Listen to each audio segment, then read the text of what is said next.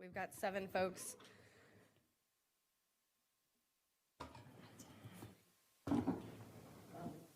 All right, thanks so much for being here today.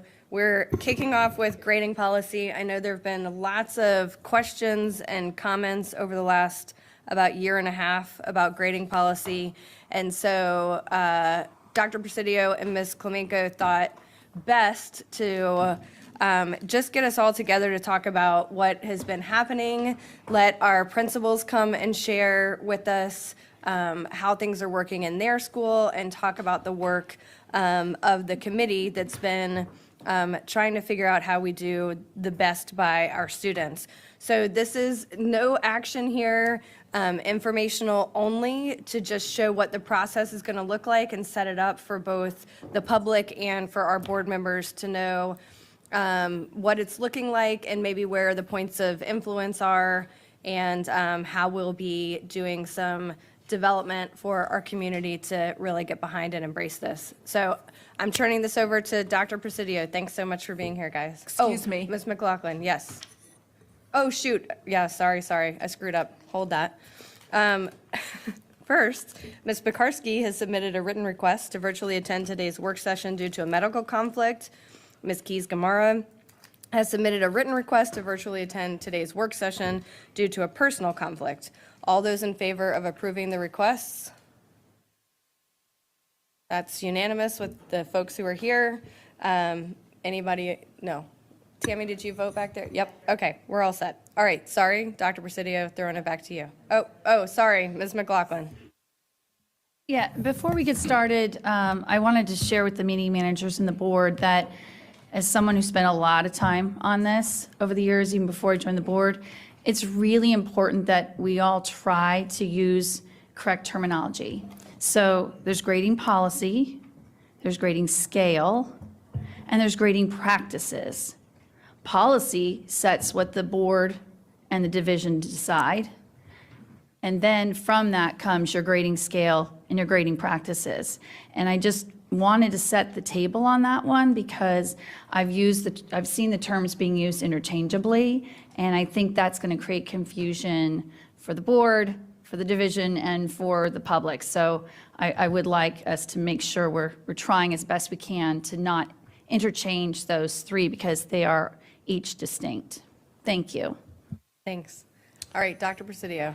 All right, well, good morning, everybody. It's good to see you all again. It's been hours since we were together, so thanks for those opening comments, Ms. Cohen and Ms. McLaughlin. Today's work session really is a chance for us to look at our grading and reporting practices, mostly is what we're really going to focus on this morning. We haven't done that as a school division for over 5 years. And, you know, Dr. Reed's been doing an amazing job of being out in the community, having community conversations, hearing from, you know, the community members in FCPS. And one of the things that we've heard in some of those conversations is some concerns about secondary grading and reporting practices and lack of clarity and lack of consistency. And this is something that our high school principals have been worried about for some time, and they actually did a great job last year of really focusing a lot of their meeting time digging into this issue and trying to figure out how we could create greater clarity and greater consistency across all of our schools. But there's still a lot of work to do towards that end. So this year we did form a work team. We're just kind of getting started, still in the work. It's very early in its development, but that's collaboration from the schools and from central office to really do a review. As I said, we haven't done a review in 5 years. So some of the members of the work team are here with us today. Noelle Klemenko from Instructional Services, Assistant Superintendent, Tangi Millard, Principal of West Potomac, Jamie Lane, Principal of Oakton, and Jeff Litz, Principal of Marshall High School, who have agreed to share some of the work that they're concerned about and are working on. So today's work session really is not about recommendations. It's really just about the process that we're going through this year to review our grading and reporting practices with the intent of bringing back to the board some recommendations to create greater clarity and consistency within schools and across schools and FCPS as it relates to secondary grading and reporting. So we'll go ahead and jump in and get started here, and we promise to leave as much time as we can for board discussion and guidance as we start this work.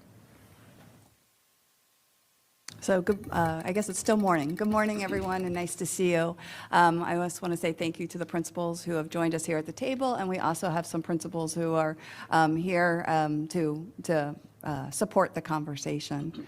I'm going to go through a little bit of information here at the beginning, but I'm going to go through it relatively quickly so that we can really spend the time hearing from the principals and also the board discussion.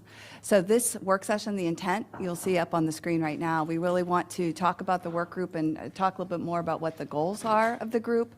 We want to spend a little time describing and talking about our current state of grading and reporting and pair that with the research base that is out there, as well as the promising practices that are happening in our schools. And then we want to spend time really talking about the next steps, including the process for bringing recommendations to the board as this year moves on. So just starting with this work group, because some of you may not even know that we were thinking about doing this, but some of you were here way back when we undertook some changes to grading policy and practices several years ago, and it's really important that this is done with intention. And so we have created a work group that is kind of piggybacking off the work the high school principals started last year. They did some deep work, really learning from each other and reading and examining research to deepen their own understanding. And this year we are combining with them members and staff of ISD who have also been involved in this work to create a work team to really seek that clarity and that consistency. You can see the questions that we hope to answer during our work group time, really ensuring that we are using evidence-based practices, that grading and reporting accurately and clearly communicate student progress, that students and families can understand what's happening, because that's definitely something that is important for people to understand and have transparency, and then how FCPS can achieve that consistency and clarity. Some of the things, how we would go about this work is really to first always start with the research. It's important to understand what practices will really lead us to the best outcomes for clear and transparent grading and reporting practices. And those include standards-based grading, 4-point scale, rolling grade books, among other things. We really want to gather and analyze what's happening currently. We've already started to do that, and you'll hear a lot of that work today. And we want to learn from the schools, as we will do today, that are implementing. The schools that are here are sharing their story, and there are other schools that have other stories. So I know that you all will bring your knowledge and your experiences to the table as well. And then, obviously, as we do this work group, benchmarking other divisions is important to ensure that we are on track. I do want to be clear, because I don't know if it's as clear on that slide as I want to be, that it is not a small group of individuals that intend to control the recommendations and bring them to you. This is just the group that's going to run the process. It's going to be very critical that our teachers, our students, our families have a voice and a role in this process. So we'll go on. So some of the things to be explored are the grading scale, the 4-point scale versus the 100-point scale, grading design, meaning, how are grades put in the grade book, basically? Is it by assessment type, test, quiz, et cetera, or is it by standard? Has a student mastered, I can't even think of a concept right now, but mastered factoring in Algebra 2. Calculation of final grade, rolling grade books versus averaging of quarters, and assessment design, points versus really looking at student mastery. So those are some of the things that would be explored by this work team and the larger community.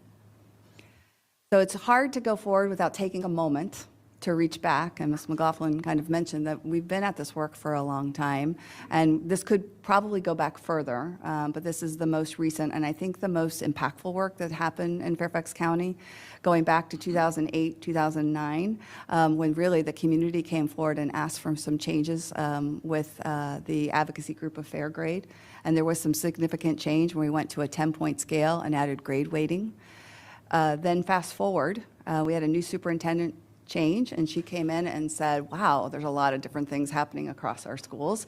And so we engaged in some very intentional work, 2015, 16, and it went on to really bring stakeholders together and make technical changes. So very technical changes to our grading practices around retakes and around late work policies. And really the focus on that was ensuring that grades represent achievement and not work habits. So there was a lot of technical changes to both our policies and our practices at that time.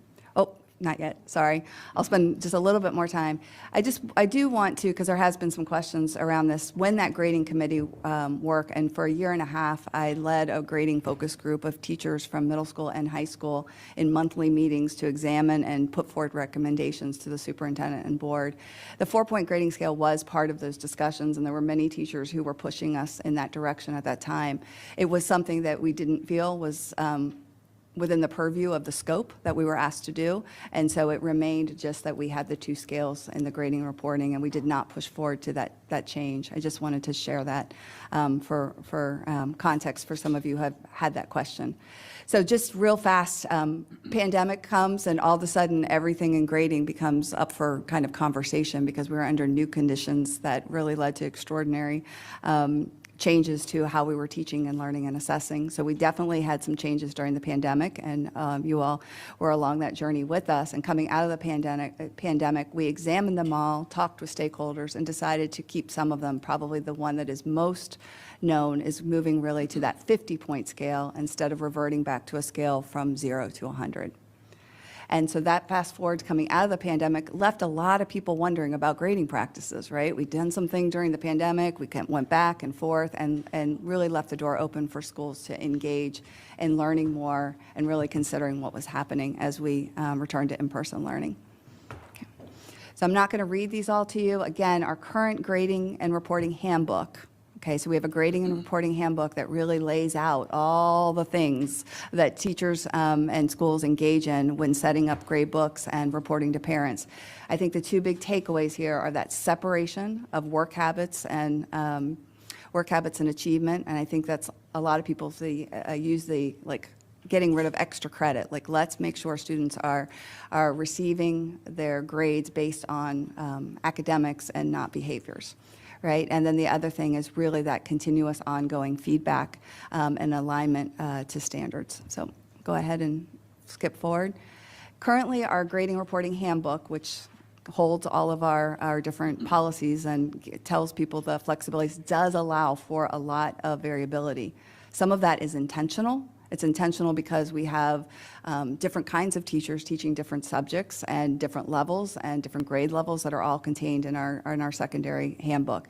But in reality, those of you who have children know that means you could have 7 different grading schemas happening for your children. If you have more than one child, you can start to multiply that out. And that can be hard to understand. And that's something that I think the schools have definitely heard from students and from parents on. So that is something. And the other thing that in our current state is that the data demonstrates that we have significant discrepancies in grade distribution, with our Hispanic and Black students are overrepresented in our Ds and Fs.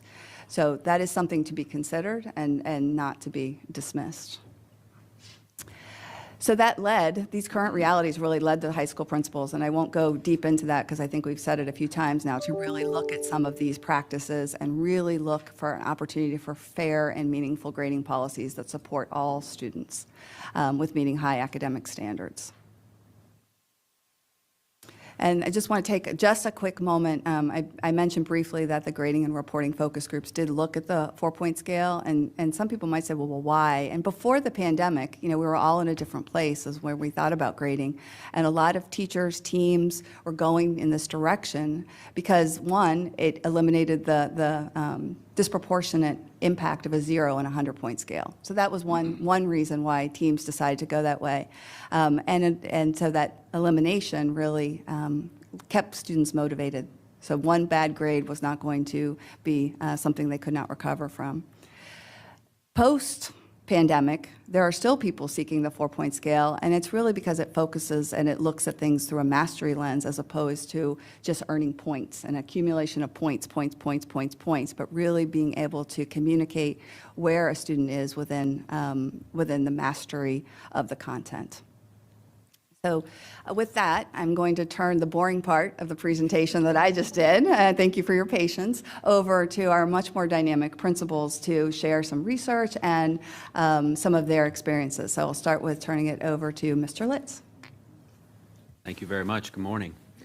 So there is an extensive body of research that we have been examining around grading and assessment practices over the past year. And today we're going to highlight some of the key findings that we think are relevant to the conversation that we're going to have today, and will certainly be relevant to the work that we would like to do moving forward. First, just a little comparison between what might be considered traditional grading methods and where we're striving to move in terms of learner-centered grading methods. As Ms. Klemenko mentioned earlier, in our secondary grading and reporting handbook, there's really three things that it talks about. That grades should reflect what students have learned in accordance with the standards and skills in that course, often referred to as students should be able to express what they know and are able to do. That students should also the grade should also be something that not only our students understand in terms of how they're being graded, but our families should understand how they're being graded, what it is that they've learned, and what it is that they still need to work on. So moving the emphasis of grading from teaching to learning. And then finally, grades should support learning, should motivate students rather than demotivate them as they work through a course, mastering that content. And so we'd like to hone in on a few key elements of grading design to ensure that assessment and grading focus on student learning while pursuing, as Ms. Klemenko mentioned, a greater degree of clarity and consistency in FCPS. So to share some of the research that we've been through, this is the tip of the iceberg. Traditional grading practices really stem from ideas about teaching and learning from the end of the 19th and the turn of the 20th century. For example, the 100-point grading system attempted to motivate students to complete their work through the potential for a disproportionately weighted zero. We also know that many teachers, good, well-meaning teachers, often include non-cognitive factors in their gradings, work habits, efforts, homework completion, which don't necessarily speak to mastery of content and skills within a particular course. In 2022, we now know more about how students and adults learn, and we have standards that better guide what we aim for students to know and be able to do. When grades are used as rewards or consequences for behavior, research tells us that the grades can often demotivate rather than motivate students and can obstruct their learning. In addition, we know that a culture of high-stakes grading is particularly dangerous and can often lead students to large amounts of stress and mental health concerns. In looking specifically at standards-based grading, there is now a plethora of evidence which supports the fact that standards-based grading can better highlight class objectives that students have mastered, as well as inform family about standards that students still need to work on. And again, this changes the focus from teaching to learning. Further, students, parents, and teachers are able to more clearly see and understand what a student knows and is able to do. Research is also clear that principals play a paramount role in implementing standards-based grading and best practices around grading and assessment, because they are the ones that first and foremost ensure that teachers have the time for training, for learning, for collaboration, for discussions, and to receive clear communications about what it is we're trying to accomplish with grading best practices. And finally, we also know that it is critical that students and parents be part of this process. Building off these research bases, we have several schools here that have undergone change processes to explore some of these promising practices around grading and assessment. And in just a moment, we're going to explore a few pieces of data from these schools as they begin to tell their journey here this morning. Initially, when we look at the schools we'll be talking about today, and again, this is just a snapshot of particular schools, we have seen across the board higher levels of learning, as evidenced by an increase in the percentages of A's and B's and a decrease in the percentages of D's and F's. And this goes across the majority of our subgroups to include Black and Hispanic students who often disproportionately receive a higher number of D's and F's. We've seen increased graduation rates.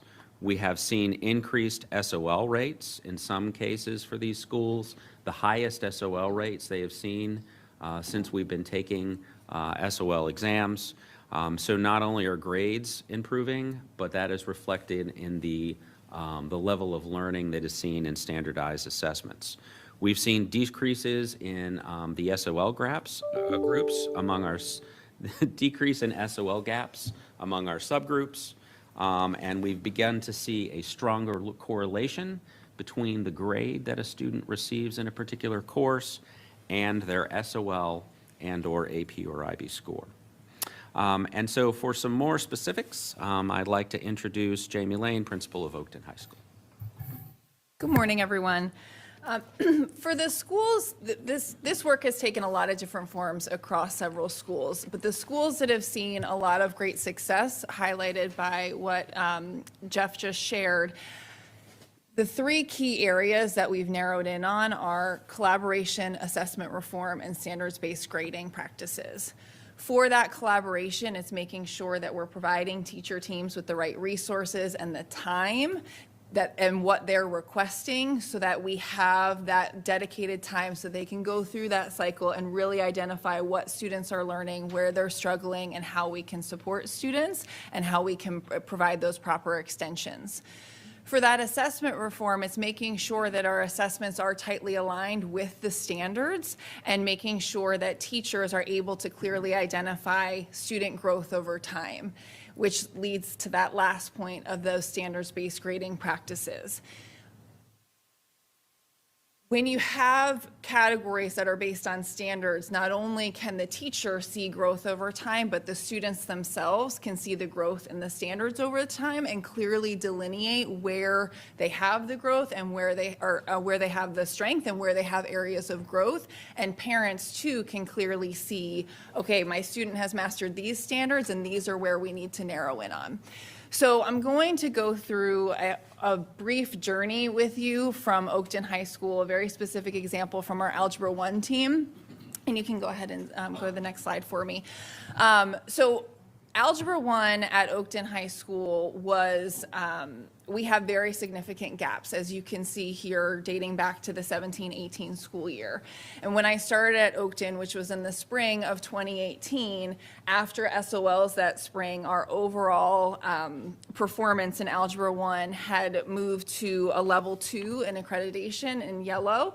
And then we had several gap groups that had moved into level 3 because these gaps had grown from the 16-17 school year. So we had continued to see greater growth in our gaps. I do think it's important to note that Oakton High School over time has been a school that prior to the pandemic, we had the 50% floor, we had very flexible reassessment policies, and we were still seeing these major gaps in our SOL scores and our learning.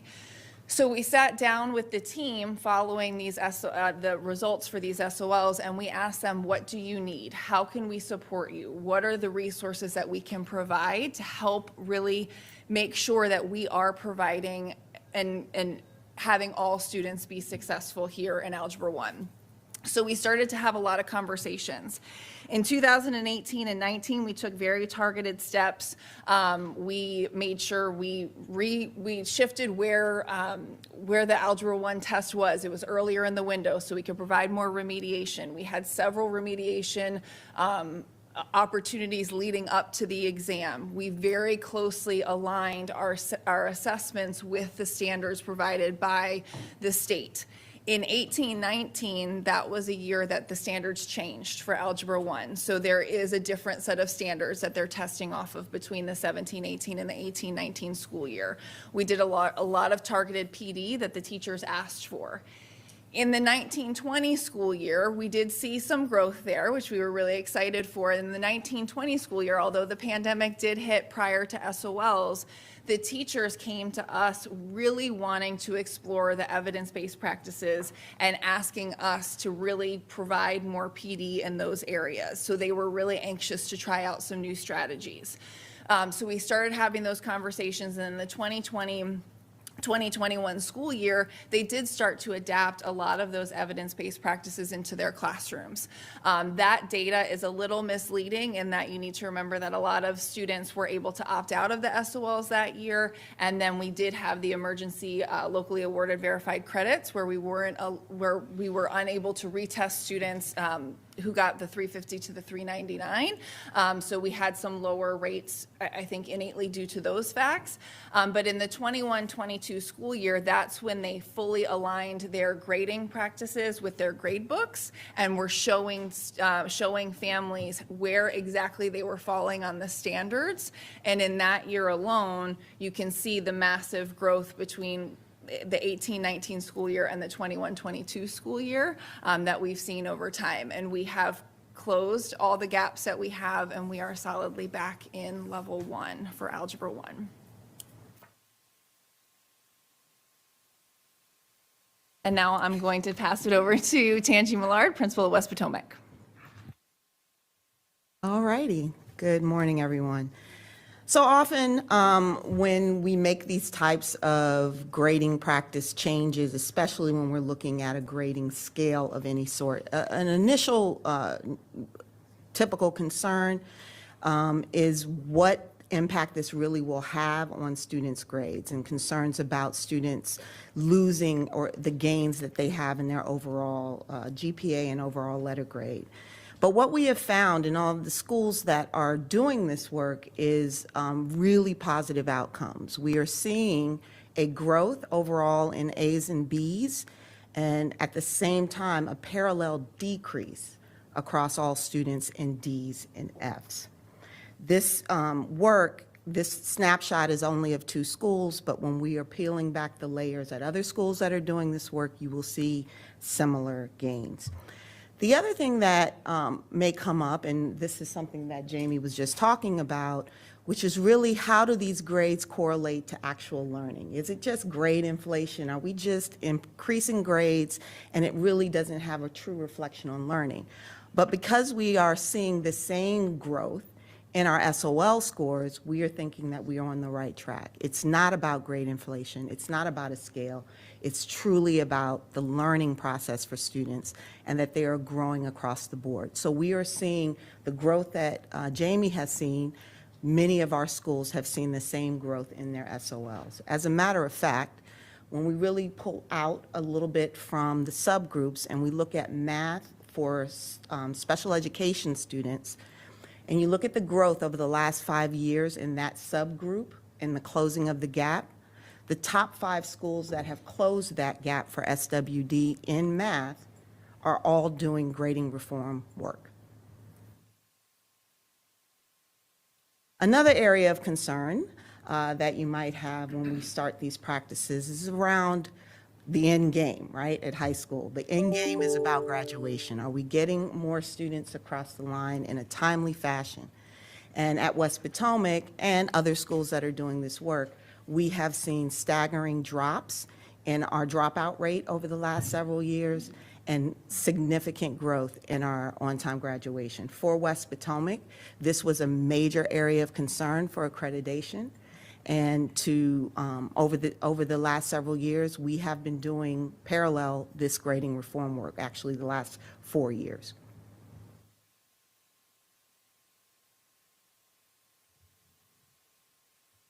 Thank you to all 3 of you.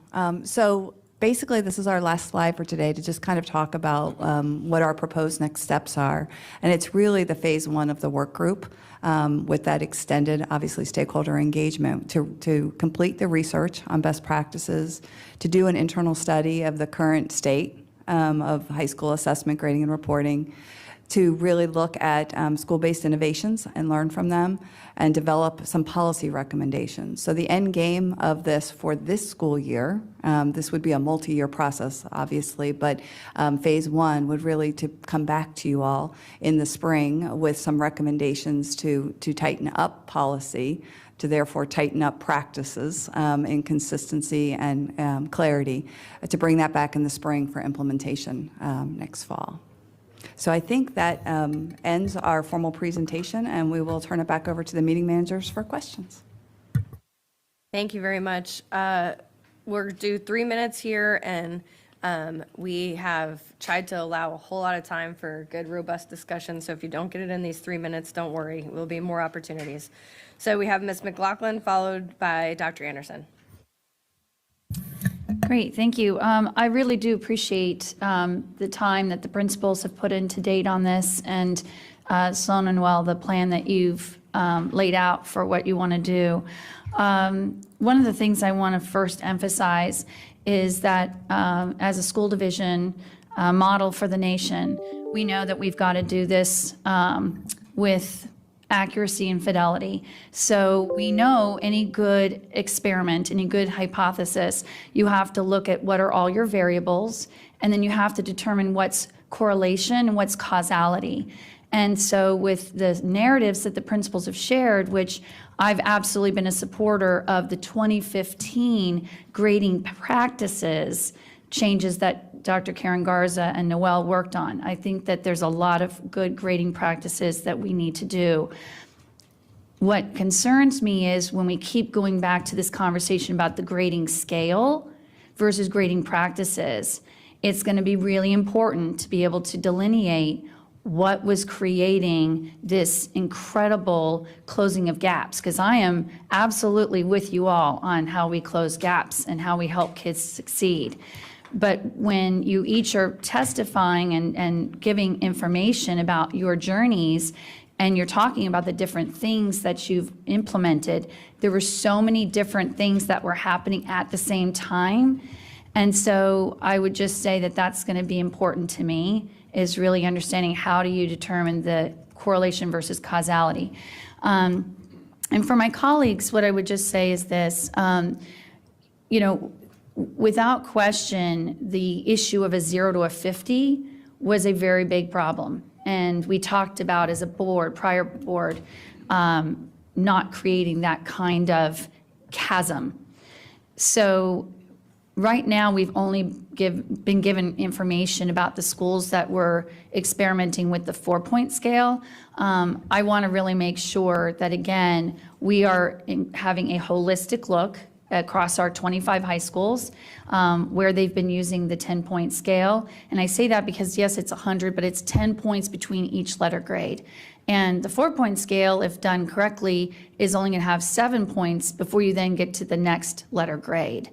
And when we talk about standards-based grading, mastery, I would like the question, my question to be answered today is, what is the difference and the problem when you're using the 10-point scale versus a 4-point where there's a 7-point spread?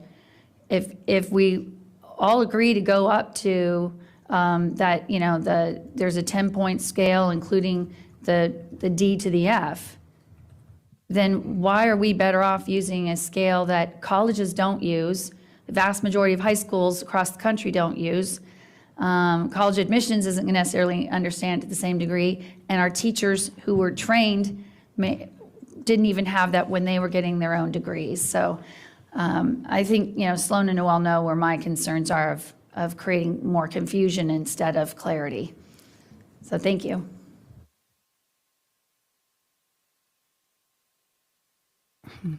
We didn't really discuss who's going to answer all the questions, and I don't want to overstep with what the principals, since they've made these changes in their schools to go to the 4.0 scale, if anyone would like to address where's the benefit in the 4-point scale. So I can just start with, we have not moved to a 4-point scale at Oakton High School. We've really focused on the standards-based practices in the grade, like aligning our grade book and our assessments and how we're giving feedback.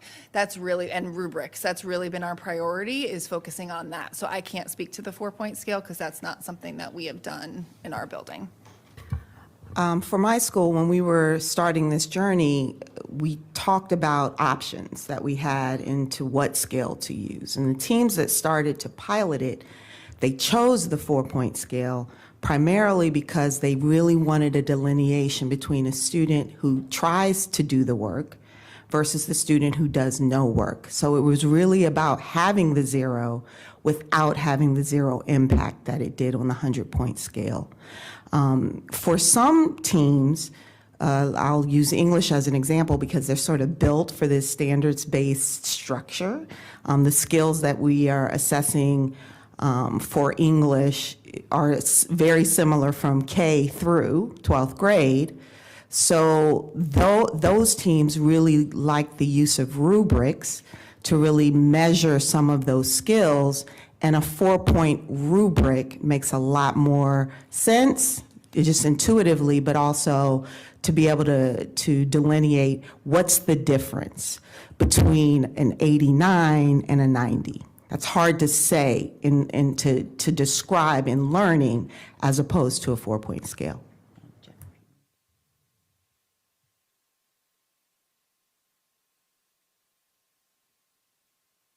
Dr. Anderson, and then followed by Ms. Corbett Didn't Sanders. realize that was my cue. I'm so excited about this conversation.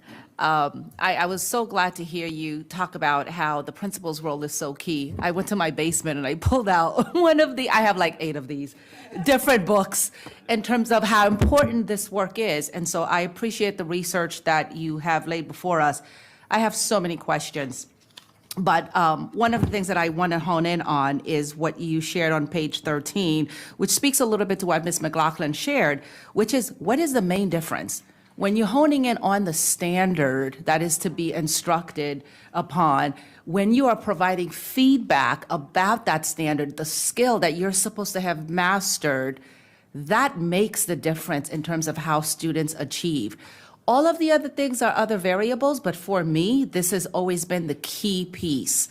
And the other piece, which is hard, and I would love to hear how your teachers managed it, what you identified in that first bullet, removing the non-cognitive factors. Because here's what I've always heard from my teachers. Well, when they get out in the real world and they don't turn it in by Tuesday, they need to learn it now. Well, this is the real world, but even at our jobs, you don't turn it in by Tuesday. Yes, you may get a write-up, but you still get to turn it in by Wednesday. It doesn't make the work any less quality because it is late. So I would love to hear in terms of how did your teachers make the shift? So at my school, we started the conversation about not including behaviors in grades probably about 10 years ago, actually, with Ken O'Connor's work, 15 Fixes for Broken Grades. It's been a process, I would say. Really, when you talk about student learning, you're talking about mastery of content. You're talking about mastery of standards. And, the research as it's laid out here clearly shows that our grades, one of the reasons our grades lack clarity and consistency is because some teachers include some of those non-cognitive factors. Others do not. And so in my own building, we've talked a lot about separating the behavior from assessing what a student knows and is able to do.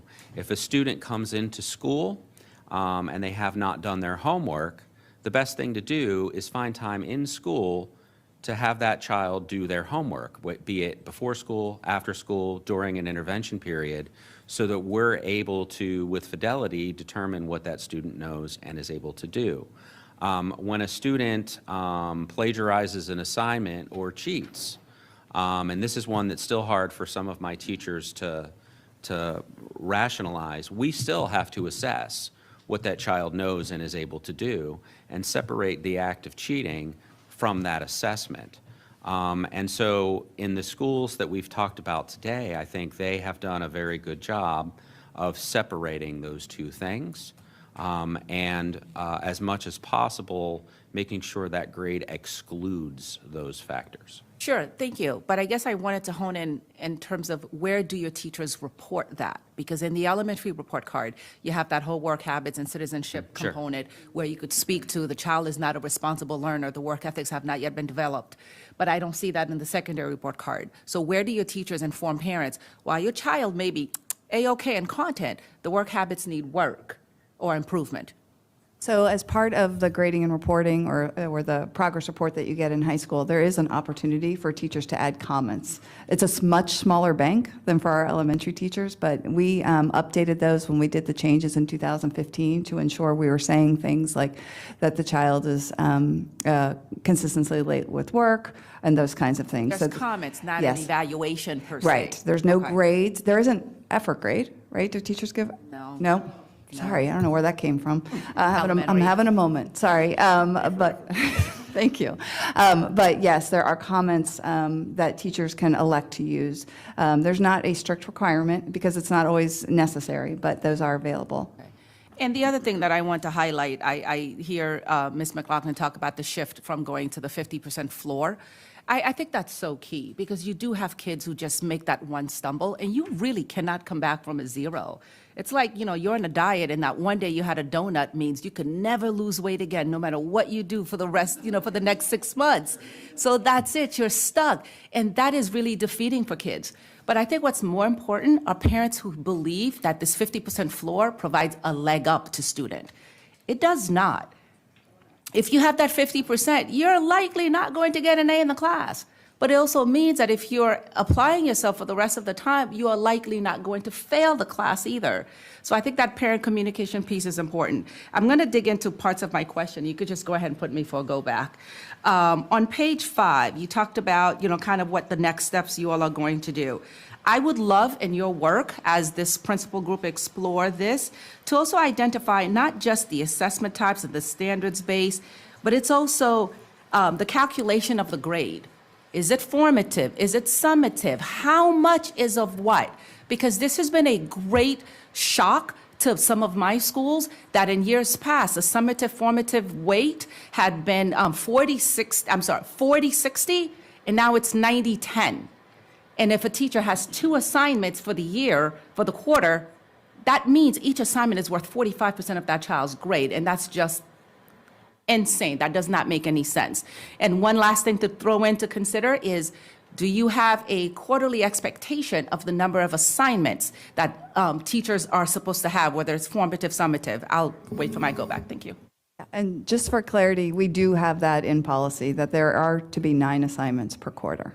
Yes. So it's definitely something, and I will say, first quarter is always a struggle. Getting started is usually a little bit harder for schools, especially with all of the assessment, but in general, that is the rule. It was reduced during the pandemic. To your point that it's not happening, what doesn't get monitored doesn't get done. So some of the practices that go along with this, once you make these changes, there has to be a tight monitoring process and circling back with teachers to make sure that those things are happening. So for example, at our school, the assistant principals meet with the teacher teams twice a quarter, midway and end. And at each time, it's a grade book meeting. Every teacher on that team opens up their grade book. They all talk as a team. How many things do you have? Are we good on our total number? Do we not have a huge discrepancy between teacher A and teacher B teaching the same content, where teacher A has 30 things in the grade book and teacher B has 3? Those kinds of discrepancies are going to continue to happen no matter what we say about policy or practices if we don't actually put in structures to monitor and help people grow in this area and make sure that those pieces are done well and done with fidelity. If I can just add one thing, just to your point, was we use a lot of not for grading categories in the grade book to help parents see the work habits, but that where it doesn't impact the grade then. So it's a lot of little checks along the way that can also help teachers see trend in time or see a discrepancy of, wait, you were mastering everything and now on the test you didn't for all of a sudden. So it helps on both sides of it. It helps us capture the work habits of the homework and the different things. And then it also helps capture that just positive trends over time. And then when it gets to the end and something happened on that day. So it helps us on both sides there. So.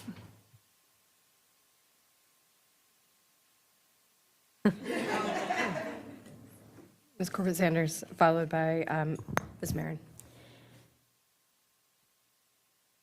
Thank you, and I'm glad to follow Dr. Anderson on this. I probably have been on this journey a little longer than some of my colleagues because I raised this last September, and we had several interesting community meetings, for want of a better term.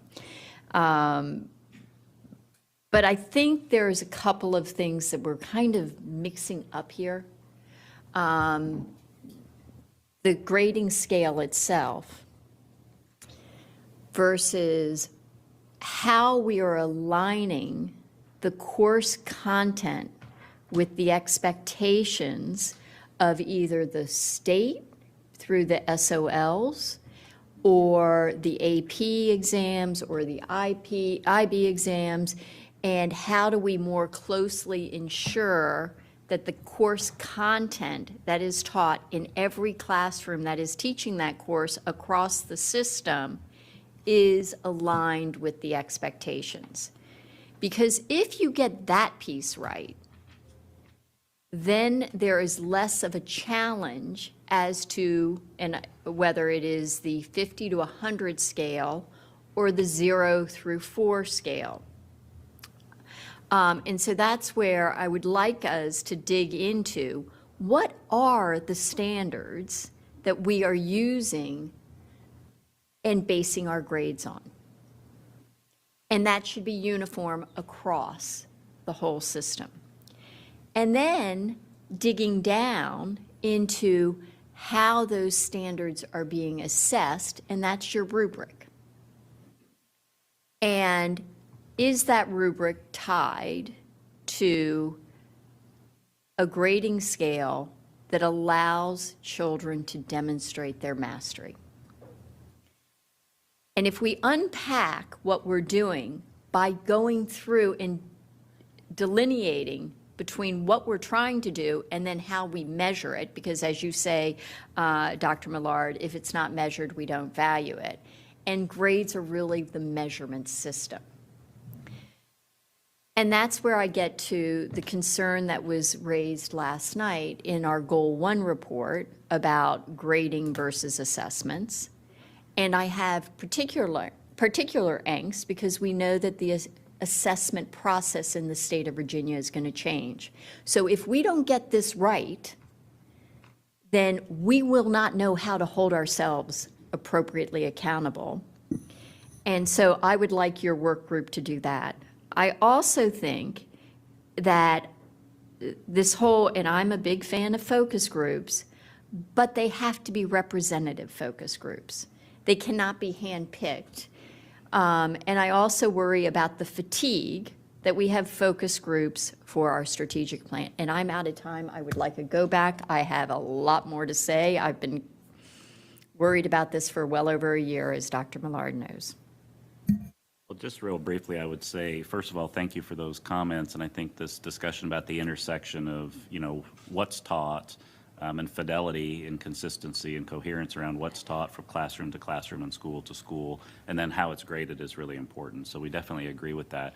Just a few things I would point out, though. I mean, we do provide clear guidance in our program of studies about the standards that should be instructed in each course.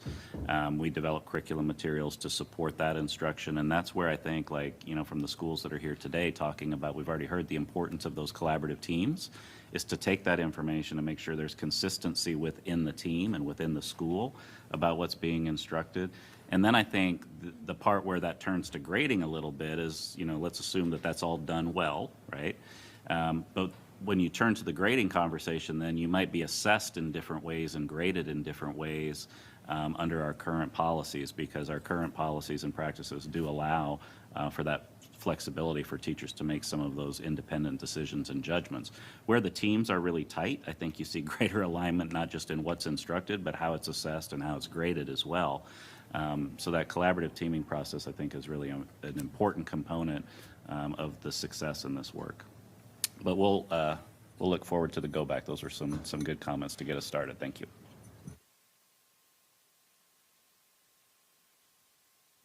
All right. Yeah, this is really essential to our work here on the school board and the school division. And I just want to place my comments with the outset saying that we have to uphold rigor and high standards. And I know that you all believe that and work towards that. But the consistency, we need that, and certainly the grades as a motivator, not a demotivator, and certainly not a stressor. One thing I really want to clarify is there was talk about, learning and growth, and absolutely.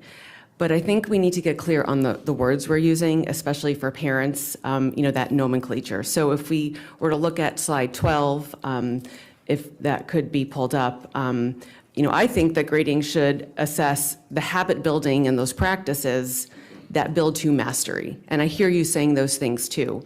But when I look at that picture, when I hear some of the language being used, and this kind of gets to what Dr. Anderson was saying is, learning is a behavior. It's not a destination. And I know that you agree with that. But if you look at that framework that you've shared on slide 12, you've got, we're moving away from grades that might be artificially inflated or deflated based on behaviors, right? Turning in that extra credit, showing up on time, to emphasis on learning and opportunities for learning. So I'm thinking about yesterday when I was with a local business owner who was saying that, one of her children's classes, a teacher turns over a card that once, they're supposed to be in class, it says, "You are now late. Here's what you do." Building that consequence immediately to our students that, you have to be on time because she's finding in her business, people are not showing up on time. Maybe they do know that content, but they're not even getting into the office. So I think that, when we talk about content, absolutely rich content, but, I hear about mastery of content. I know our standards talk about mastery of skills. I think they're equally as important in this day and age. And I think about when I went to the Davis Career Center just recently, those students have a whole component of workforce skills that I think every high school student should have. Real quickly, I'm running out of time. It's unfortunate, and I think it needs to be changed that the teachers don't comment on those work habits. I think it's essential, especially after COVID. Our students, they're not prepared in that way yet. Question, if principals play a paramount role as the instructional leader, what are we doing to free up their time from handling the non-academic issues? When you say that it's critical that parents and families are part of it, what does that mean? Okay, I'm sitting here as a middle school parent wishing this could happen for middle school because it is so confusing and so unclear. What's the specific, I would love to hear some specific examples. What does that mean to include families as part of the process? And what is the plan to consistently educate? I think about that handbook for parents of students with special needs and how it was that 80-page handbook. What's the accessible handbook or presentation or video for parents? So I'd love to hear some of those examples, even in practice. Please. So anytime I've made a large change in my own building, and I think my colleagues say the same, there's different ways that we go about it, right? Some are in writing, here's what we'd like to do. But I think, direct family engagement is extremely important, be it at PTSA meetings, at information nights, videos that parents can view synchronously, bringing parents into classrooms in some format and letting them see how classrooms operate, how grades are composed. I myself have a senior, so in Fairfax. So I've seen, 13 years of grading and syllabi and whatnot. And it is confusing for kids right now because kids can have seven different teachers with 7 different methodologies of grading. And so I think one of the things that we're trying to do here is to make a grading system that has more clarity, and I agree does in fact not only grade content, but the mastery of skills is extraordinarily important. So we have to go out to our community. We also have to bring our community in and engage them, the good, the bad, and the ugly, with what they think about the practices that we're currently engaged in and what practices they would like to see. I have Ms. Tolan, followed by Ms. Sizemore-Heiser. So one thing I've been thinking, I've been trying to read Feldman's book over the last several weeks, and I found it very thought-provoking. But one of the things I kept thinking about was that we're talking about this in, for secondary in K-12. So what are the discussions that are happening like K-16? He brings that up a little bit in the book, and I'm only not even halfway through, so maybe there's a more thorough discussion on the second half. But I just, I would really like to see us looking too at what are universities doing, because of course, the average parent is like, I want to have my child do well, we need this GPA to get into college. What does it mean? And I've had students, a number of students in forums talk to me about their concerns around different grading practices and how it may impact their going to college, whatever. So, I think the work is important, and I'm excited to hear more about these changes that you're seeing in behavior and in some of these gaps. But what are those conversations that are happening with the universities?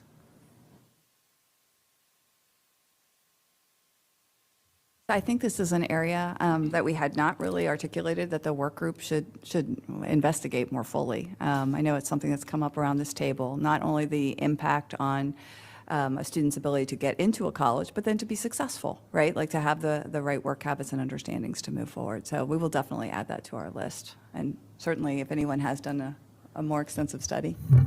No, but a definitely odd anecdotal conversation that I had on a plane a couple of months ago. I sat next to a professor in a medical school at University of Missouri, I think it was, St. Louis.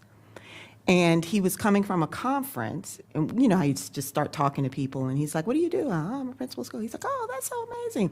And so he started talking about the work that the conference that he was coming from, which he was speaking to other medical school professors, and he showed me his presentation about how they are shifting the way that they measure, assess, and teach med students. And if I could have pulled his presentation out of his hand and plopped it into one of my presentations, it would have been parallel. He described the same changes that we're trying to make on this level that he's making and trying to make at his level. So I think when we have those conversations, we will see some similarities around the work. I think the heavy lift is getting more alignment with how we go about doing that, so that that's being articulated from that university level down and vice versa. But yeah, it was really interesting. No, I really appreciate your comment there, because it is that articulation that I was really trying to get at. Because if all of these things are, intrinsically motivating students in K-12, you would think it would happen, through undergrad work and graduate work as well. But how do we make sure that articulation is happening? And where are those other organizations in these discussions? It's really interesting. I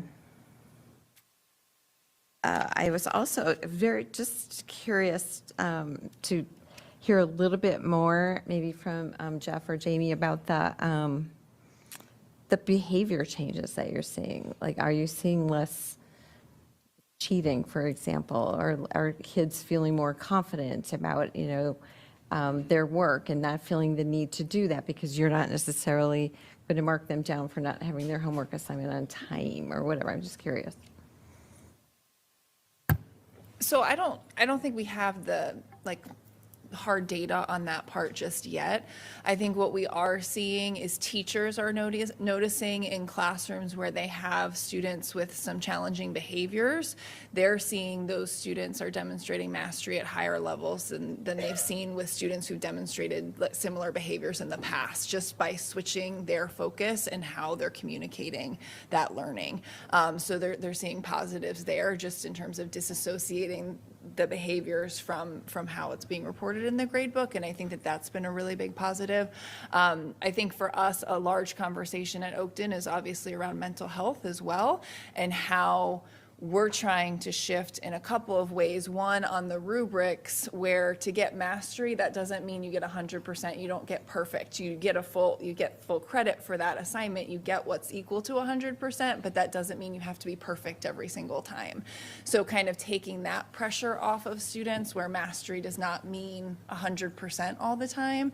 And then also shifting some reassessment practices to, you don't have to reassess every single test along the way. okay, we can reassess the next time we tackle that skill, and then we can replace that prior grade because now you're showing that mastery. And that takes a lot of stress off and a lot of, it gives them more time to really focus on, it's not about this, you don't have to get it first quarter. If you show me you get it second quarter, then we can go back and look at that.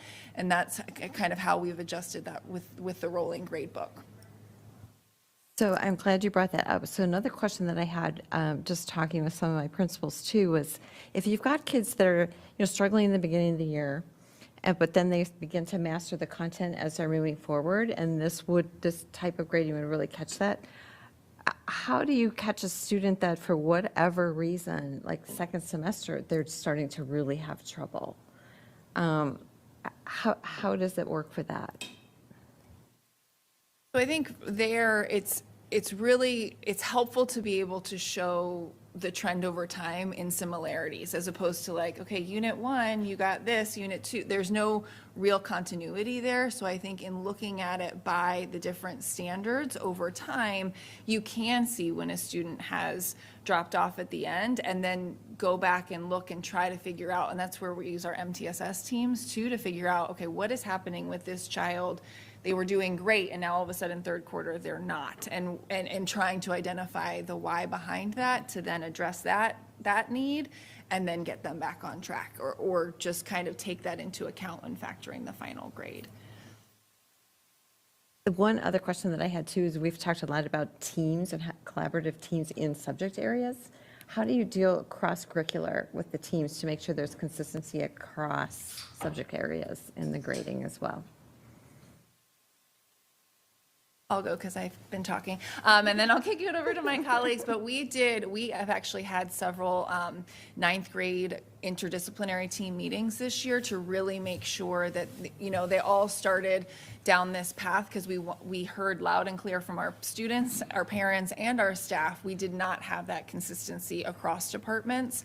And so we were trying to find that time for them. So we spent a lot of time over the summer, and we've built in a lot of time this school year on our work days, our school planning days, and then after school to give them that time to talk. And they've identified common language that they're using so they're now, like, all of our core ninth grade teams have the same language that they're using on their rubrics, and really trying to find that consistency to a level that we haven't seen before, which has been really great and really exciting work for them to see. It's challenging, but they are really excited about what they're doing and how collaborative they're being across disciplines. Thank you. Ms. Sizemore-Heiser, followed by Mr. Frisch. Thank you, and I really appreciate this conversation. I have many pages of notes, so I'm sure I won't get to all of them. I find it really interesting when you're talking about the rubric, right, for standards-based learning. So I'm a college professor, and I use rubrics all the time in my classes. And so I think what I'm kind of hearing is separate but related threads, right? So there's the standards-based assessments. Are we assessing what you're actually learning per the standards? And I think that rubrics are great, but it seems like it's not necessarily tied to a 4.0 scale. So for example, when I use my rubrics, I do use a 4-point scale for each standard I want to assess for an assignment, but within that scale, there's point values. So for example, I may have, to get a 4, you can get anywhere from 1 to 10 on that standard, and the 3 is, do you see what I'm saying? So then it adds up. That way I can also differentiate the different standards. So for example, if I feel like this standard is really important for students to know, this one is not as important, and I'm just kind of throwing out there, right? It helps give me some scale within that 4.0 to say, I really need to know this is a nice to know. And again, I'm not in depth with your work, but I feel like there's space to separate those conversations. They're not necessarily all like, to have standards-based, you don't necessarily have to have a 4.0 scale, and you don't have to have a 0-50. And so I think it's to be important for us to understand what is needed to have that standards base and what is nice and why, right? And so that was my first comment. Same for the 0 to 50. Like, it feels like to me we're having a conversation of all or nothing. Either we're 50 for everything or 0 for everything. And maybe there's a space, right? Because I am hearing from, and I know this anecdotally, from teachers and students who say it actually demotivates some students because they get to a point in a semester where they're like, well, I don't need to turn anything in anymore. And maybe that's a way it's being implemented versus the way it's supposed to be implemented. I don't know, right? But I wonder if there's a space to say, all right, you get so many 50s, and then after that, it's going to start. I don't know, but I feel like there's nuances to this conversation that I'd like to dig into a little bit more. The other piece that I do wonder, I hear what you're saying about what we're assessing as the standard. What are you learning? And we want to divorce the behavior from that. And I totally get that. But I think we're not having the bigger conversation. What's the purpose of school? Is the purpose of public education just to teach the academic standards? And if so, I think you can divorce that. If the purpose is to teach the knowledge and skills to be successful on the path they choose in career or college, then I don't know if you can divorce that, right? Where's the space for the portrait of graduate skills that we talk about that are so important? It feels like if we're allowing cheating, and I know we're not allowing, but, if we can, just do it again, even if you, where are those skills? I mean, as a lawyer, if I miss a court deadline, I can't go file it the next day. Right, I do think that, so I don't know how that fits in. Maybe it's a separate conversation. See my time is out, but I just feel like we're missing the forest for the trees a little bit. Thank you. So just real quick, I think the tension, right? The tension is that if you have a math grade, right, you're hoping that that grade will represent what the student knows about math. So what part of that grade represents those behaviors? Like, it's messy and it's not clear, right? And in some classrooms, none of it, and some all of it, right? And so I think what the principals are really seeking is, and what I think our current guidance really is to make sure those grades represent the learning. Now, we certainly could look at, and I'm not proposing this immediately, but what we're actually reporting to parents. Because right now we only report significantly on academic grades. We don't have those components of work habits or portrait of a graduate that we report out to parents. I think it's more than reporting, it's actually holding accountability. If you reported it, you would start to hold it accountability, and you would have to track it, right? So it would create a whole system. But it's something to consider of the best way to approach that. Mr. Frisch? Thank you. Sometimes I feel like we should have a random sampling of educators at our work sessions wearing like a masked singer kind of mask so that they can give us the feedback that they give us in private, where we frequently hear, it really doesn't matter. They can turn anything they want in late, because if I say no, I will get overruled. That's probably the most consistent thread of feedback I hear from teachers, is that it just doesn't matter what I try to instill in my classroom. And I'm not one of these people who thinks, well, that's not how it was done when I was their age, so it has to go back to how it was. I don't think that that's the case. I just think that if there are going to be things that are giant departures from anything that's been in the past, we should have results to show for it. And in some cases, we do. So let's talk about the non-cognitive factors. What more can we do, particularly at the secondary level, to impress upon educators the importance of providing that feedback? Because it does matter. We said handwriting doesn't matter, and now we've got a generation of high school students who look like they are kindergartners writing on paper. And that's not something you want to show off in the workforce. So what can we do more to impress upon people the importance of that kind of feedback?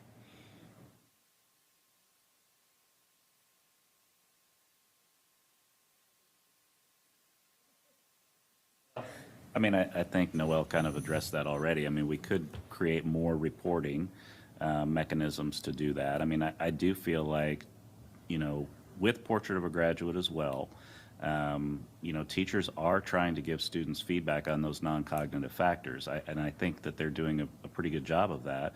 There's always room for growth and improvement. We definitely could include something, again, that's more public-facing, that goes home to the family.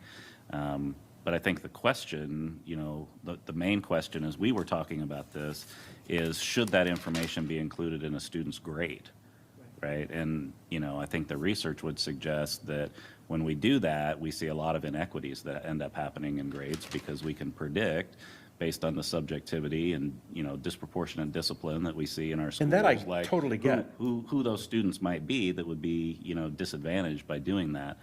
So, I think the conversation, though, about how can we do a better job of giving feedback and communicating to students and families is a really good one.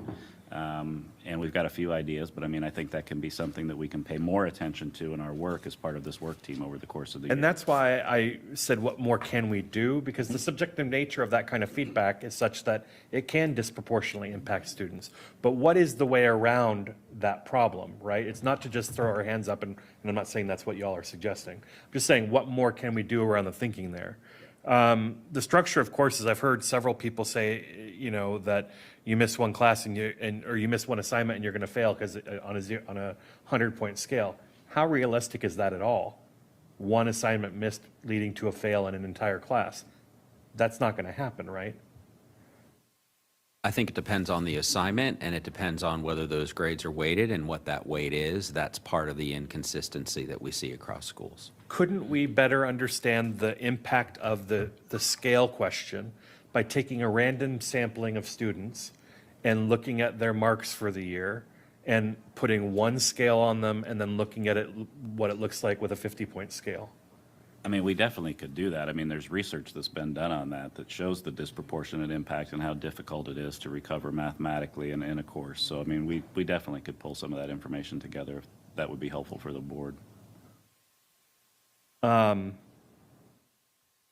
Because I also think about the number of times I've been told that there is nothing that is too late, right, really, to be turned in. So, if you're getting a 50 and you've had, an endless opportunity to turn something in late for a higher mark than that, at some point, the question comes up of, whether that's too lenient. But I also want to talk about the tie between grading practices and the SOL numbers really quickly. It seems perhaps a bit of a stretch that the grading scale and other changes would be the only thing impacting these numbers, right? We've certainly had tremendous resources in the last year to help move these numbers. And in some cases, we're dealing with very small populations at any given school. So really focused attention can move those numbers significantly. Do we have any cases where we're looking at direct comparisons of students who received no real increased supports, but had the grading scale changes and policy changes to see if those have had any impact on the SOLs? Didn't use this button. Grade scale, rolling grade book, all of these technical changes, I do not attribute to the growth that my school is seeing. I attribute the focus on teaching and learning, really having teacher teams hone in on what is it that we are teaching, what is most important for students to learn, because we have blueprints and POSs and it's a lot. But getting teams to really focus in on what is essential skills and standards that students need to have, and developing opportunities within our practices so that kids are open to that learning. It's not about the scale, it is not about what other technical changes. To your point, you are absolutely correct. It was the focus on the standards-based, skill-based teaching and learning, and then building the practices around that that support students being able to develop mastery and actually show it. And I would just add to that, at Oakton, I think for our math programs, ESSER did not drastically increase the support that our students got. We had the same robust remediation programs before. We just found the money to do it elsewhere, and then now we use the ESSER money for that purpose over the last year. But I think it's really identifying our grades from last year was the first year we really shifted to that full standards-based grading and how we were reporting it to students and families. And with that, we did feel that there was more ownership and more understanding of where they stood as the year progressed. And last year, we did see a much higher correlation to their final grade and where they landed on the SOL. Again, yes, it was the first year of it, but we did see a much higher correlation than we'd seen looking at previous years. I have Ms. Derenak Kofax, followed by Ms. Pekarsky. Thank you all for being here. I do appreciate you, and I appreciate your stories that have showed growth, that have showed building resilience, and have showed, why you believe this standards-based approach is a good one. So, because, why are we here today? So, I just want to give you my take on what I've seen recently. I have 4 different high schools within 7-mile radius of each other, and each has a different grading practice to it and with it. That is a problem. That is a big problem for our system, because what happens at school A is not the same at C, and I don't know if, let's take the grades out of it. We're talking about grading, but I don't know if an A is the same at one school or another. But more importantly, I don't know if they are learning the same thing. I don't know what the standards are within the schools. That is very important, that we get that fidelity and consistency. So obviously, I think we have a common goal here.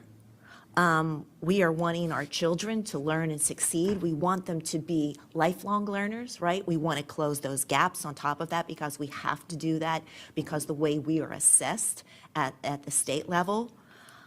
And so I think you're all telling us in your own way your own success stories.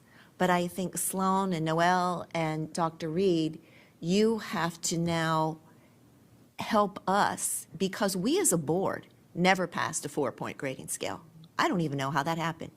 Ms. McLaughlin, is that correct? I do. At the high school level, the Yes. board has never voted anything never beyond voted. the 10-point scale. We've never voted on that. So while I appreciate that that is a practice we're using, when the board, who are the policymakers, were not aware that this was happening, that's problematic. So I don't have a lot of questions for you, because some of my schools have changed. And the one thing I think we need to do going forward, right, we need our educators, all of you, with our leadership team here at Gatehouse and over at our other buildings, we need to ensure that you are working, and I see this is happening today, trying to help us figure out what is the best way to move forward. But right now, I am concerned about what's happening on the ground, and I am more so very concerned about the anger I am hearing from parents because they have not been included. They don't know what's happening in their schools. And I know we're getting hold of that. That was at the beginning of the year, and now we're at the end of the first quarter, and I see my time is up. But I think, Dr. Reed, this is very important. And Dr. Presidio and Ms. Kalenko, this is extremely important for our system to bring our parents along, make certain that they understand. And right now, let's just say in the first quarter, I had lots of families who were not sure what was happening or why it was happening and didn't feel like it was communicated properly.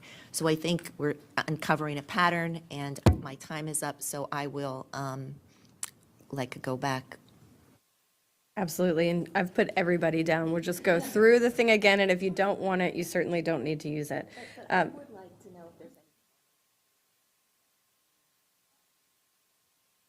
So some of what you said, I definitely agree with. So within a school, one of the reasons we operate under a professional learning community model is because the child taking Mr. Litz's English 9 class should have, from an educational standpoint and a content standpoint and a grading standpoint, the same experience in Dr. Ivy's English 9 class. And so one of the reasons that we embarked on learning together the last school year was because we want similar things to happen across high schools.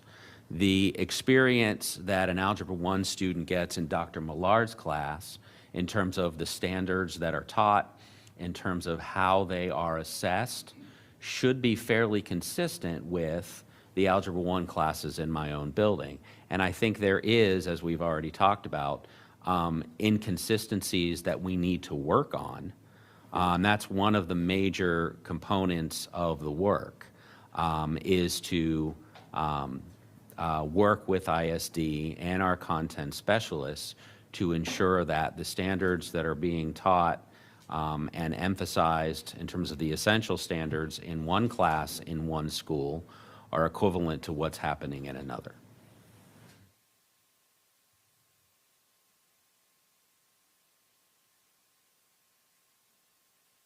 All right, Ms. Pekarsky, followed by Ms. Omesh.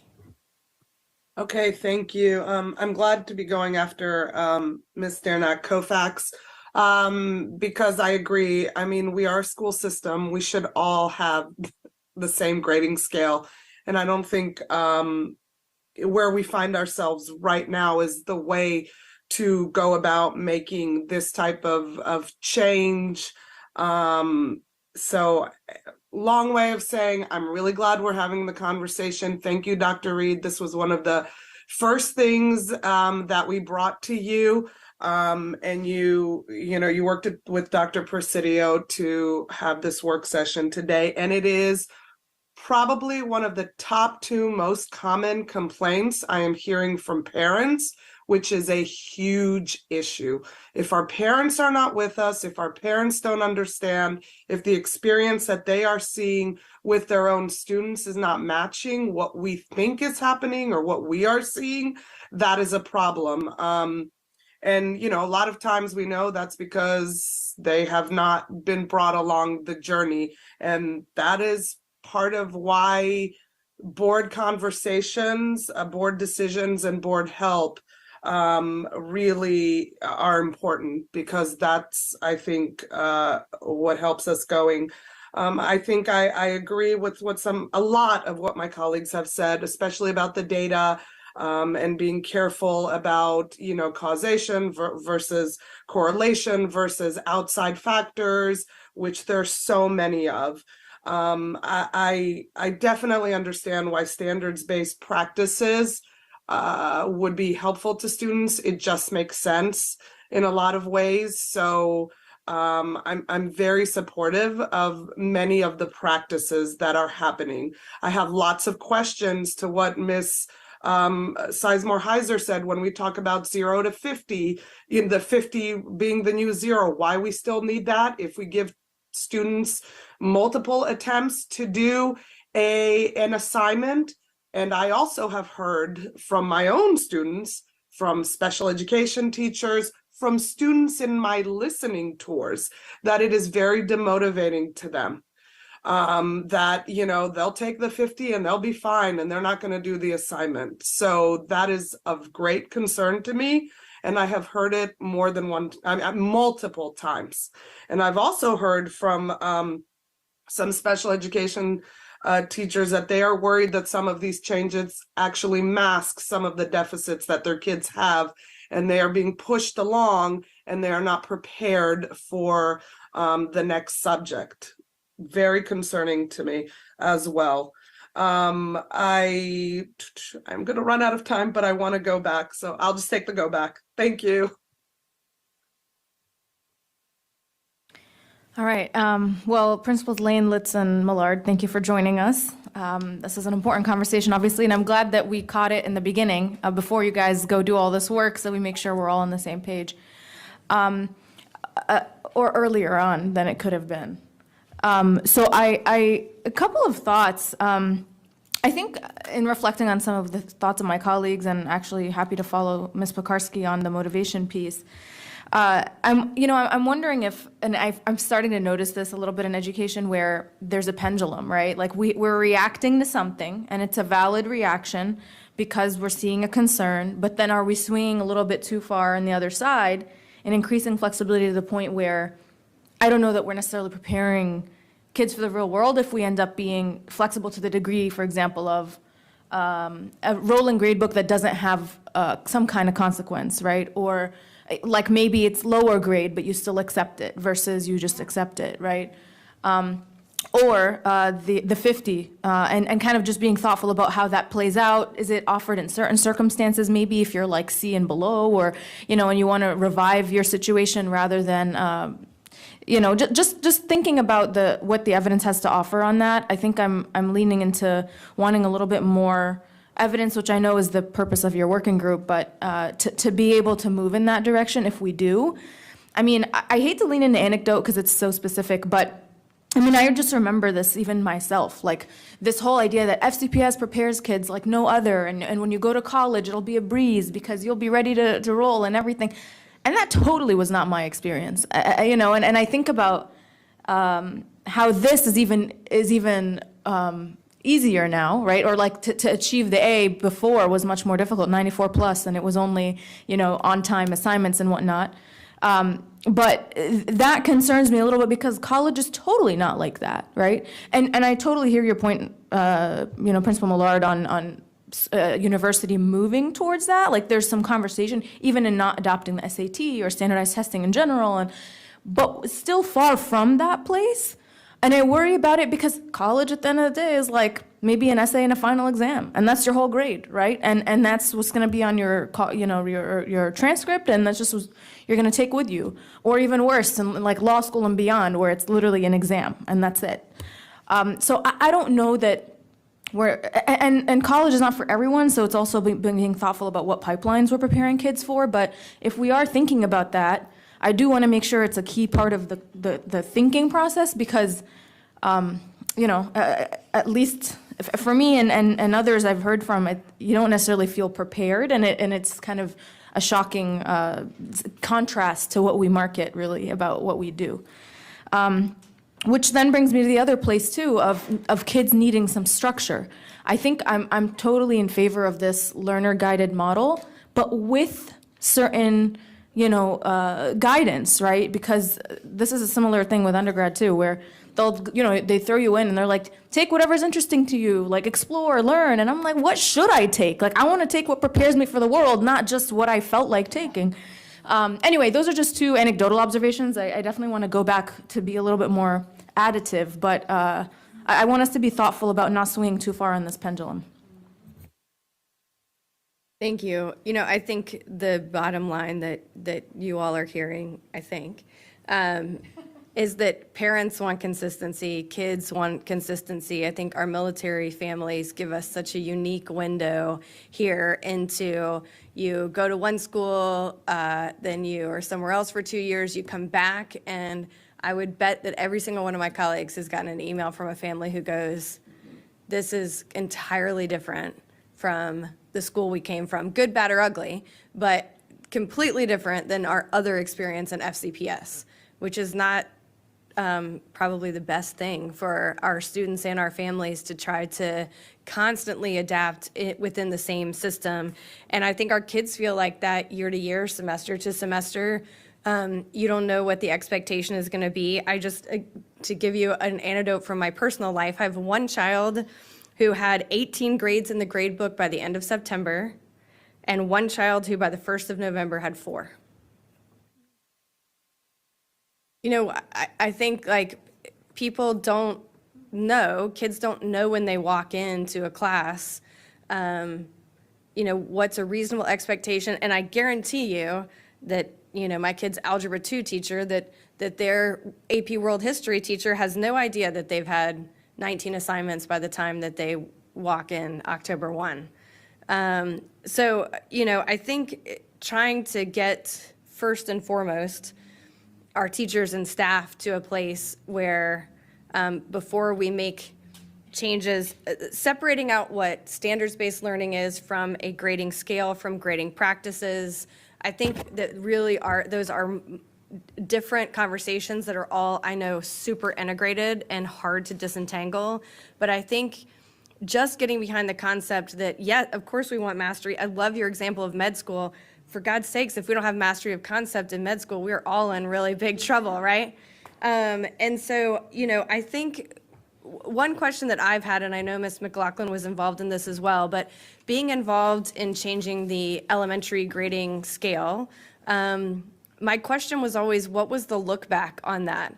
Did it have the impact that we thought it did to go from, I will say, having to utilize that grading scale as a staff member was, I felt, not necessarily illustrative sometimes of where I lost a lot of the middle kids of being able to say, what's the difference between a 2 and a 3, and how do you nuance that? And how do I express to parents that this is not just a, needs additional examples of, this is, I'm really concerned longevity wise. But I will say before I run out of time that I think if we can move to the system, I looked at West Springfield as a model of how going to standards-based, where you can continually come back and have credit recovery, because at the end of the day, we want our kids to walk out understanding and being able to implement this is what we talked about with POG polls last night, what they learned. That's the most important, not the grade, not the all of that. So how do we get to that model? And some of it I recognize is going to be held up by our own lack of understanding in things being different, to Mr. Frisch's point, than what we had. But I would love to see that conversation kind of nuanced out from the 3 different perspectives. All right, I know we have go-backs. We've got just a time check, just shy of half an hour. I don't see Ms. Keys-Gamarra, so we'll just 11 of us navigate this. So let's do 2 minutes, and we'll just start with Ms. McLaughlin, followed by Dr. Anderson. So with 2 minutes, I'll go as fast as I can. I do think, Dr. Reed, that I would like staff to first explain, when did the system believe that it had the direction of the board to give high school principals the latitude to say you can use a 4.0 grading scale versus the 10-point grading scale that was voted in 2009? When did that authority come from the board? So having been part of that 2015 work, right, there were a lot of things that came forward to the board. The 4.0 scale did not come forward to the board because it wasn't something we were doing as a division.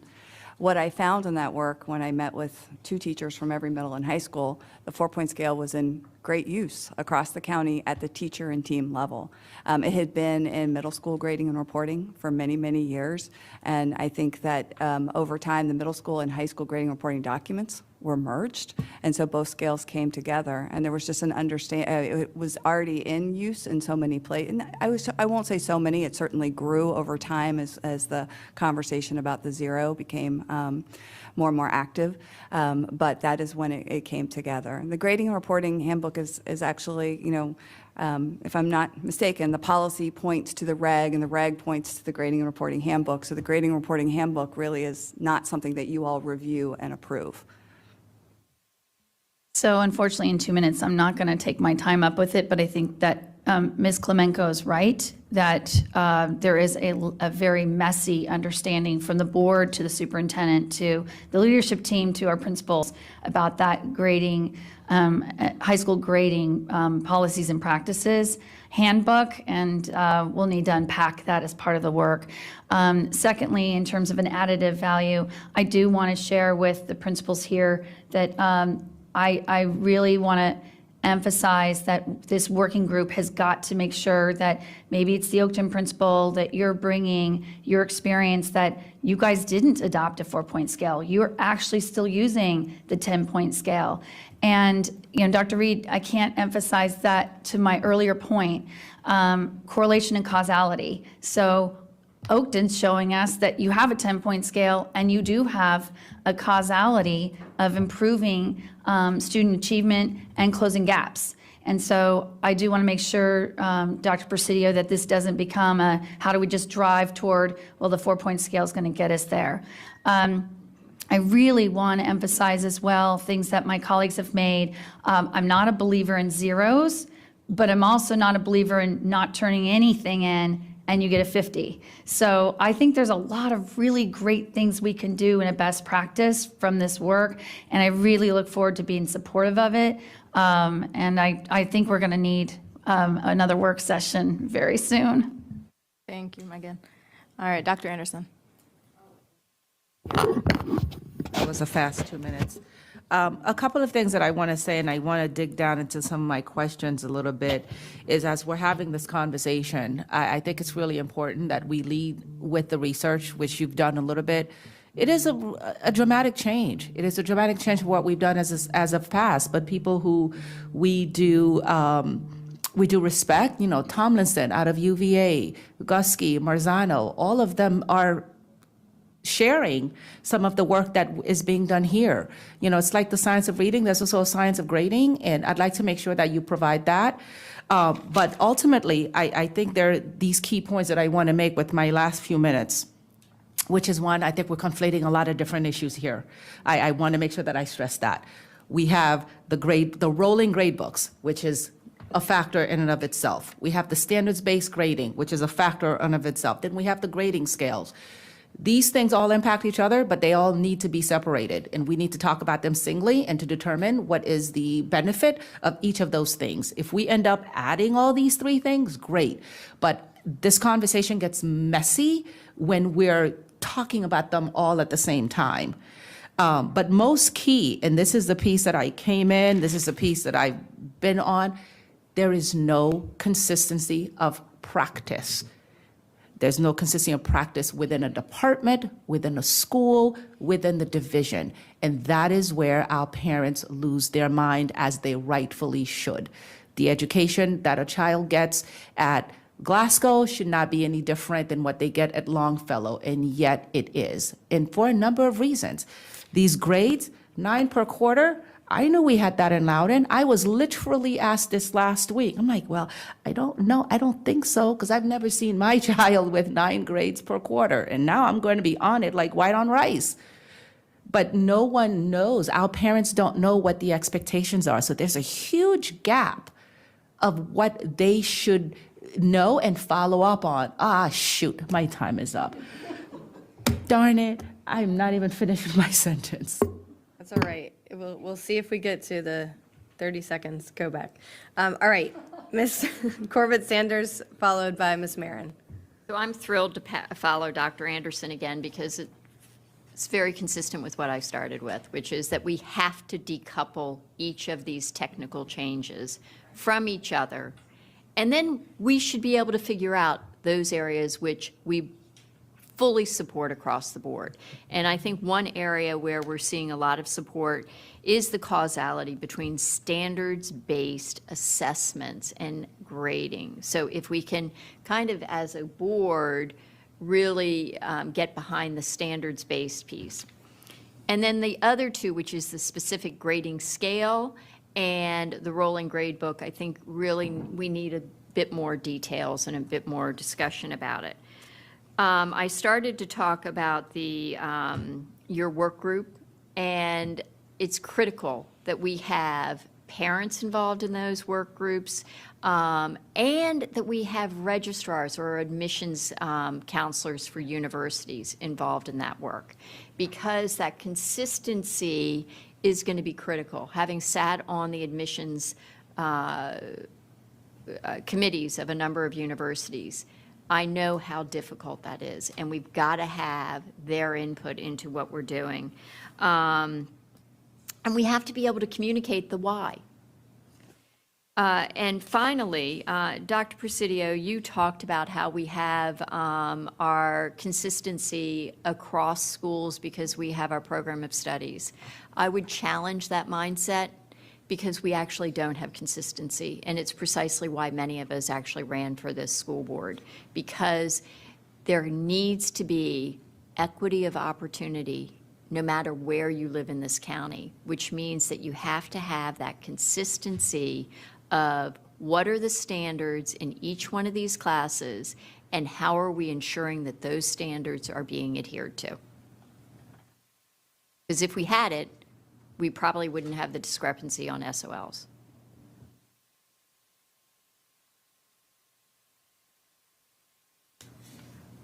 My time's up. I could talk forever, but. Okay, so I started out at this session eagerly ready to share this information out with families, writing down, hey, we're talking about grading. I am now quite overwhelmed and rather crestfallen. It's encouraging that there's some great work happening and there's research, but I'm going to reiterate what's been said. There's not consistency. What is the process that we're doing this? Where is the policy on grading? I look at slide 10, it says, why have some teachers and schools chosen a 4-point scale? Why are schools choosing, this is one school division, one Fairfax.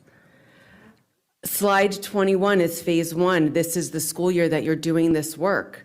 That's great, continue to make these gains so you can tell, your colleagues, but there is no component of community engagement here, let alone culling the board for all of the input we have received. What is the plan?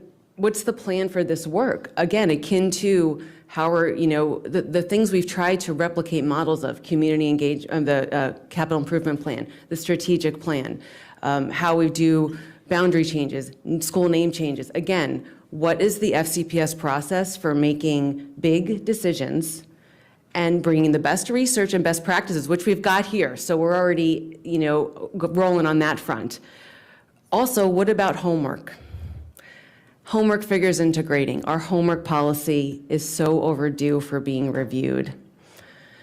This is where our board has an opportunity to really organize our work. This alone could take up our whole school year, just grading. What are we going to do about this? But Dr. Reed, how can you reasonably queue this up for the board and the community? Because I feel like this is cart way before the horse. And I also think this has a lot of implications for middle school. How does this conversation set up middle school? I'd love to hear your thoughts, Dr. Reed, on where we go. What is a true next step from today's conversation?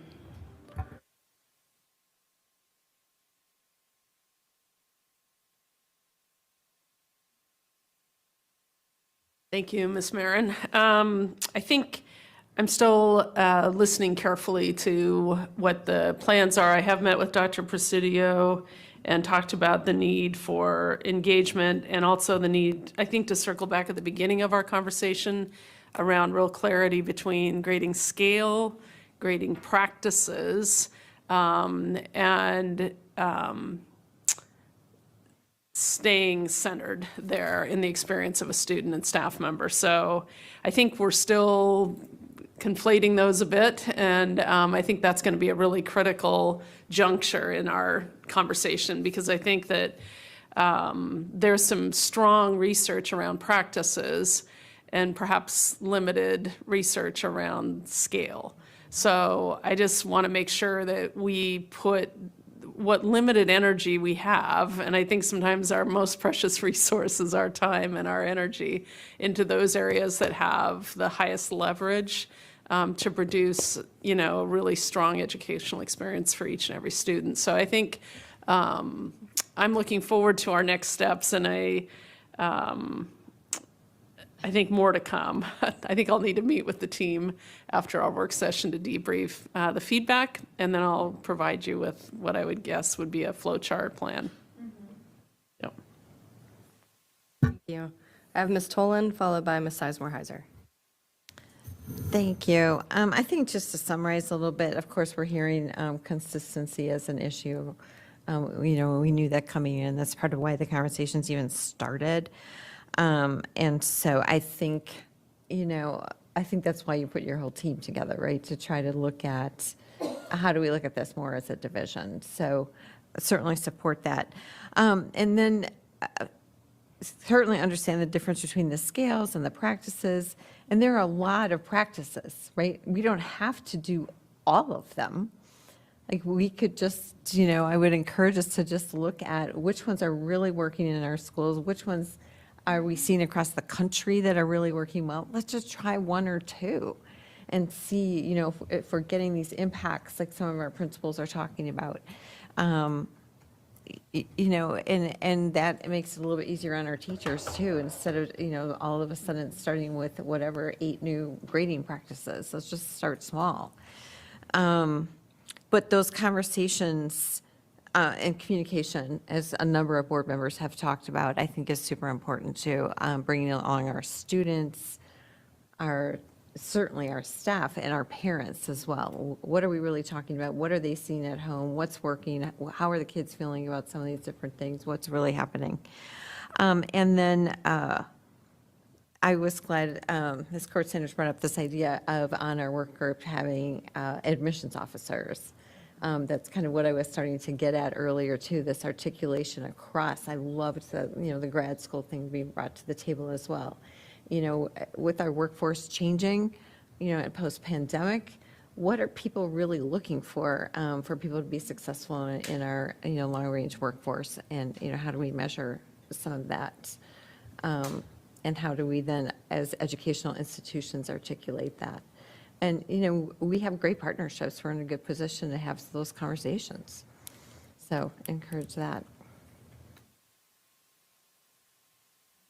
Thank you. So I have a lot, and I'll try to get in 2 minutes. First of all, I think in our follow-up, I'd like to know what else we're doing that we don't know about. I mean, like, honestly, like, we never passed a 4.0 grading scale, and you somehow discovered that people were doing it for years. So in this area, that makes me concerned, right? Like, what else is happening that's inconsistent? So, because we started hearing about this a year ago, if not more, from families and teachers.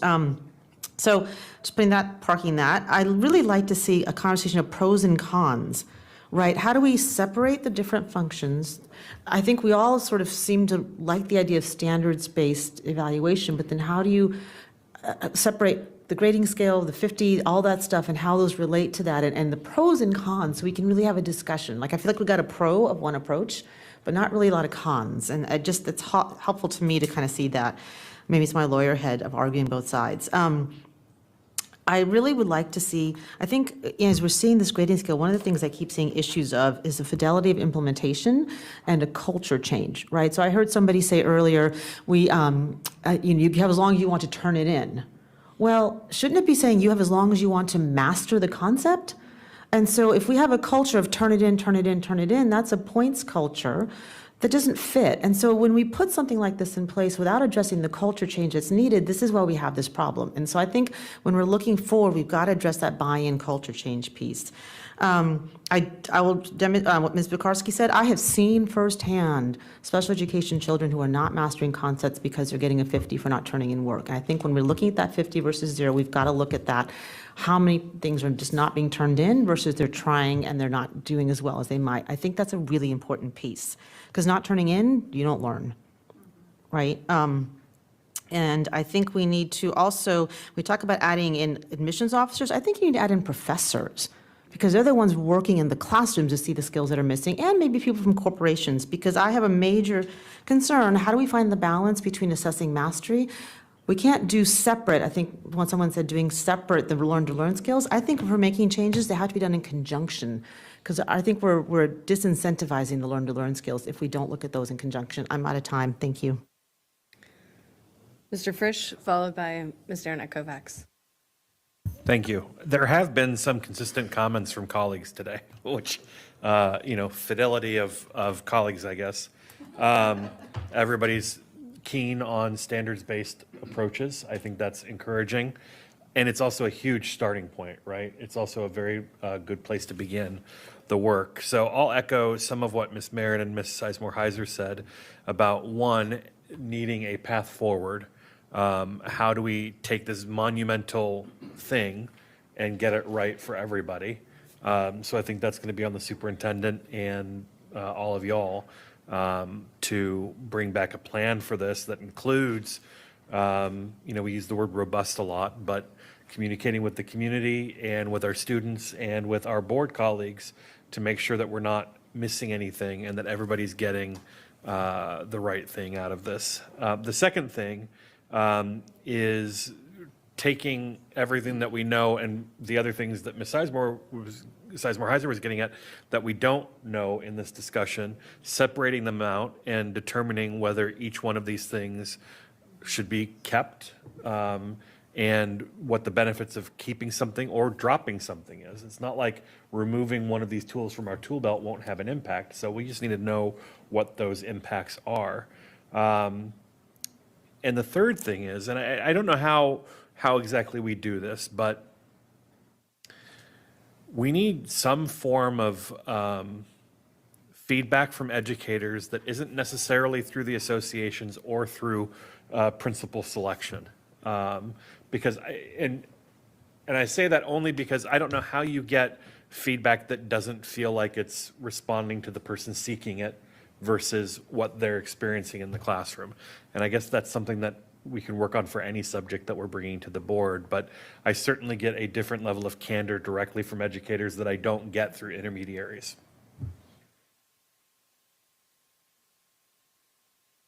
Annette Kofax, followed by Ms. Pekarsky. So I'm looking at the recommendation for today's work session, and it is to provide to the board by the spring, focused on increasing clarity and consistency. Dr. Presidio and Ms. Clemenco, what avenues do you see that, aside from taking the information that you've heard from us today, how do you feel you are going to get all of the things, the engagement, the community engagement? And my question is, given everything else we're doing, and is this something, Dr. Reed, we could incorporate into our strategic plan conversations? Because those are going to be big community conversations, and I don't know if this is a line of questioning we want to go down, because if we're looking at a strategic plan and where we need to be and what we need to do as a system, I can't think of anything more important than addressing this issue. This is an important issue, clearly. I think the big idea that sits in a strategic plan around it being consistent and clear is going to be very important. I don't know what types of measurements, like it's not going to be a goal, right? But grading practices certainly would sit potentially as a measurement underneath one of the goals, as we're thinking about student outcomes. So I think it's going to come up in the conversation because that's what the community's talking about right now and the staff are talking about right now. So I think it's going to come up. I think it'll be interesting to see how we end up framing it. So I would just add, I guess, that, I think here at the end of this conversation, there's maybe a little bit of frustration on the part of some folks, and I think that's to be expected. We understood that coming into the work session today.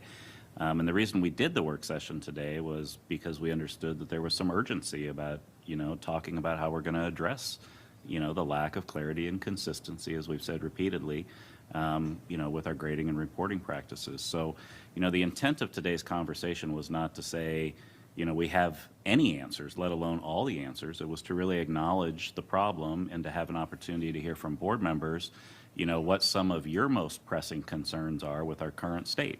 And I think we've, done a good job of being able to collect that information in a way that will inform the work of the work team. So our next step really is, with some urgency, right? And there are a lot of things going on, and it is November. There are. By the spring, work really hard to collect as much information as we can, data, research, stakeholder input, and to come back in the spring with some recommendations for some opportunities for policy changes to get to greater consistency and clarity. Now, some of the things that have been suggested here today about involving a lot of additional stakeholders in the work, professors, community, business leaders, that will all slow the process down. So I really appreciate your question, because if it's an internal process with us looking at data, looking at research, looking at our stakeholder groups, and coming back to you in the spring, I think that that's a reasonable time frame. But if we expand that focus too much, I do think we're looking probably at needing an extension on when we could come back with some policy recommendations. But we're going to debrief after the meeting today and see what we can do. Certainly we can reach out to some universities to try to get some perspectives. But, the scope of what we're trying to do, I think we need to keep it kind of tight. We've outlined the issues that we think are the main kind of concern points. Again, standards-based grading, grade book, the grading scale, right? Like those things that we keep coming back to would be the major areas that we would be looking at some recommendations for some policy changes to come back in the spring. Okay. And after that, I guess, Dr. Ivy. Just want to add that I do think, and I've been listening to everything that's been said, that I do think as a team, we need to debrief because we have this work and it's very clear that the work team does need to work on coming back in the spring. But we also have a issue and a community issue and a concern and a school board issue right now. And so a part of our next steps needs to be how do we address that and what communications and what work do we need to do in communications-wise to address that and what resources and materials and communications could we provide to the principals to communicate to their communities that might be clearer, and what can we provide to communities in general around grading, whatever that might be. Okay. I think for all parties, I think it's important, and this would be under you, Dr. Reed, to ensure that we are consistently getting updates as we go forward because, so is this the working team, some of these, or is it not solidified yet? No, these are just representatives Just from the just working wonderful team representatives. that were brave enough to be here today and share some of the work. And we, and as you said, I think there is frustration because good intentions and good ideas, they're out there, but when they're not acted with consistency, you've heard that time and again, so I won't belabor that. But I just want to be clear as we leave this session where we're all moving forward. And I appreciate your take on how, you may be able to get some data from the strategic plan conversations because it will come up when you talk about it. So working all together and in tandem and making certain we have that. So in any way this board can help, but just keep us informed. I think that will be extremely important so we all understand. And thank you all for being here today. Ms. Pekarsky, followed by Ms. Omesh. Okay, thank you. I wanted to thank all of you for being here today too. I actually think this has been a very productive conversation and discussion. So I'm very appreciative that we have been able to have it, and I'm really looking forward to where this is going to go throughout the year.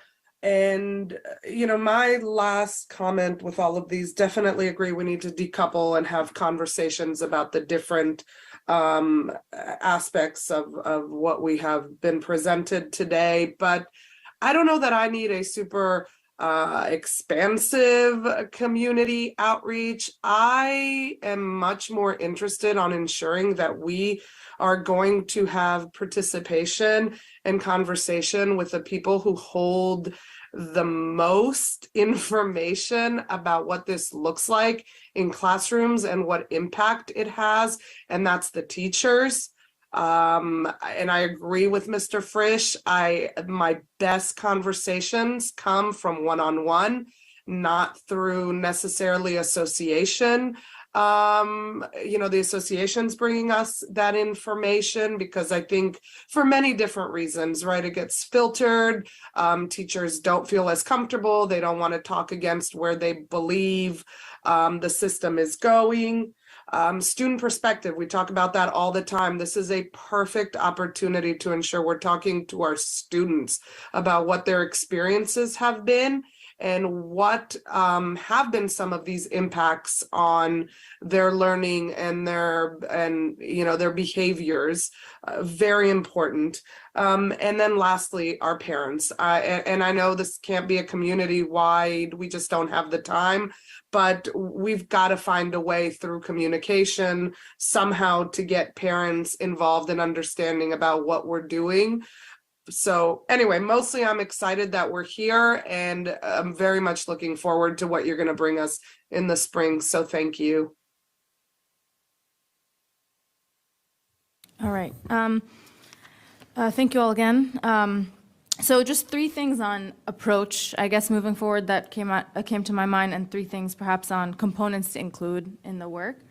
One, in terms of the looking at evidence-based practices, I want to make sure we put that in context. So the data being in context, was the evidence that we're looking at perhaps for a particular subject, or maybe it was for small groups, or maybe there are limitations that don't that lead to that data not being exactly translatable to our context, and just being thoughtful about that.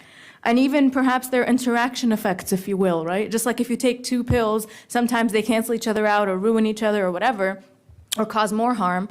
Maybe adopting multiple practices that in individually demonstrated success don't work together.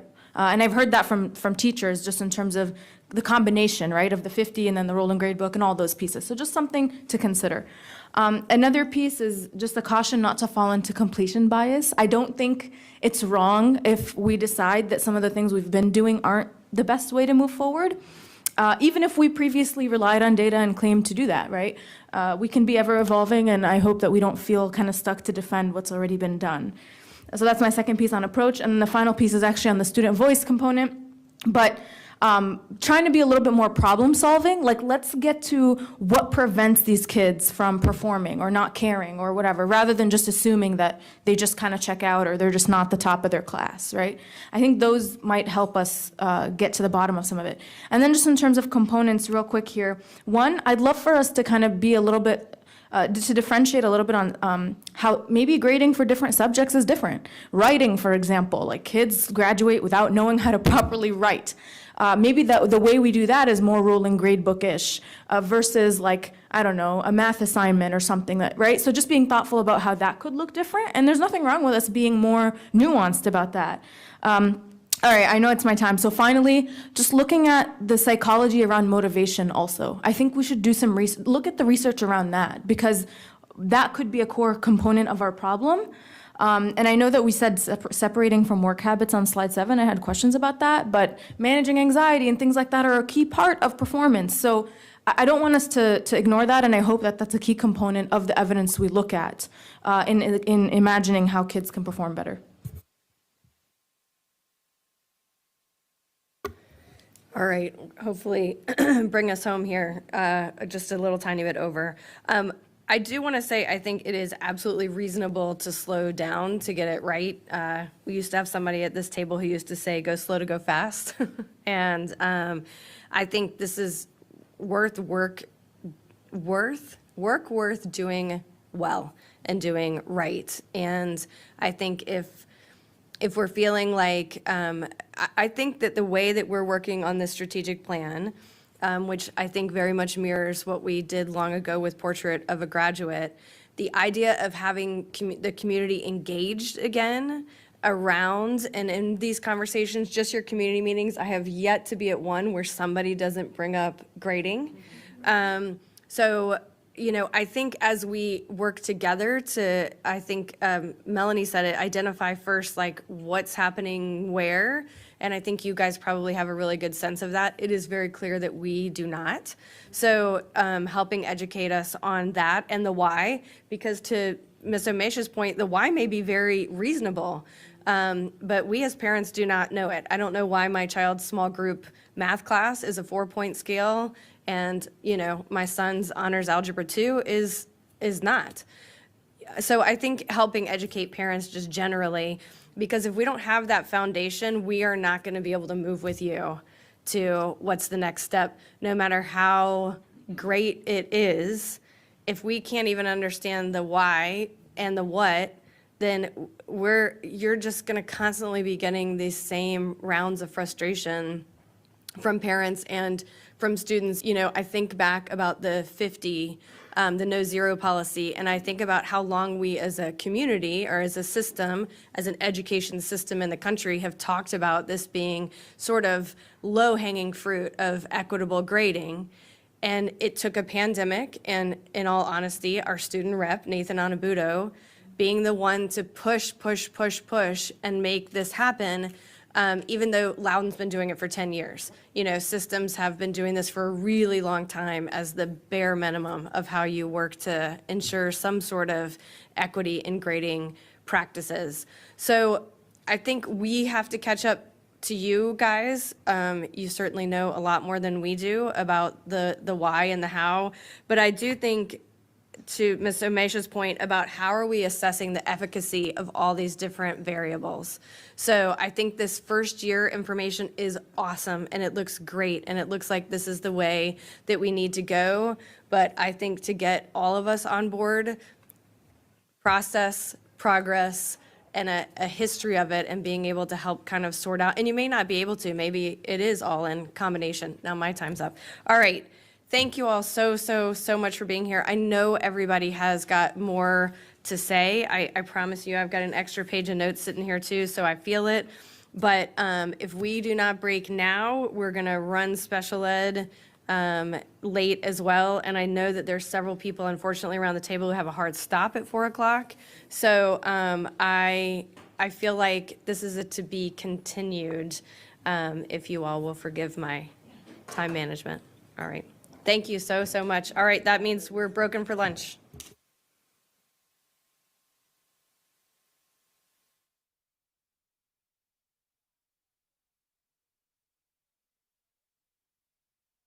Part of our work session is going to be on the Special Education Comprehensive Review. Just as a reminder to colleagues, it's actually now nearly 3 years of when this started with the forum topic in December 2019.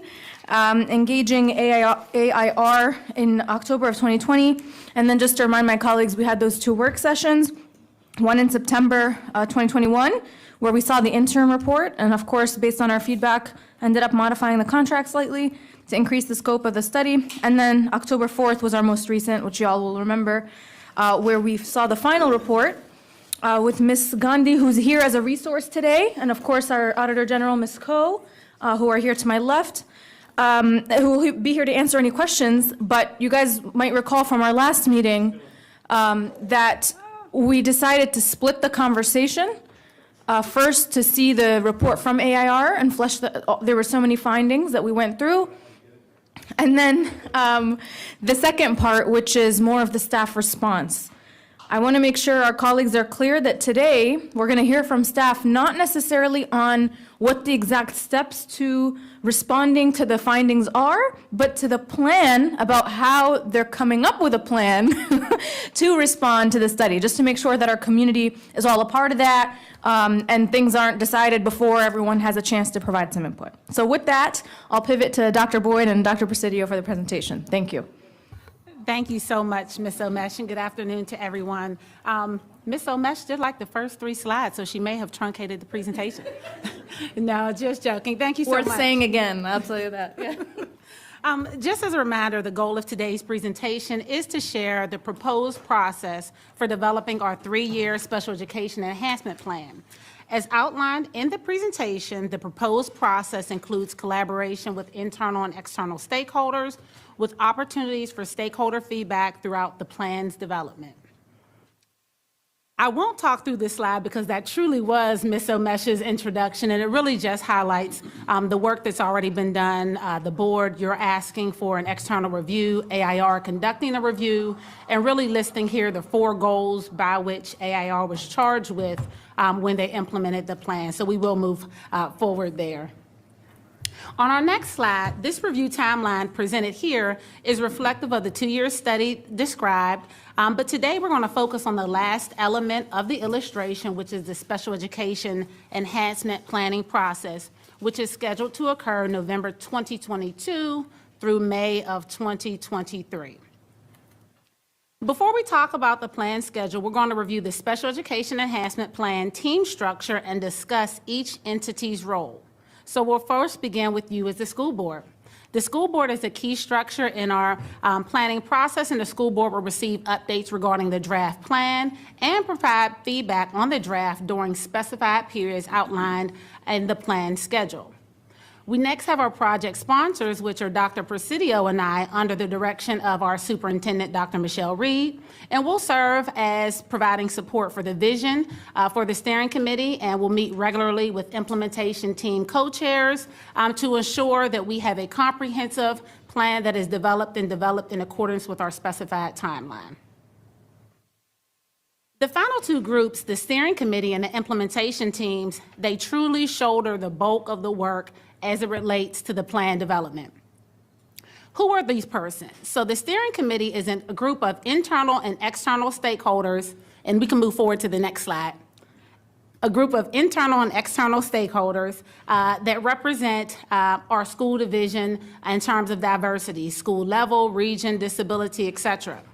Those persons are tasked with representing their constituency group if they're a part of an organization, or providing their personal perspective as it relates to plan development. The steering committee will be responsible for developing the special education mission, vision, core values and goals 3 to 4, and strategic objectives 3 to 4 per goal, and provides feedback on the implementation plans. Finally, that steering committee will commit to participating in approximately 6 two-hour meetings between November of 2022 and May of 2023, and completing pre-meeting work outside of those scheduled meetings. So you'll see the steering committee has a lot of work. Then we go to our implementation teams.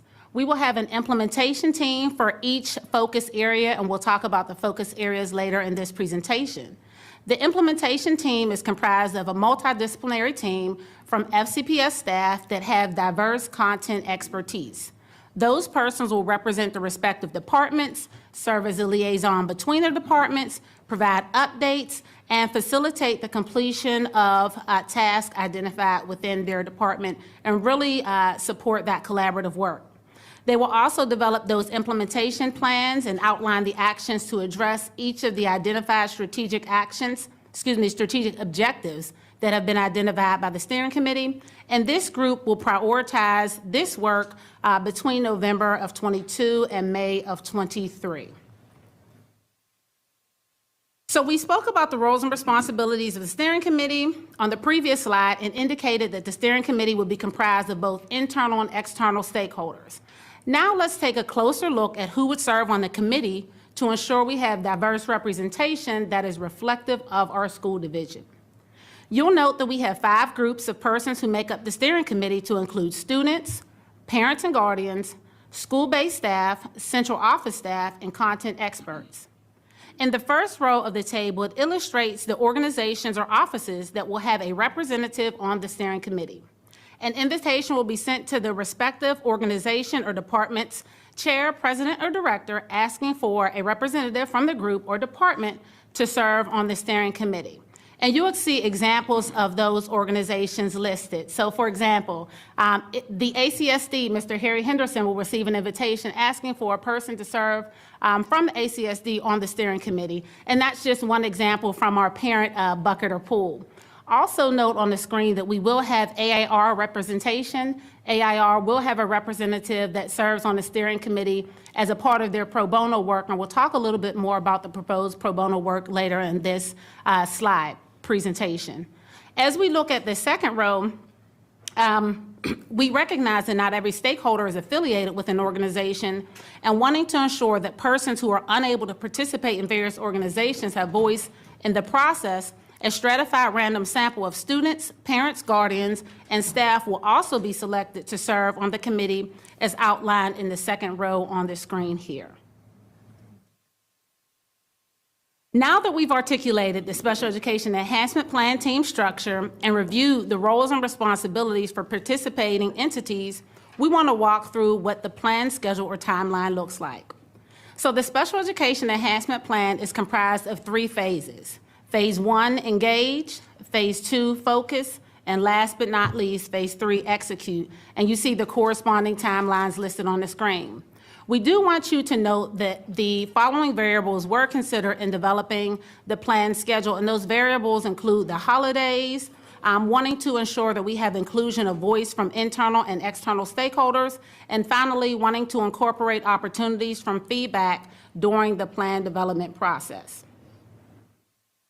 We'll now look a little closer at Phase 1, which is our engagement phase. We first want to draw your attention to the first couple of rows on the screen, where it's noted work that was completed by AIR during the study process. We've listed that information here on the screen because it's important to note that we have included voice and input from a multiple stakeholders and also multiple data points in this process. And so we thought that was important to list here, even though it happened outside of this timeline. It certainly informs the work and will inform the work of both the steering team and the implementation teams. You'll see that we've listed here dates that we will work in partnership with ORSI to identify the steering committee. And these dates were listed intentionally. We did identify those classifications of persons, but wanted to wait until after this meeting on today to send the invites, just to ensure that there was consensus and support for the process before we communicated outwardly. You'll also see that there is information here we shared today, the process with you at our meeting on today, and that as we engage with the steering committee, we would certainly ensure that we review AIR's report, because not all persons may have participated in previous board meetings or may be privy to the information there, and that background and context is going to be critical for their participation on the steering committee. And last but not least, we have the step in identifying those implementation teams that will take the work done by the steering committee and really operationalize that work. As we move forward to phase 2, and I'll just highlight a couple of things because I don't want to read the whole slide to you, but I do want to point out a few important pieces. You'll notice that the steering committee, as described before, is tasked with drafting that mission, vision, core values, strategic goals, and strategic objectives. And you'll notice here that there's opportunities for you as the board to receive that draft and provide feedback, as well as community members to receive those drafts and provide feedback. And again, we thought that incorporating that time for feedback was going to be important to really the development of a strong plan. You'll see the timeline as we go through March, where the implementation teams will have drafted those implementation plans for each strategic objective, and that they'll be sharing those plans with the steering committee. Review and revise the implementation plans as appropriate, and again, to share that information out, working in partnership with OCCR to ensure that the community is aware of the comprehensive plan, both the initial piece with the goals, mission, vision, and strategic objectives, and also the more detailed piece around those actions that support the work identified by the steering committee. In our last phase, which is the fun phase, is executing. We've developed the work, and now it's truly getting the work done. And as described before, this will be a 3-year plan because it does take time to affect change and to do it well. So you'll see that during that implementation plan, we will be providing semi-annual updates to the board, or we can provide it on a different cadence as you determine fit. And we would also provide updates to our broader community in addition to providing updates to the board. So we've walked through those 3 phases, and as noted in the plan and in our timeline, there will not only be participation opportunities for persons who serve on the school board, steering committee, and implementation teams, but there will also be opportunities for stakeholders, both internal and external to the organization, to receive updates and provide feedback during plan development.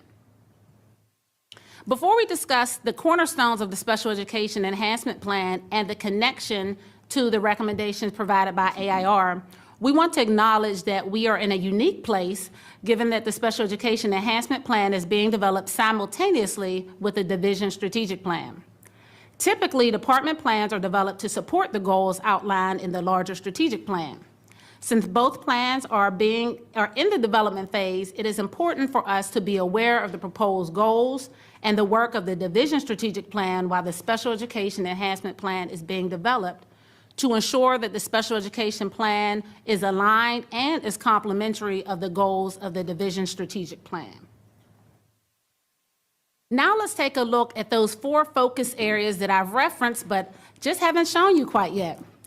Based on AIR's recommendations, the Special Education Enhancement Plan will really center on 4 focus areas, which are instructional delivery, special education processes, communication, and staff capacity, all of which are aimed at increasing student outcomes.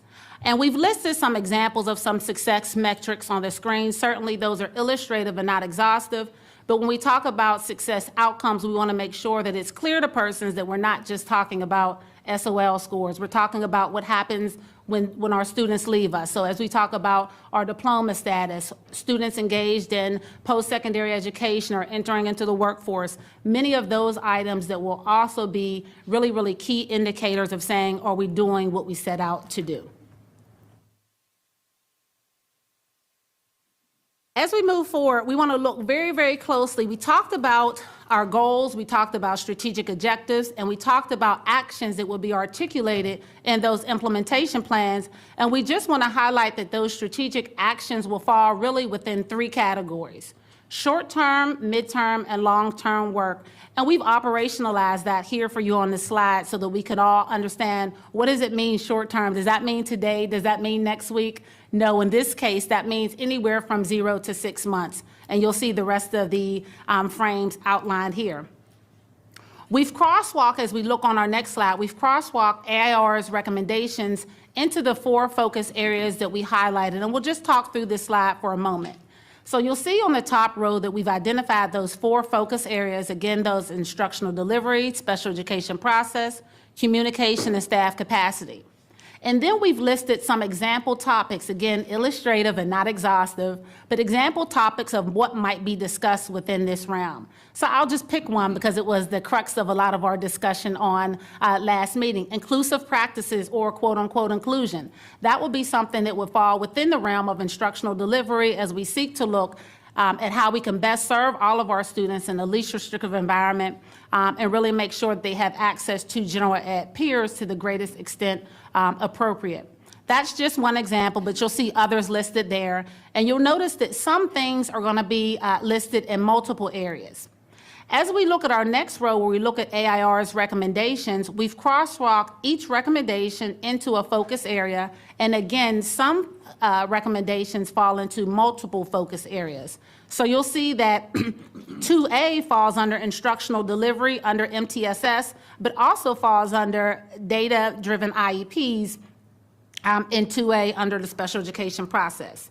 And last but not least, and it's hyperlinked on the slide that may be shown, but it's also posted on board docs, is a list of current and near future actions that are supportive of AIR's recommendation. And again, those are examples of some of the work that is being done or is proposed to be done this year, but certainly is not cumulative or comprehensive because the full plan has not yet been developed.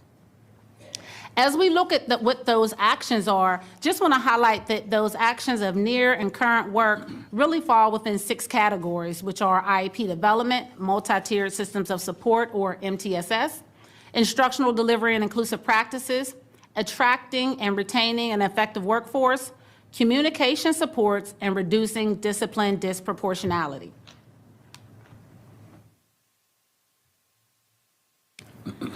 Now that we've discussed the timeline, stakeholder involvement, and the 4 focus areas of the plan, we're going to shift to begin to consider how we might go about leveraging the resources to accomplish the work once the plan is developed. We first want to look at how we can reimagine how we use our existing resources to have a greater return on investment in terms of student outcomes. And thinking about outcomes where we want to affect change, we determined that we will have to change how we function if we want to change the outcomes that we yield.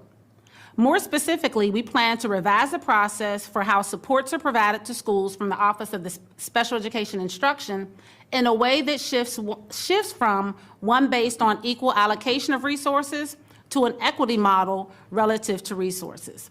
As an example, instead of a curriculum resource teacher being assigned an equal number of schools, we will look at a variety of data points to determine which schools and which staff require intensive support and reallocate the curriculum resource teacher's caseloads and time serving schools to enable staff to provide more intensive support to schools and classes that have the greatest need.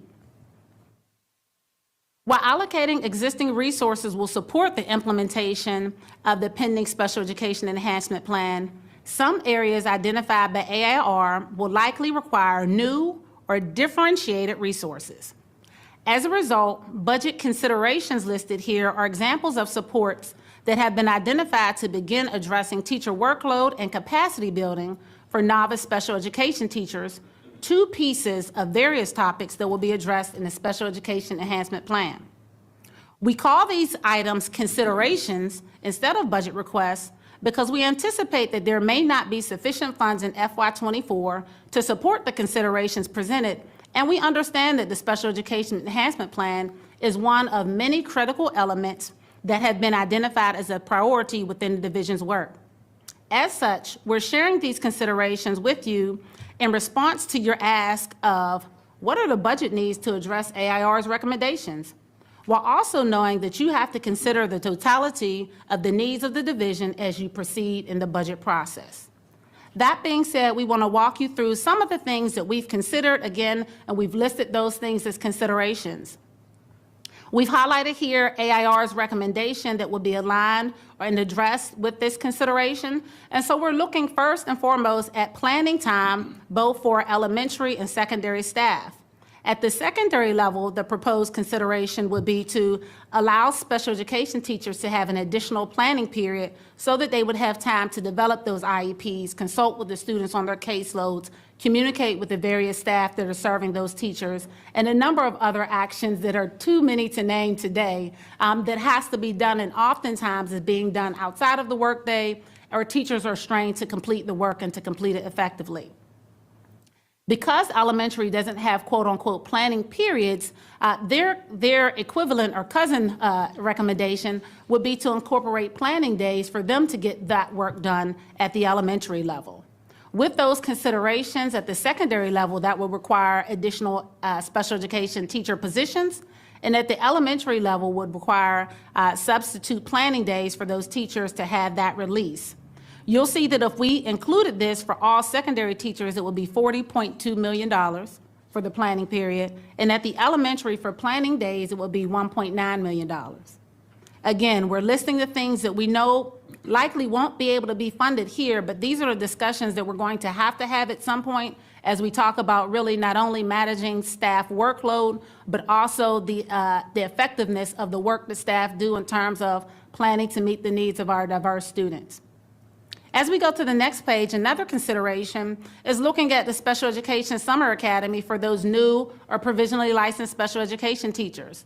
Part of the feedback that we heard very clearly in the AIR report is that that new staff, that provisionally licensed staff, they need additional targeted support to do the work. We know that we're struggling in all areas really with staffing, but special education teachers have been a critical shortage area probably since I began teaching years ago. I will just leave it that way, some years ago. So here we have allocated some time that will be opportunities for us to really engage and work closely with those new special education teachers in the summer before the official year begins, and that is just under $1 million. Last but not least here, and again, something that goes at supporting teacher capacity, is additional mentor coaches. We're really grateful that we were allocated funds on last year for 5 mentor teacher coaching positions, and that's been helpful. Our numbers of new staff, provisionally licensed staff, teacher residents, 0 to 3 years experienced staff is significant, and so with that requires significant support. And so we've asked for an additional or a consideration of an additional 5 teacher mentor coach positions, and to also bring the existing teacher mentor coach teacher positions from 209 days to 219 days so that they can do some of that summer and planning work as staff begin. And you'll see that that is right under $800,000. The 3 things or 3 considerations shared with you on today total $43.8 million. Again, a very large price tag, but wanting to uplift those things that are in discussion and under consideration as we think how might we support staff in these 2 critical areas of workload and capacity building.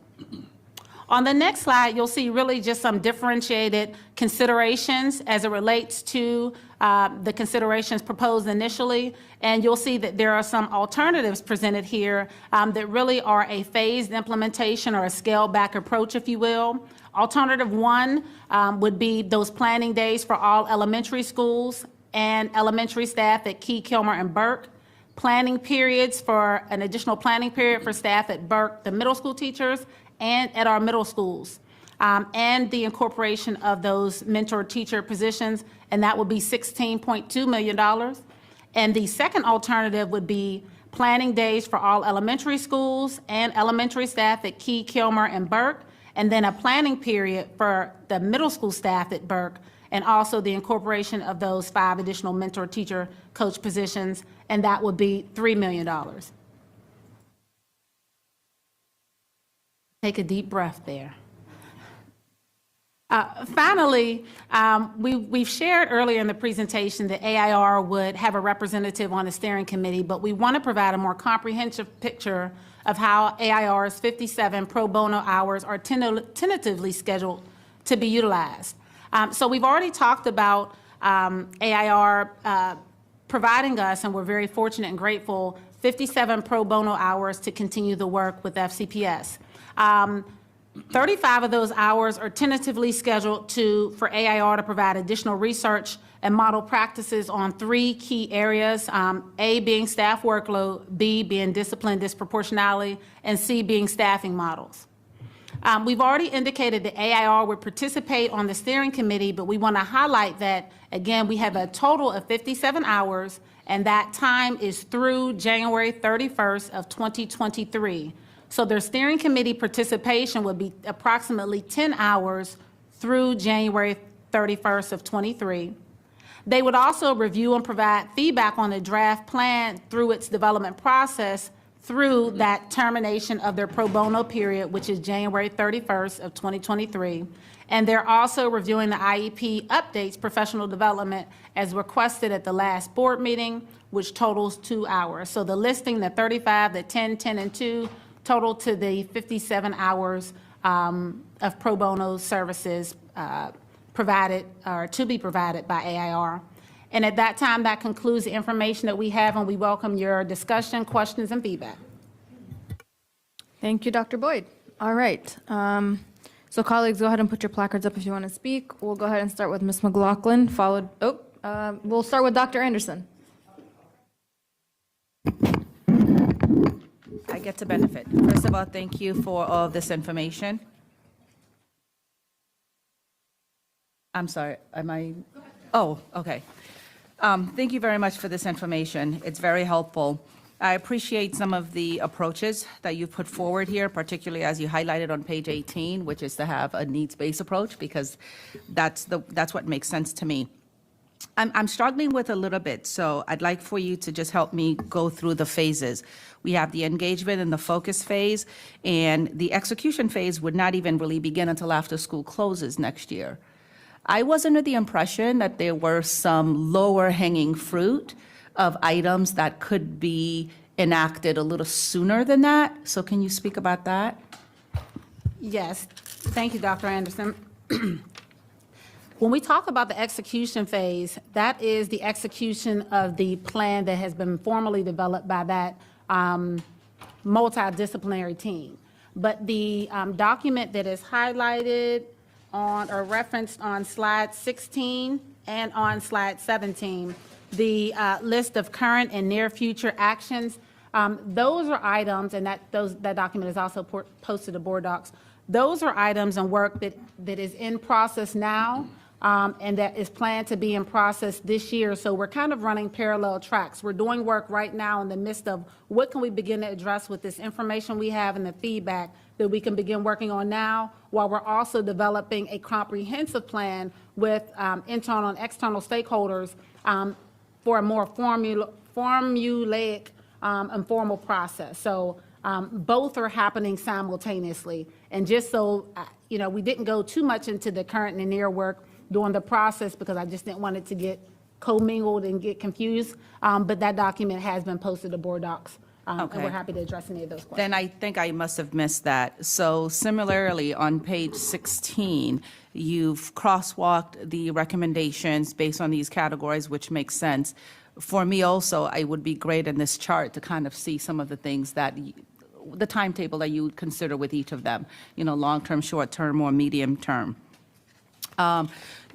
Which explains a little bit my next set of questions regarding the budget. So is it your hope that some of these budgetary items will be incorporated in FY24, which is this current budget that we're working on? Yes, is the short answer. But again, we realize that the price tag is large.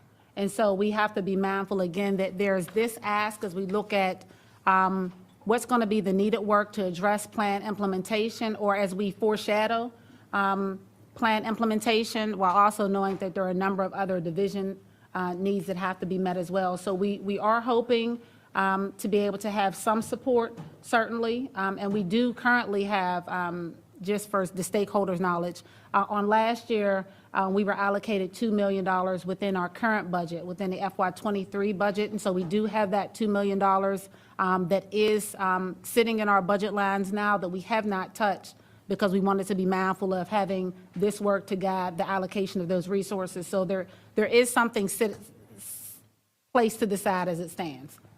So then, I think then I'm a little bit confused in terms of, is the cart before the horse on this? Can you go back and speak to the groups that are going to be engaging in this? What will be their role in impacting some of these items that you are budgeting for or may already have some set-aside funding for? Yes. Is it already determined what we're going to do? Then I'm unclear in terms of what all these stakeholders will be engaging in.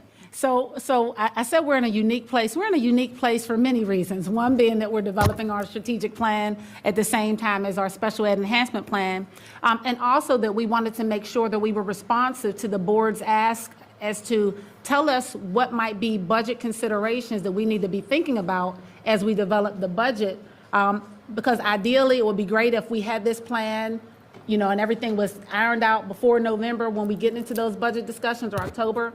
But we're kind of in the midst of everything right now. And so as we talked about, what are some of those things that we believe will be lifted up? And we have engaged with some stakeholders, i.e. some principals have given us a lot of feedback about these are the cries of their teachers. They don't have time to do the work. And that was also spoken to specifically by teachers themselves in the report. And so that's where those planning periods and planning days are being uplifted in response to that. Okay. I'm going to need for you to break that down a little bit more for me. I'm not following the breadcrumbs as easily. The work of the steering committee, is it to create the special education development plan, or is it to implement the AIR recommendations, or is it both?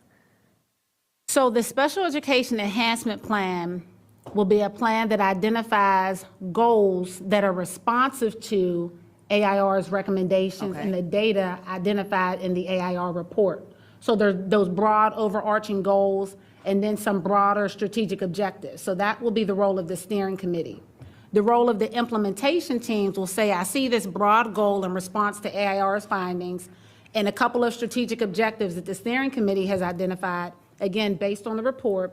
So now the implementation team takes that strategic actions and says, how do I make this piece come to life? What's going to be the specific work that is done to achieve those strategic objectives and strategic goals that have been identified by the steering committee?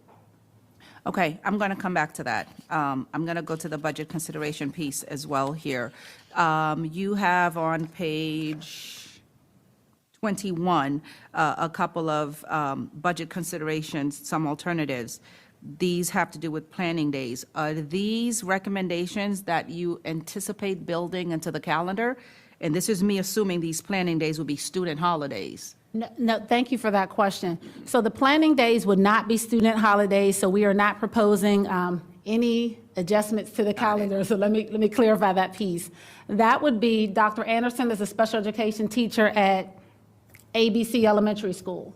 And if this were incorporated, Dr. Anderson would have 8 days for which students are there, that she could obtain a sub so that she can work on data collection, conduct IEP meetings, work with the students on her caseloads, those things. But students are in school, so this is not associated with the calendar. Thank you for asking that clarifying question. Okay, thank you. Going back to page 16, where you did the crosswalk of instructional delivery, one of the things that I'm not sure that I see here and maybe needs to be teased out a little bit under sample topics is what we talked about in terms of workload equity. I think the example that I raised last time, that if you are a middle school or secondary school math or English teacher, your work with special education students tends to be very different than if you are one who instructs in science, where a lot of our students don't necessarily have a lot of service hours. How is this going to be handled? Is that not even part of the conversation? So right now, so thank you for that question. That question really impacts not only special education teachers, but general education teachers that serve students. The proposal here is really looking at the workload specifically for special education teachers relative to their case management responsibilities. And so it wouldn't be differentiated based on Dr. Presidio is a special education science teacher and I'm a special education English 10 teacher. We're both at Chantilly High School. That would not be differentiated here. Under this plan, we would both at the high school level have a release period so that we could do our case management duties, because even though Dr. Presidio teaches biology, let's just say he co-teaches biology, he still has 12 to 14 kids roughly on his caseload that he has to case manage, many of which he may not see in his classes because of how high school schedules work. So he still has to have that same time to follow up with Dr. Ivy, Miss Marin, Miss McLaughlin, et cetera. All those students on his caseload, contact with their teachers, do the progress report, data collection, the same pieces that I have to do as a math teacher, an algebra 10 teacher, whatever. Sure, I think I'll push back on that on my second round, but my last piece is professional development that you've outlined here for new and provisional licensed teachers. How about our continuing education teachers? There's a lot that are being asked for people to redo. How are we capturing that group? And I'll take a go back, please. Thank you. So again, remember, this is just a snippet of what we would be proposing, and these considerations here really look specifically at workload in support of new teachers. And so when we develop the comprehensive plan, there will certainly be the look at what are the needs of all teachers, because that was also highlighted here. Transition support was something that was uplifted as an area that a lot of teachers said they needed support in. But this is just a small piece and not the comprehensive support plan that will be addressing those different components. All right, thank you, Dr. Boyd. Next, we have Ms. Corbett-Sanders. Thank you. And thank you for all of your hard work into AIR. I will express that I think we're on the right path. I am a little frustrated that it will be almost 7 years from when Ms. Keys-Gamarra and I put forth this as a forum topic to when it's implemented. We have to find a way of, we have to find a way of trying to be a little bit more faster in doing these things. I am concerned a bit about one of the big areas is staff capacity, and we know that we have a pipeline issue. And we have a pipeline issue within Fairfax. We've talked about using our instructional assistants and other ways of doing that. It seems to me that that has got to be built into our implementation plan. The other piece is that our inclusion model is such that I really believe that we need to do, when we look at our professional development, do professional development for all of our staff and not just for those that have a identifier as a special ed teacher or aide, because to truly get to what AIR once has identified, and something that I know the colleagues around this table are very supportive of, is that inclusion. We've got to make sure that everybody is capable of doing this. Part of the funding that you all are suggesting seems to be additional funding, and I would like to better understand, people only have so much capacity to do professional development, and we put in a lot of professional development last year for all teachers. So how does that map? And so I'd like to better understand that from you all as well. And then, so the pipeline issue, the professional development issue are areas that I think are critical. And if there is any recommendations on how we can be much more streamlined in implementing much needed changes. Thank you, Ms. We'll start with that. Thank you. So a couple of pieces, we certainly, and it kind of piggybacks off of Dr. Anderson's question, we certainly will have the various teams will be looking at what supports are needed for all staff. Today, again, we just looked at that small nugget as we looked at what might be resources needed in advance of the comprehensive plan being developed. But I do want to assure you that the teams are going to have all of the information identified by AAR, and will be able to develop plans and goals in response to that.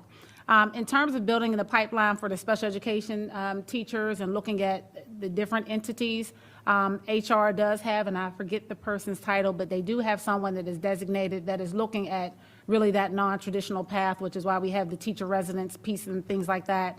And that HR, that staff capacity, that's going to continue to be key as we develop the plans. And so there is that element that will be fleshed out. Again, I can't tell you exactly what it'll look like because the teams haven't developed it yet, but that's on the list. And I think one of the big pieces that we talked about, there's been professional development days that have already been allocated. How might we leverage or utilize those? We can look at that and to see how we might be able to look at it differently. I think one of the pieces that is coming out, and it dovetails into your staff capacity piece, is that, again, using Dr. Presidio as an example, he's a special education math teacher, so he has to have that math content. He's also provisionally licensed, and so he may not have all of the skill set really to understand IEP development, et cetera, that Dr. Anderson might have as a fully licensed teacher. And so that looks different. That looks different for her. And so really trying to make sure that staff get all of the PD we need. We know we're trying to provide professional development around being culturally responsive. And so there's no one thing that's more important than another, but there's only, to your point, so much bandwidth that a person has. I only have, you can PD me to death. But if I'm not receiving it and able to implement it, then what happens? And so we are working internally to look at how we might be able to reimagine the professional development in terms of our offerings, how we might be able to streamline what things could be done together to make it more manageable. So that's something that is in consideration even now across the division. And finally, you don't have in your recommendations a stipend, but is the concept that the extra planning time is a replacement for the stipend in the that we're currently using ESSER funds for? Yes, and I knew that question was going to be coming. So I know there's been much discussion. We've been very fortunate to have that extended contract for special education teachers this year and on last year.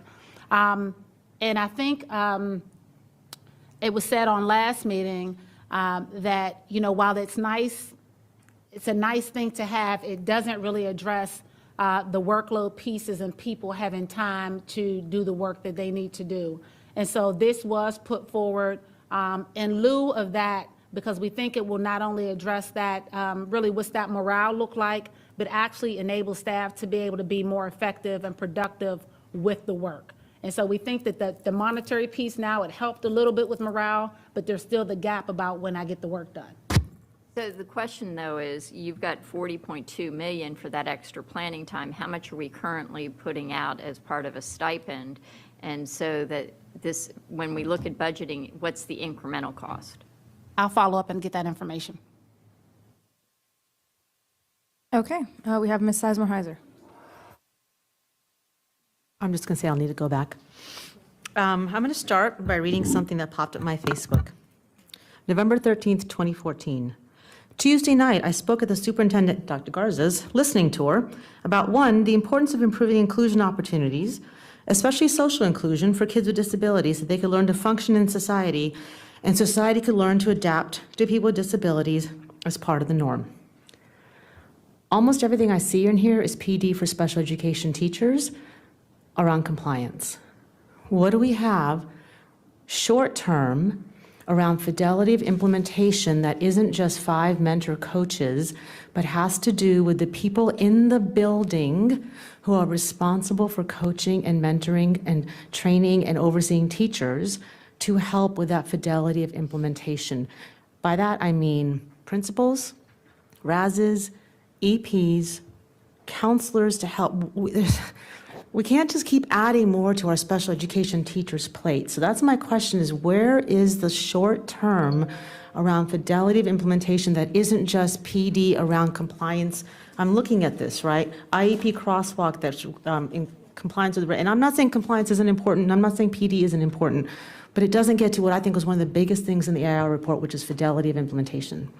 Thank you. And I've asked Dr. Presidio to shift screens. I want to reiterate again, because I think we may be stuck a little bit here, that the information in this slide and the considerations were just exemplars of a few things to address 2 areas in the AIR report. This is not the comprehensive plan. These are not the comprehensive actions.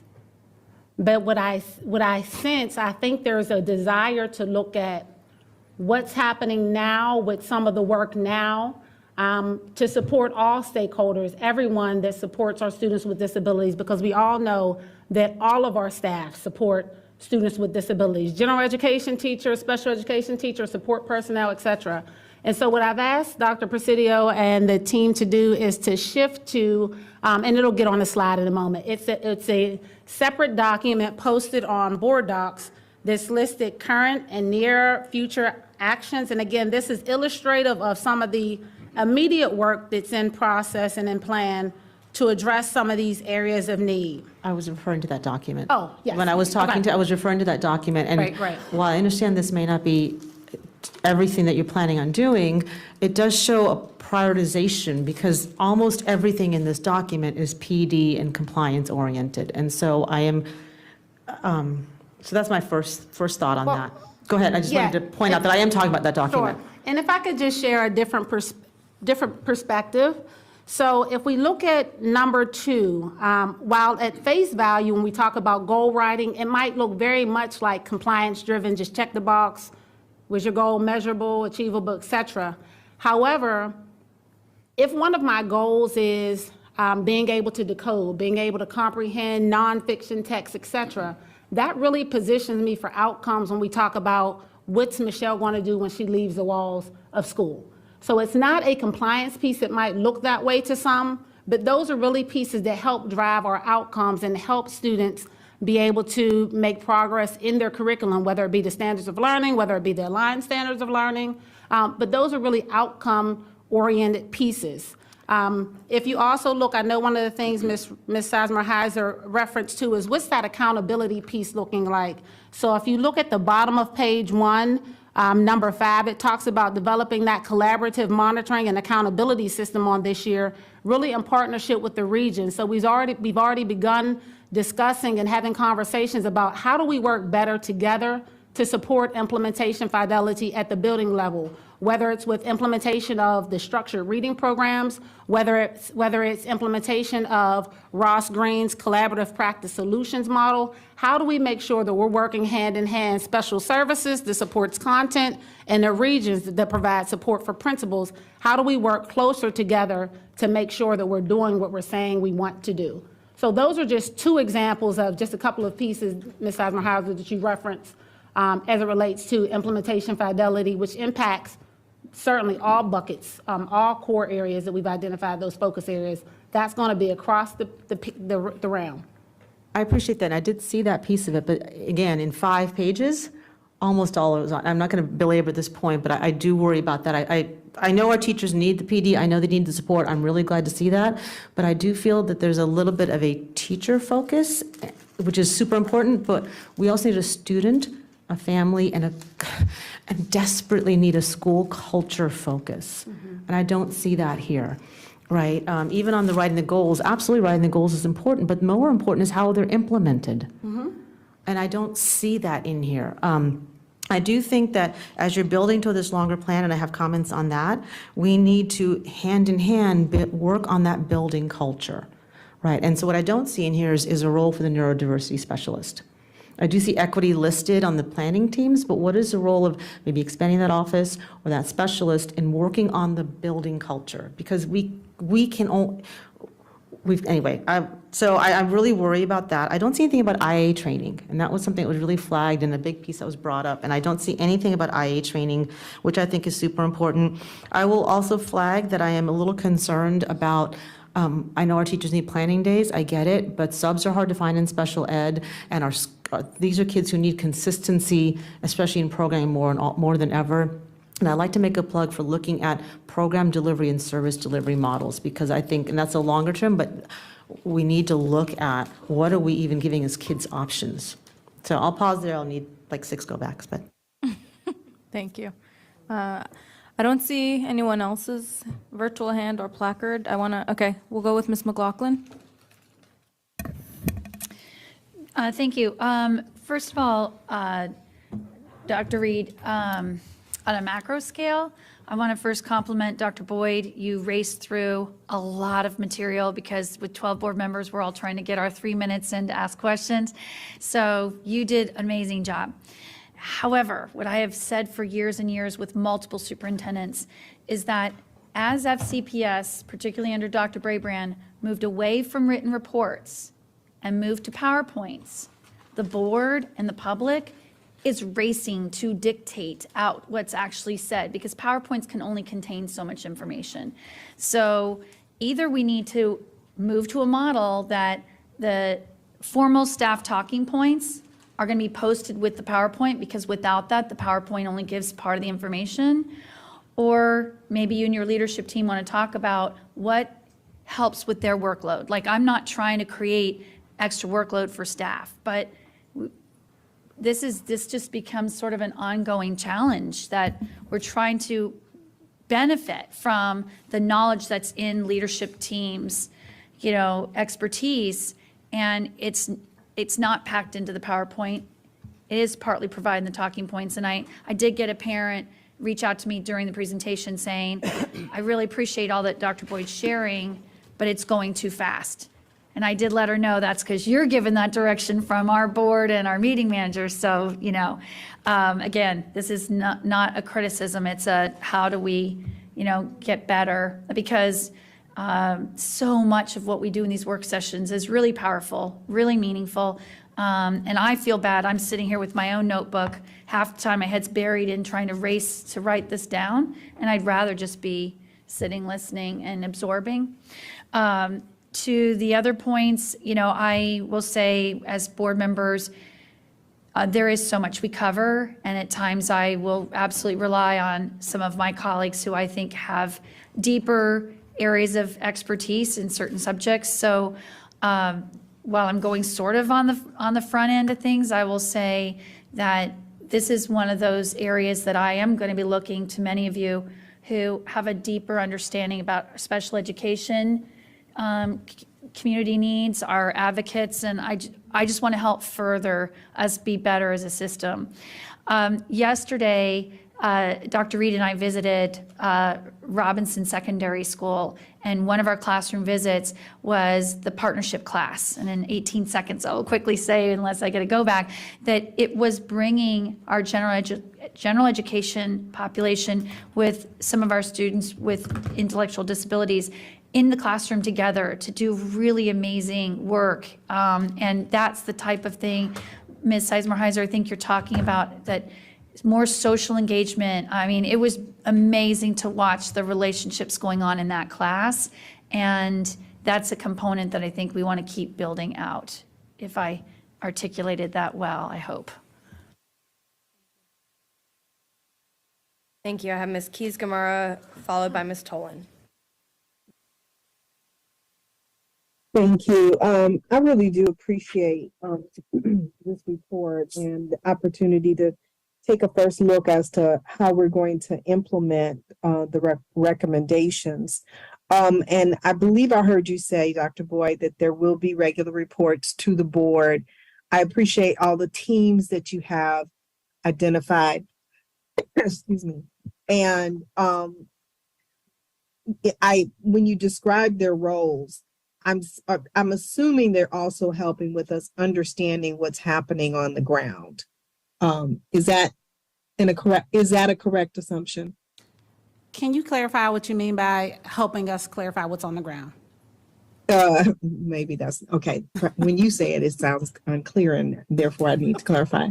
I mean, in terms of what they are experiencing within our schools, with the lens of looking at what AIR is recommending, what this study is recommending, and then helping us figure out how to apply the solutions, develop those solutions. But they're coming with that knowledge and providing input. Is that correct?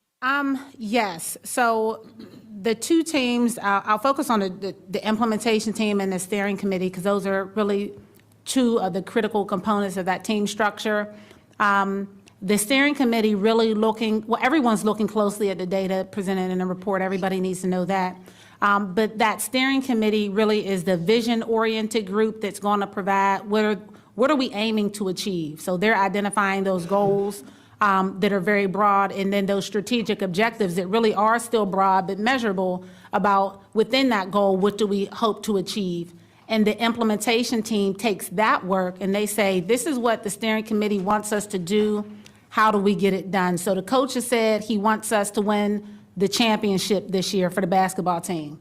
The coach has said we're going to play man-to-man defense. But now the players come back, what are we going to do to make sure that we're doing that? We're going to make sure that we're making all of our layups.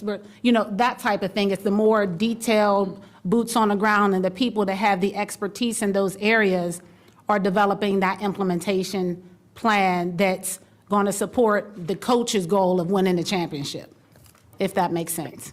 Maybe not. And will that include also mechanisms to have metrics and measures of accountability as we're going along? And if so, can you explain how that might work? Absolutely. So if we look on slide, and I know we may have switched documents, but on slide 14 of the PowerPoint, we have some examples of some metrics that would help us know, are we making gains or making strides? So as we look at inclusive practices, for an example, that's associated with indicator 5, the percent of our students who spend 80% or more time in the general education setting. If we're saying, hey, we're part of that work is going to be work to help IEP teams really think thoughtfully about what supports and services can we bring to kids instead of having kids go to a place when it's appropriate.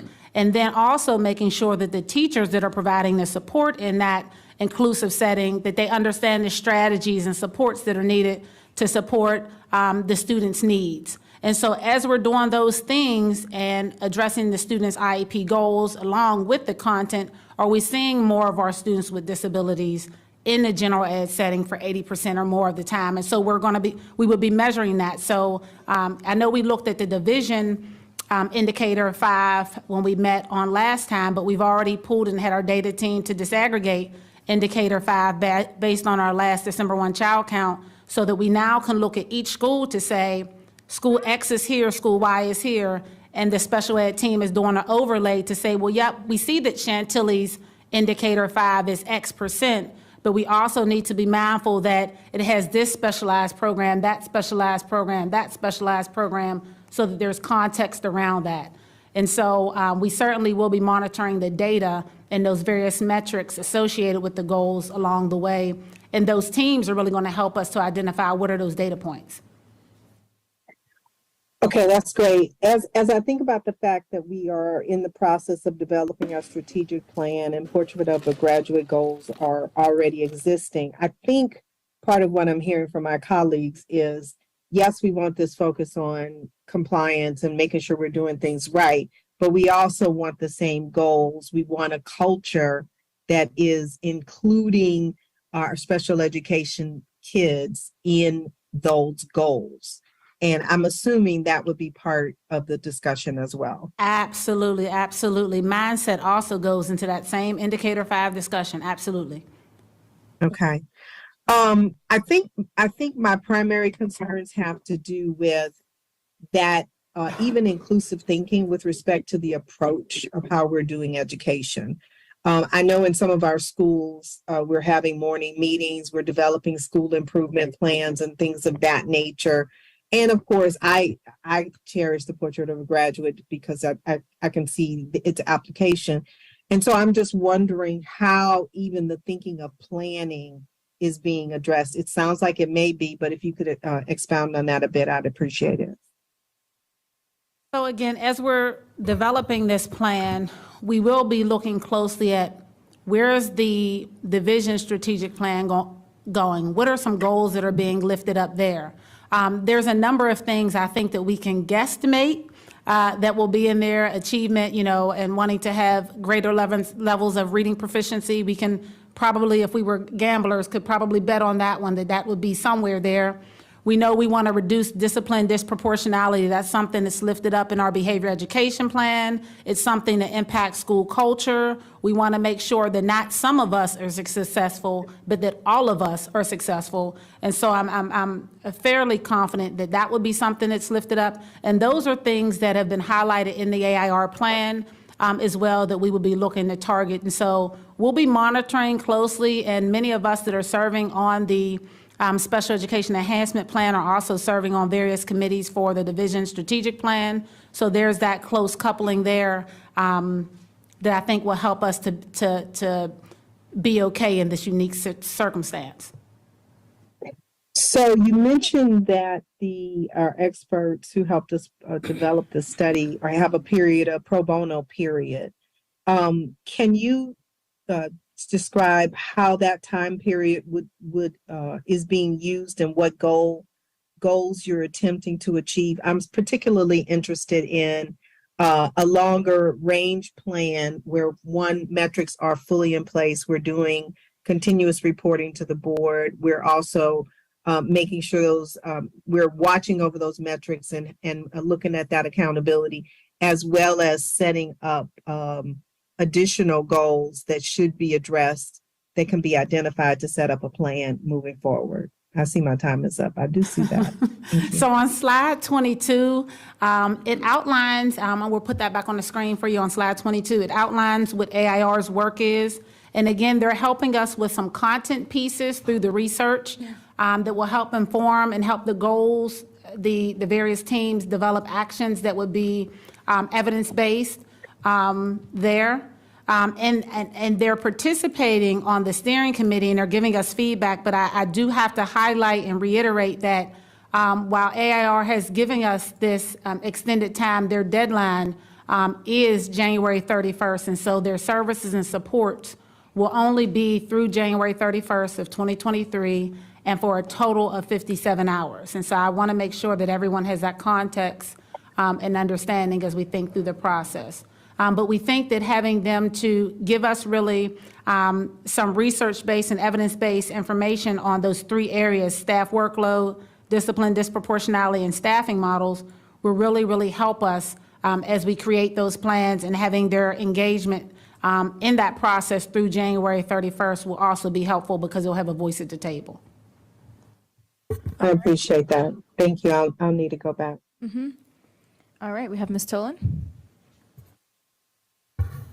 Yes, thank you. I'm happy to follow that conversation. I was just looking at the list of the current and near future, actions, and a large number of these were actually professional development opportunities that were performed in August of 2022 or September of 2022. There's actually quite a impressive list of things that are already in place or done. And I know it's only at the end of the first quarter, but I'm interested in any feedback that you've gotten on these courses, and then how you intend to move forward to see, is this what our teachers really need? And there is a combination of things here for special education teachers and our regular classroom teachers. How are you getting feedback? Is this what they need? Will you make changes? And how then would you incorporate that into your longer term plan? Thank you. So a lot of the professional development that you see on the document is professional development that was given to special education department chairs, who then go back and provide that turnkey training for the staff in their buildings. So we've listed here these initial dates, but many of these topics we revisit through our monthly meetings with department chairs. We all know that professional development, one and done, is not effective. And so it's, hey, there's a different process, a different strategy. I heard it in August, but come back to me again. I've tried it now and I have some questions. So while we've listed the initial pieces, much of this is ongoing, working with special education department chairs, because it's different from what they've been used to doing. And so that change process. We've halted implementation of some of these pieces while we work in partnership with ACSD. So implementation down through the teachers has been paused, but we've certainly been providing that professional development and guidance for those department chairs. who provide leadership in the building. But again, recognizing that just the one time that's listed here, that doesn't represent the totality of the training, if you will, or professional development on some of these items, because we've engaged with them multiple times during our monthly meetings. So also sharing that, we'll certainly look once it's pushed out to the teachers to get their feedback through their department chairs, through other means. I know people are maybe saturated with surveys at this point, so I'm not sure that that would be a mechanism that we would use. We may have to take some anecdotal feedback through department chairs just based on feedback that their staff give them. But that's where it is really in this flow of things, if you will. All right, and then I'm glad you were just talking about the department chairs, 'cause I had the same question just around that position. It's a new position, and I fully understand too that we haven't been able to implement it exactly the way we wanted to because of staff shortages. And the conversations I've been having out at the schools, when they do have a special education chair in place, they're very happy with having that position. But how will you attract that job description even? Yeah. And have it evolve as you really look at this comprehensive plan? Sure. One of the things, just from feedback that we've gotten from chairs and feedback that we've gotten from principals, is that while some people may have served in like a quasi role before, the full expectation of the work is different.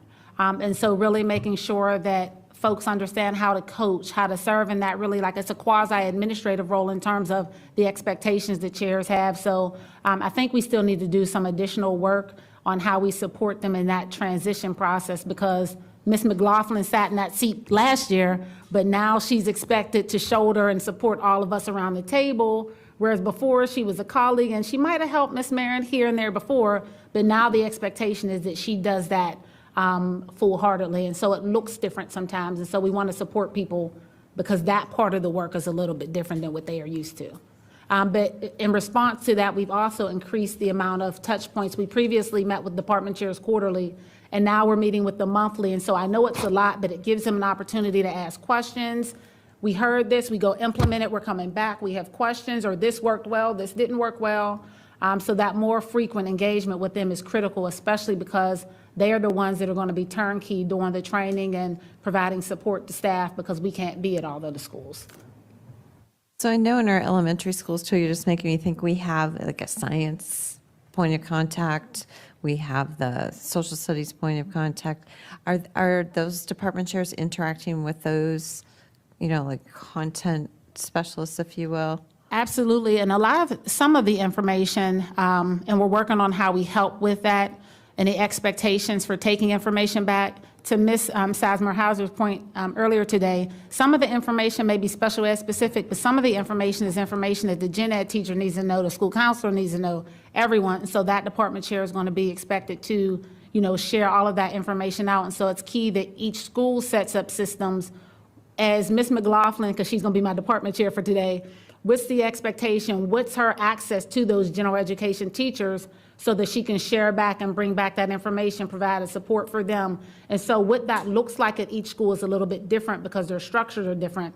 And so we're needing to work with folks to say, do you have that system established at their building? Do you need support with that? All right, thank you. Yeah, I think that can help us with this whole culture in the school, that everyone really needs to be at the table. Yes, ma'am. Thank you. Thank you. All right, Ms. Marin, followed by Mr. Ecofax. Yeah, I want to make one specific comment about this report and work, and then a general set of comments. So one is just about instructional assistants. We've had previous conversations, I think it might have even been last night, classifying instructional aides or instructional assistants as operations staff. But today, it seems like when we think about these recommendations, we're considering how instructional aides are being used as educational supports and instructional supports. I know, in cases where the aides are reiterating and expanding or practicing with students what the main classroom teacher is teaching. So I think we need to be clear about that. I'm confused about that. So if they're instructional staff, then let's teach them as such in every way, both, in training and pay, and not expect them to be doing more than what they're outfitted to do. The larger piece, when I think about the weight of the two topics that we're talking about today, grading that impacts every student in our school division, and special education that impacts 15% of our students, and the other things that are happening that we're trying to work on, the strategic plan. We've got some other, the constant look at how we're doing equity, how we're doing that tight and loose hold that Dr. Reed, you've talked about. I would love to see our board commit to being clearer about what we intend to work on, because we could spend a year on any of these topics. And when I hear, that some of our members have advocated for years and we're only this far, that's not helping. So how do we really and I wonder too about, the subcommittees. There are some of us here who are experienced, passionate, interested on some topics, a little bit more than others. And there's a lot of topics. And so how can we leverage our strengths and not try to all of us do all the things all the time? I think that perhaps is why we haven't been able to advance as fast as we'd like. I'm willing to give up, some of my space at the table for a trusted colleague to do that work more deeply and then report back and converse and make that collective conversation. When I look at things like grading is uneven and the board has not addressed it fully, the special education, I don't know, pick any of the topics, it's the same refrain. We've been dabbling at the edge of this for years. So I think it's our responsibility to maybe pause on the constant looking at the content and the stuff and say, how is our board structured, so that we can do that work and come to it thoughtfully, and then let the staff do it and come back to us, because it's really overwhelming, and I'm not even sure how I could possibly communicate all of today to the public in a meaningful way. And I don't think that should be my sole responsibility, nor even necessarily the board's.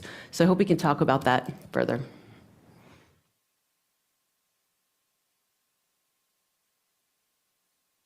All right, Ms. Darren Kofax, followed by Ms. Pekarsky. Yes, thank you. And I will say that I do appreciate the way that you've laid out on pages 14 and 16 what our consultants have done and how you've couched it and crosswalked it to allow us to, as well with cost estimates. But I'm also hearing concerns that this is not quite enough. And so I have to ask these kind of big picture questions, right? Because the monies you're even saying, maybe we might not be able to implement some of these because of the monies in our budget. Well, I'm going to just say that, we have a $600 million, we're currently investing $600 million in special education. Are there things that we're not doing well there that we can look at, that we can, because do you feel that these are the start of the things that we need to do in order to move forward? So I'll ask you that. Yes, and so when we look at our budget, I know when we talk about what we spend on special education, we're looking at that in totality. Much of that is school-based personnel teachers, para-educators. Right. That we have to have naturally, that's key workforce that supports. So it's very little, once you go beyond that personnel, there's very little funding. We're even trying to look at our existing budgets to see how can we utilize monies differently to have some of the things that were ESSER granted that we still need, i.e. our SEL's coordinator and specialist. And so looking at what can we give up to support that. And so I think that, and I know at one time, I think it was the year that I came to FCPS, I think we were scheduled to have a conversation to really look closely at the department budgets or the budgets overall, Right. so that there could really be that close laser lens that, yes, it's this big number on special ed, but this is how much is in the schools, this is how much. So then when you look, so that we can all have a really clear idea about what are those funds that we have really governance that we can repurpose versus the masses that really are funds that we really can't touch because they're connected to, FTEs and things like that to serve kids. And so that might be something that's helpful for us to do at some point. And I know there was just so much to cover. I think that may be why it was held off. But I think it's important for us as we look at the funding about those things. And certainly we always go back The short answer is we always are looking to see where we might be able to have efficiencies. We're looking at our reading programs now to say we have a number of reading programs, specialized reading programs that supports decoding for elementary students. Do we have some that we could take off the plate because this one is really effective and that can be utilized so we don't have to train folks and have these other materials? So we'll continue to do that. But I think the short answer is the large amount of funds that you're seeing in the budget for special education are associated with personnel that directly support students with disabilities. So I do appreciate that, but I would, and so thank you for that, but I will ask our new superintendent, Dr. Reed, to also well, you're looking at things, the big picture, this is your job right now to look and analyze, and while there may be, even if 90% of it is, there's a 10% margin there, where can we implement some of these things and take away something else? And so I just say that for your observation. And then the last thing I will say, I feel like a lot of my colleagues have alluded to this, that there are, we have several colleagues here who are parents of children who have gone or are going through the system, and they see the changes that need to be made. They see a culture of inclusion that needs to continue to be developed and evolved even better than it is. And so I think that what I think we're all trying to get at is that part, right? And so these are steps along the way, you're saying, to help us. But what frustrates me, I guess, is if we can't even afford to do this year, then how much further along till we get to that ultimate goal of this culture of inclusion where everybody sees and understands. So I think that's extremely important that we look at this way, because I think we do feel that this group provided us with a good perspective on where we are and where we need to go. And so I am hopeful we can move forward in a way that incrementally gets us to that bigger goal which we all want to achieve. Absolutely. Okay, thank you. Ms. Pekarsky, followed by Mr. Frisch. Yeah, thank you. So I'm happy to go after Ms. Dernak-Kofax. And, reading this, there was a lot there. I mean, there's a lot in this. But my reaction was exactly like Ms. Sizemore-Heiser's. It just seems like the bulk of the response here is more PD. And I just, reflecting on my own family's experiences, or even if I were a special ed teacher, to see this, I just kind of wonder, what will they think that, after this report, after all this conversation, that what we have identified so far is just basically that they need more professional development. Now, I know they do, and I know there is, value in that, and that equals outcomes in many ways for our students. But I just think there are so many other things that I was kind of hoping to see, and maybe they're going to come. But I mean, really, these are little snippets. And as Ms. Tolan said, a lot of these things are already in place or we've already been doing. But it's a ton of money for more professional development as being the answer to this much larger problem that we have, which is basically we have to reimagine how we provide these students services and, what their pathways to success are. We have to address how our IAs are being used for instructional purposes, how many of our students are told that either you take special ed support or you get to take honors, but you can't do both. So those are the things that I want to know and understand. Where do they fit into this plan? Because those are the things that I think are going to make the biggest impact and the biggest changes system-wide. Thank you, Ms. Pekarsky. Ms. Pekarsky, excuse me.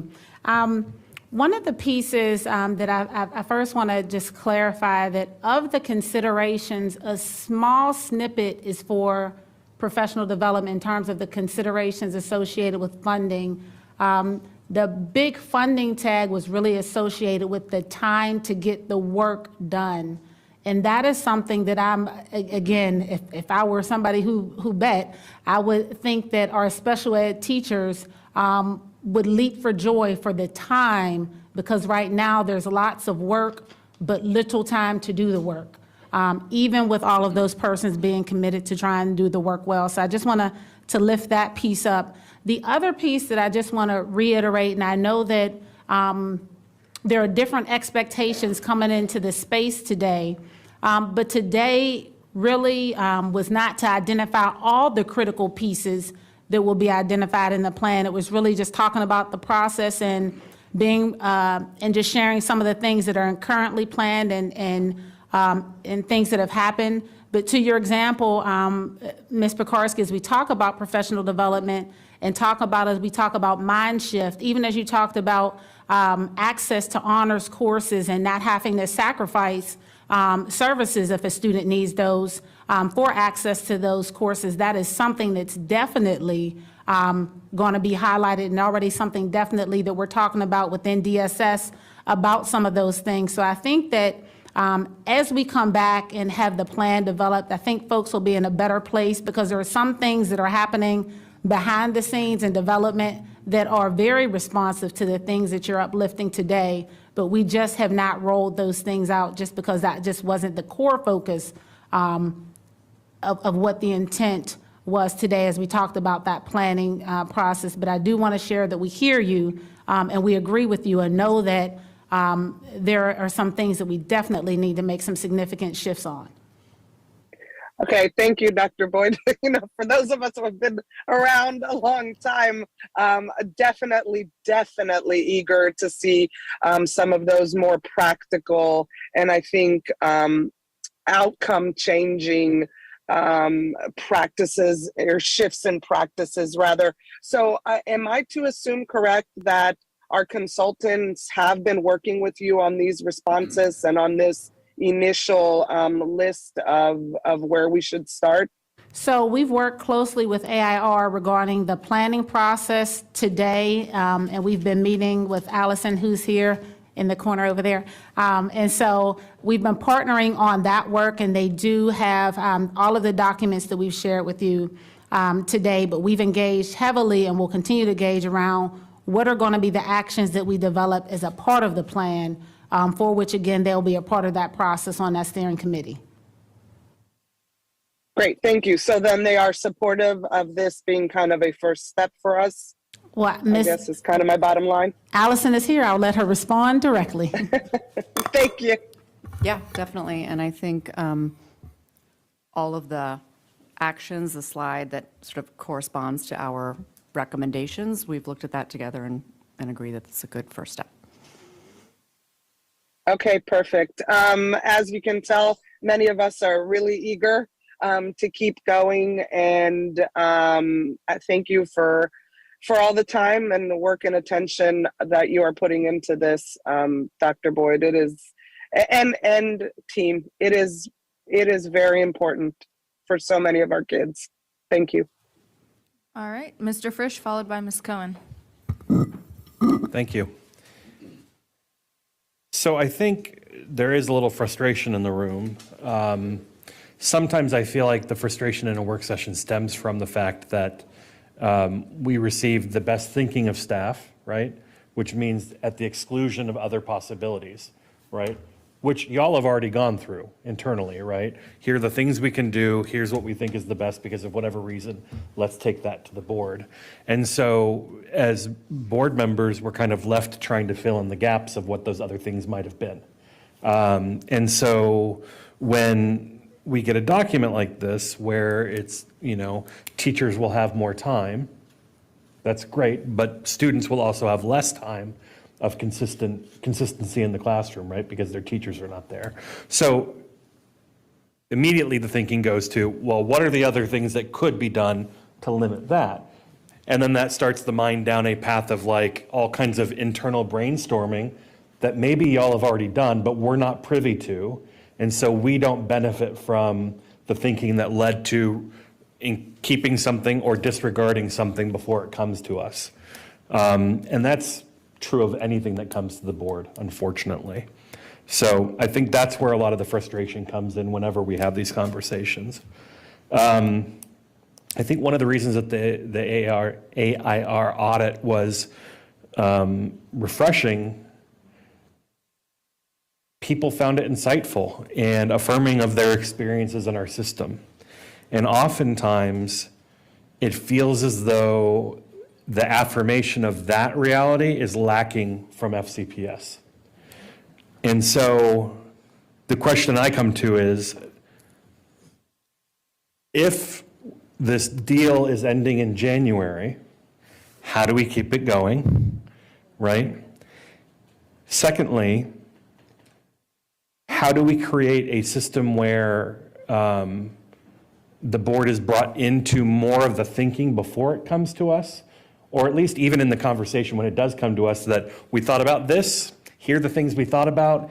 Problem is that if we do it this way, we lose this, but if we do it this way, we gain this, and so that's what we balanced. That would be more helpful for us. If we're going to be talking about PD, we really need to be talking about more PD for IAs and for Gen Ed as well. That's a serious lacking point, which I believe was identified in the audit. And then I guess my final point is part of it feels like a repackaging of work that's already being done as a response to the audit. And so I think one thing that would benefit me, and I'll put this in the next steps, is, and let me just finish my sentence, is a better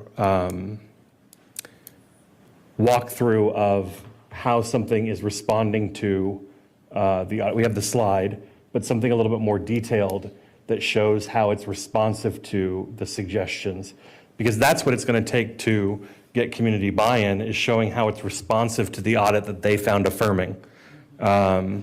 We start off in the negative with our community on this coming as a system. That's why the audit was necessary in the first place. So to gain that trust and work together, we need to be very transparent. Thank you, Mr. Frisch. And just a couple of things. I think when you said, how do we continue the work once I think you said the deal is done. Well, a good thing is that we're developing a 3-year plan. So that's the first thing, right? The other piece, I think, if you take a look at that current and near action work, some of it looks like it's work that's already been done. And again, let me preface this with, we are extremely grateful to have the external unbiased lens. So let me emphasize, bold, underline that statement. And some of this looks like it's work that's already been done, because it's work that, as we looked at our data, we heard from our stakeholders that we realized where we have vulnerabilities at already, right? So it was great to hear. Guess what? We got that feedback. That was also something we saw in the data. We're beginning to work on that. And so that's why you see some of this August, September, October, and you're like, wait, the report was only shared in October. How are you being responsive to something if you did that thing in August or September? Because we also saw the same thing the AIR took, because again, it's our data, so it shouldn't have been a surprise to us because it's our data, right? So that's the one piece. The other piece, I think that we find ourselves in a push-pull, right? I heard concerns or passion really around, why is it taking so long, right? I think I heard that today. Also in conversation, I heard, maybe not today, but in the last couple of months, why do we have to go so fast? So it really is within the eye of the beholder. Some saying we're going too fast because why are you guys doing this work before the plan was presented? Or why is this taking so long for the work to get done? So I think we have to find that middle ground of what we want to do, and that's why we're trying to really do both. Do some work now while the ship is being built, so that we're not just waiting until May when the plan is developed to push the go button, because our kids' lives and our outcomes are too precious in my perspective. But I think I just wanted to lift that up, that we have a number of different positions that we're really trying to balance as we develop this process and this plan. But I'm confident that the team that's here today is committed to doing the work. All right, thank you. Ms. Cohen.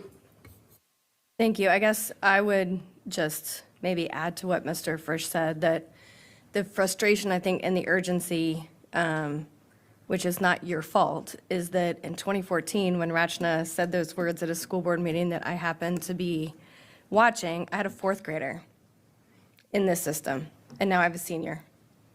And their journey here is done. And they have not been able to avail themselves of the resources that both you and Air, I think everybody at this table agrees is part of really affirming our commitment to our SPED kids and our families.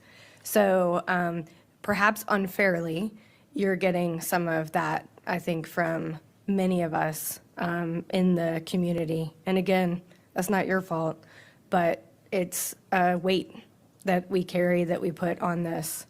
You know, and I think some of the recommendations, you know, I look at, I mean, I'm sure we could all probably pick apart a bunch of them. You know, the idea of planning days, we can't get any subs in Cat B and CSS and all public day now. Even if, God forbid, your child has 103 temperature, you can't find a sub then. So, and if they're doing planning in the building, there's no way in many of these programs when there's a crisis, like, we're gonna have to pull those teachers in because we don't have the training for the, we just said we don't have the training for the gen ed staff to be able to handle it. So I think I totally understand the why. I agree with you that it's a need, and it begs some of the question of, do we add more days to a contract? So these are non-kid days, because the reality is, if you're sitting in that chair and you have a kid that only you know the best way to help de-escalate before it turns into a crisis, there's no world that you can sit there and be doing your professional development. So I worry about that. I worry about an over-reliance on the train-the-trainer model. We just have not seen that work in this system, unfortunately, and maybe it's too big, maybe it's too complicated. I don't know why, but it has not been successful in SPED in particular here. So I really do worry about that. And even the best of intentions of creating these lead SPED positions, which are amazing, and we 100% agree, we got a ton of schools that are having to use them to be case managers, and it's nobody's fault. It just is where we are right now. So I just want to make sure that when we're putting all this investment, money, time, your time, planning, is this what's really going to move the needle given the realities of where we are? And I guess the biggest question I would ask, staff retention was a huge piece of the AIR report. Have we asked our SPED staff what they need to be supported and better set up for success? I'm going to need like 500 go backs too, but. So to your question, and I think it's one of the pieces that are listed on this current or and near future actions. So we did survey our SPARTs, our ESY administrators this summer to ask them what is the support that SPED teachers, in their estimation, SPED teachers, IAs, et cetera, that they need. And our plan was to provide that survey more broadly. However, we're reflecting on how we might be able to get that feedback differently, because we know, again, we're in a unique place where we're doing lots of surveys right now, and we might not get the participation that we might want. And so I share that to say that our desire is to figure out what exactly, because I can think I know what you need, but your perspective may be totally different. Because I'm looking at data points and things like that, but there are some things that don't manifest on paper that only you can tell me. And so we are trying to think of how else we might be able to get that. And again, we do rely heavily upon feedback from department chairs, because they're an entity that we connect often with, and we can utilize them to say, hey, just ask your teachers, or what are your teachers saying? What are your paras saying? Without sending out yet another survey or calling a special call meeting. And we know with that strategy, there's vulnerabilities, right? Because it's like the telephone game. I said this and you reported out that. So trying to think of how do we get the best of both worlds? So we're open. All right, so I'll take my turn. I definitely agree with what several folks said around how professional development hasn't really been the solution, and it tends to be the fidelity of implementation challenge, right? I mean, so I tend to think of it as, all right, let's think of all the solutions that we think are really gonna get us there, and then the professional development is a scaffolding, a bonus that we can add into the mix. So I just want to offer that and support what some of my colleagues have said. I want to go back to this issue that I guess our consultants are going to be finishing up in January, but then your timeline, of course, goes much further in. And I remember last session, I particularly emphasized that I'd like to see some feedback loop between our consultant and our staff and having them give feedback as we go along in the development of what's coming. And right now, we're only talking about a plan for a plan, right? So we're not even at the plan yet. I don't know, maybe Ms. Gandhi, if you can weigh in a little bit, or your thought. I know you shared when Ms. Pekarsky asked that you're fine with where things are, like you don't disagree with anything overall, but yeah, if you can respond to that. I mean, I think it's just a matter of how the resources are used in the next 3 months. It's sort of, we're coming up with the 57 hours really like a fixed cost really that we have. I mean, the 57 hours is kind of flexible, but within a certain fixed cost. If we wanted to spread that out and use our time differently, we wouldn't be able to do the kind of deeper work that, FCPS has asked us to do to provide them some example best practices and research on specific topics like discipline, disproportionality, staff workloads. So, if we were to do that, we don't really have the room in our contract to do the kind of ongoing long-term feedback loop. Okay, and Dr. Boyd, if you can help me just maybe either remember or understand where the feedback loop fits in for you, if it's not going to be AIR, right? So AIR will give that feedback through January 31st. Right. But as outlined in our schedule, we'll be providing the board and the community with updates regarding where the plan development is. And so as outlined in the schedule, there will be opportunities for you as the board and the community to give feedback about the draft plans. Does that answer your question? Or are you asking a different question? yeah. I mean, it'll, I guess, miss the expert lens of the folks who developed and brought the findings, right? And who understand the full context of those findings. Yeah. Okay, but we're okay with that. All right, well, that's good to know. I guess that's where we are, but we'll make the most of it, I suppose. All right, in terms of the budget realities that we're facing, Dr. Reed, I just kind of wanted to hear your reaction to that, because, we're going to be discussing budget real soon. We have been already. What are you thinking? I mean, do you want take a piece at a time, or it's a big number? There's obviously a realistic ask, but what's your reaction? The reaction to the special ed asked budget? Yeah. Well, I think I shared that this morning with leadership team that it seemed like a substantial ask. What I think of this afternoon as I've been hearing the presentation is it may be a premature ask in the sense that the committee hasn't met yet, right? So the committee, I mean, this may be a piece of the ask, but it may be integrated with other asks, or there may be more important asks, right? And so given the amount of money and the cliff we're moving toward with ESSER dollars, right? They're closing out. We're not going to see those, and just even trying to figure out what pieces we may want to continue funding after ESSER is gone. And then this ask, I think it's going to be really important to think about what parts of this audit report are about changing what we do versus adding to what we do. And I'm struggling a little with that. I have to spend, I think, a little more time with staff around, are there things we can repurpose or do differently or stop doing so that we can start doing some of these other things? I don't think we're likely to find $50+ million in this year's budget to earmark for this audit report alone. I guess, just to be honest, right? There are a lot of competing interests.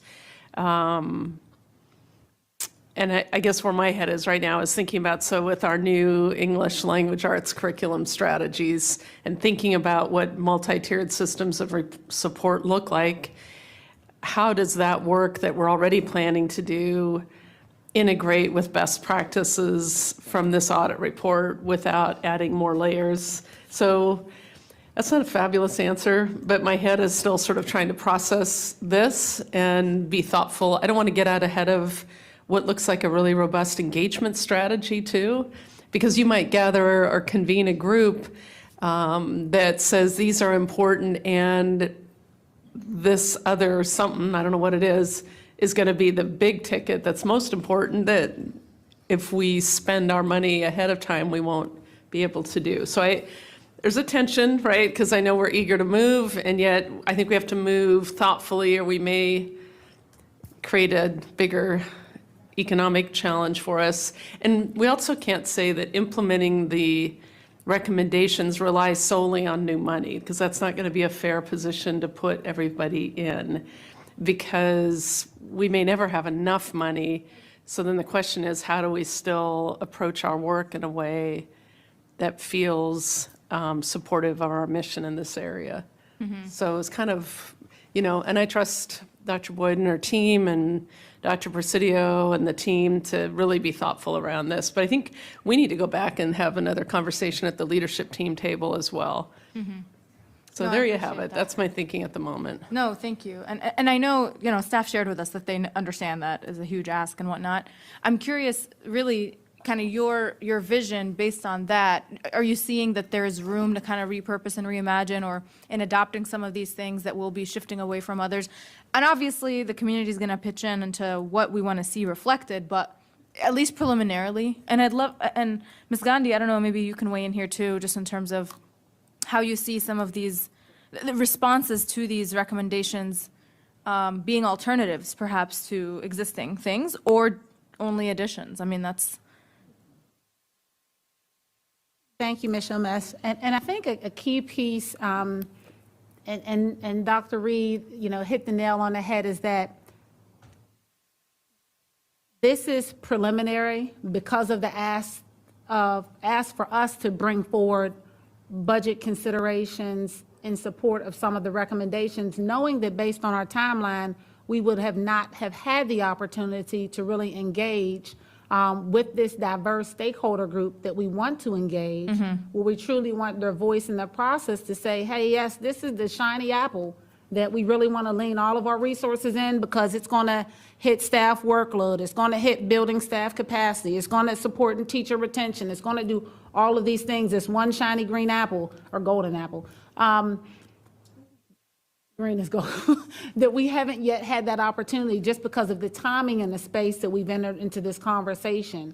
And also, we want to make sure that staff know that we hear and we heard and we read what their responses are, that they're stretched thin and that they need help. That we hear that loud and clear, but we want to work. And so we're bringing forth some of those considerations. I won't even call them recommendations, considerations to you today. But certainly we have to have that time moving forward to really engage with that diverse stakeholder group to figure out what are going to be the goals that we work toward, because depending upon the goals, that changes the strategy, which then changes what we do. So I hear that, yeah, but kind of in imagining the possible paths forward, right, that are going to be generated from the community, but there are only so many possibilities, I imagine. Do you see that as something that we may end up reworking to find some of that budget money in what already exists, or is what we're looking at really adding things that we don't have? I think we can always find efficiency somewhere. So let me start with that. How much efficiency? I don't know. And as folks said before, everything in a recommendation is not associated with money. Quite a bit of it is associated with mindset, which sometimes is harder to change than get the money. So there's that piece that we know we have to work on. So we're committed to the work. I think we just have to be clear, wherever we land, we identify what it is that we're moving towards, what it is that we need. If we can't have X, then is there a modified expectation? We just want to make sure that everyone is clear on what is within the plan and what our strategies are to get towards that with the resources that we have been allotted. Did you have a reaction to that? No, and I had asked to both earlier. I guess the only thing I'm thinking of is I think it can be a little of both, right? There's alternative strategies and finding efficiencies, but likely also you might need to add some, and it's just hard to know without, again, doing the engagement with the community. And I think maybe a little more digging into data. I mean, looking at like the professional development that's already been provided that's on here, has that been effective or not? And maybe we'll learn that this one you could do without, I don't know, or do it a little bit differently, or, digging into the, I know Dr. Boyd mentioned the inclusive education data, kind of disaggregating it a little more. Maybe we'll learn something, I don't know, about that will make us think or make you all think differently about how you staff schools. So it's hard to say right now, but yeah, I think there's possibilities for alternative options. I appreciate that, and I know my time. It's looking like return on investment data is going to be something we're going to have to look at in parallel to this process that you're outlining. So there almost needs to be another component, right? That return on investment analysis will be done with this. Anyway, I'll use my go back. But okay, so I'm going to go through the whole list for 2 minutes each, and then whoever doesn't want to, no problem, just wave at me. Okay, Dr. Anderson. All right, just trying to hear what's going on in the room, and I think I want to boil this down to, this may be overly simplistic, but I need for you to help me. I think in this case, based on what you know, based on what the report uncovered, we need for our teachers to learn new skills. We need for them to learn we need to undo some of the skills that they know. That all requires some level of training. And I hear all of what has been shared. It is hard for a teacher to leave the classroom in order to go and get that training. It's also hard to put all that training on a chair, on a special education chair, because they also don't have the monitoring and supervisory duties in order to ensure that what they're passing along is being followed by the teachers to whom they're giving it.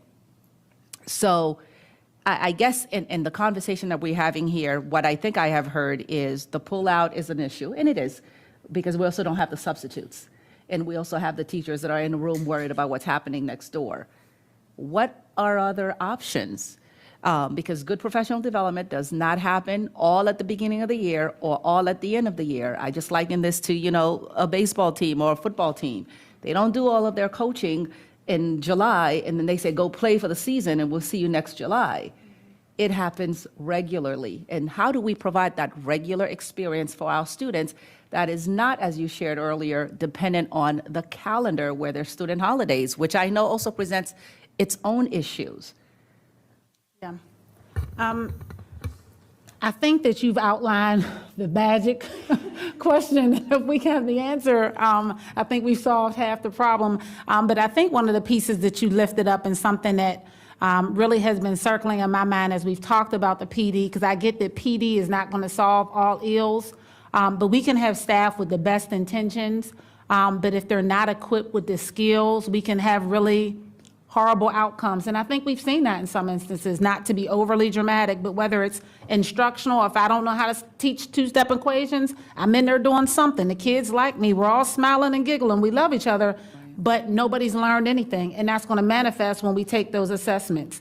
If Ms. Corbett-Sanders is in crisis, and again, I want to do what's right, but I don't know the strategies, and she's escalating, and I do something inappropriate, that puts me at risk, that puts Ms. Corbett-Sanders, my student, at risk, that could put the division at, I mean, there's just so many things. So while I understand that PD, because just PD without implementation fidelity checks, and that includes our administrators, who are those folks that you say are the persons at the building level that are tasked with ensuring that things are done, whether we're talking about special education or not. There's so many different levels, but I think that as much as we all might right now hate those two letters, P and D, and I think if you ask anybody, everybody would say the same thing, we can't completely remove it, so I think we just have to continue to think about how we can still provide the skills and training for staff in a way that minimizes, to the degree possible, some of those other vulnerabilities that you described. I don't hate those two words. I just know that there's a fatigue around how much individuals can take. I also want to follow up on what Dr. Reed had mentioned, where she offered trust in you and the staff. I want to echo that because I appreciate, and I think I've been very excited over the report by AIR, but at the end of the day, you're the employees at the division to take those recommendations and to build into the culture and what you know about this, about FCPS to make it work. I want us to be in partnership with AIR as much as possible. I don't want them to be the watchdog, so to speak, because that feels inappropriate for me. So I want to make sure that I articulated that. And just last, if you could permit me 10 more seconds and I won't take a go back. We all are very worried about how inclusivity is being utilized in our school, inclusion. It makes me question our centers because those are inherently not inclusive, where students don't have the opportunity to engage with non-disabled peers in as much as we would like for them to do. And also, that is hard to teach. We've talked about it with even kids being treated with dignity because they just present as other. So I just worry about that big ticket item as well. Thank you. Thanks. Okay. Well, go ahead. I wasn't sure if I had an opportunity. Yeah, I'm not sure. You go ahead. Yes. Thank you so much for that feedback. And I think that, and I shared this, I think, at maybe it was SEPTA when Dr. Reed and I were together. I can't remember which meeting. While we talk about inclusive practices, we have to be very, very, very, very careful to make sure we understand that that doesn't mean that it's appropriate for all students to be in a general education class. We want kids to have access to their general ed peers to the greatest extent possible, and we know that in our public separate schools that are for students with disabilities, they don't have that. But for some students, that's what is their least restrictive environment. So as we're working and having this discussion around inclusive practices, we have to be mindful that inclusive practices is how we think and welcome every child in our school setting, regardless of the LRE that you're in. And as we talk about trying to get more students into general education settings where they're engaging with their general ed peers, we have to acknowledge and recognize that that's not what's appropriate for some students, a small percentage of students, in order for them to be successful. So we don't want to throw the baby out with the bathwater, and so I can't reiterate that enough, just as we're thinking through this process. But I do want to underline it with, I do think we can do better in the area of inclusive practices and in areas of serving our students with disabilities in general education settings. Thank you. All right, Ms. Corbett-Sanders, followed by Ms. Sizemore-Heiser. I am really glad to follow that last conversation because that's precisely it. We need to have clearly identified procedures, metrics that ensure that the FCPS promise for inclusion, not only social inclusion, but also academic inclusion, is provided to the greatest extent possible for every child that is able to do that. And that is really why we have an assistant superintendent sitting in your role to be able, because you have those capabilities to be able to help craft what is that process, what is the game plan, which is what I was hoping we'd get a little bit more out of today, and maybe that's what you're working towards, is the game plan to ensure that we achieve that promise. And frankly, when that was the biggest thing that came out of the AIR report, was that we aren't honoring that promise. And so if we could have as part a strategic plan that says this is the goal and this is how we're going to get there, and in that case, then the professional development is more likely to be people that are currently in those general classrooms and in all of those support services around them. And so I would just hope that going forward, we have a plan that does that. I also am very cognizant of the budgetary impact because we're hearing from our funders that the budget is not going to be as flush as we would like, and we have competing demands, especially with the inflationary times that we are in. And so being willing to say, what shouldn't we do anymore? And maybe that's, chipping, instead of just, I feel like we're nibbling around the edges instead of having a full-fledged plan. Thank you. Okay. All right, Ms. Sizemore-Heiser. So I want to start by saying, I think there's two pieces, right? Your immediate, and a lot, I think Elaine hit on the head, a lot of PD that you've already implemented. I think it's really valuable looking at that and saying, what do you really need to do? Because there's a lot there, right? The goals is probably a good one. There's a few pieces. So that's what I put out there. I want to make some comments on your long-term plan. Before I get to that, I want to go back to that November 14th, 2014 listening tour, at which point Dr. Garza looked at me and said, sounds like you need to be on an advisory committee, which I'd already been on for 4 years, and come meet my chief academic officer, which I'd met 5 times already. So this has been going on for 11 years. If you hear frustration in my voice, it's 11 years of frustration. I ran for this position because of 11 years of frustration. So this is not you. I just want you to know that. So having said that, I want to look at this big plan that you have, and I really appreciate the big plan that you put together. I think on this big plan, I would love to see big thinking. And by that, I mean not PD, not siloed, right? Because what I see in this and what I see is what's called the charitable medical model of disability, which is how do we fix people with disabilities so they fit into our world? What I would love to see culturally in the big plan and planning, and I would love to see a role of the school board, like in the strategic plan, on some of these planning teams, because we have a role on some of the planning teams for the strategic plan. I think I'd love to see a role in one of these teams that you've got listed here. But how do we shift fundamentally, big picture, to the social model of disability and the civil rights model of disability? The social model says that people with disabilities are more disabled by the society they live in than the condition of their disability. And until we in FCPS can fix the society they live in, none of this will change. So that's my big picture piece on that. I'll need to go back. But I'm going to say 5 seconds. yeah, so I would like to see a little more of the role of ETRs, of neurodiversity specialists, of general education, and their responsibilities and duties in this big picture. Because if we just do it through special ed and not really make sure that they have clear responsibilities, I don't think this will ever change. Okay. I need to go back. Yeah, thank you, Ms. Sizemore-Heiser. So it sounds like you might be a designee, you're the school board representative for the steering committee. Just a gamble.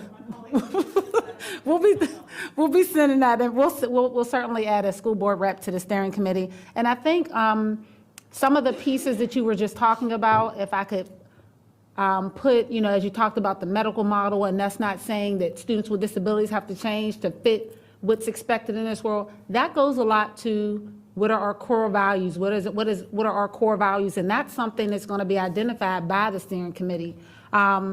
As an example, that's one of the elements. And so that's going to be something that's talked about in that piece. So I've made that note. Also, just remember, because I know folks are thinking, where is this person? Where's that person? The ETRs, where's the general ed? Remember, you wouldn't see that in this planning process per se. When the plan is developed, to talk about what are the things that we're going to do to support inclusive practices and to enable more students with disabilities to be educated with their non-disabled peers.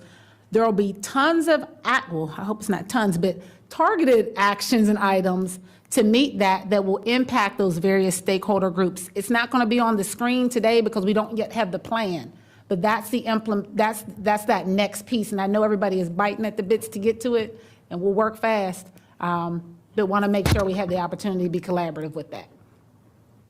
Thank you. All right, Ms. McLaughlin, followed by Ms. Keys-Gamarra. If you want to go back, go ahead. Just quickly, I really appreciate, Dr. Boyd, how you just captured that.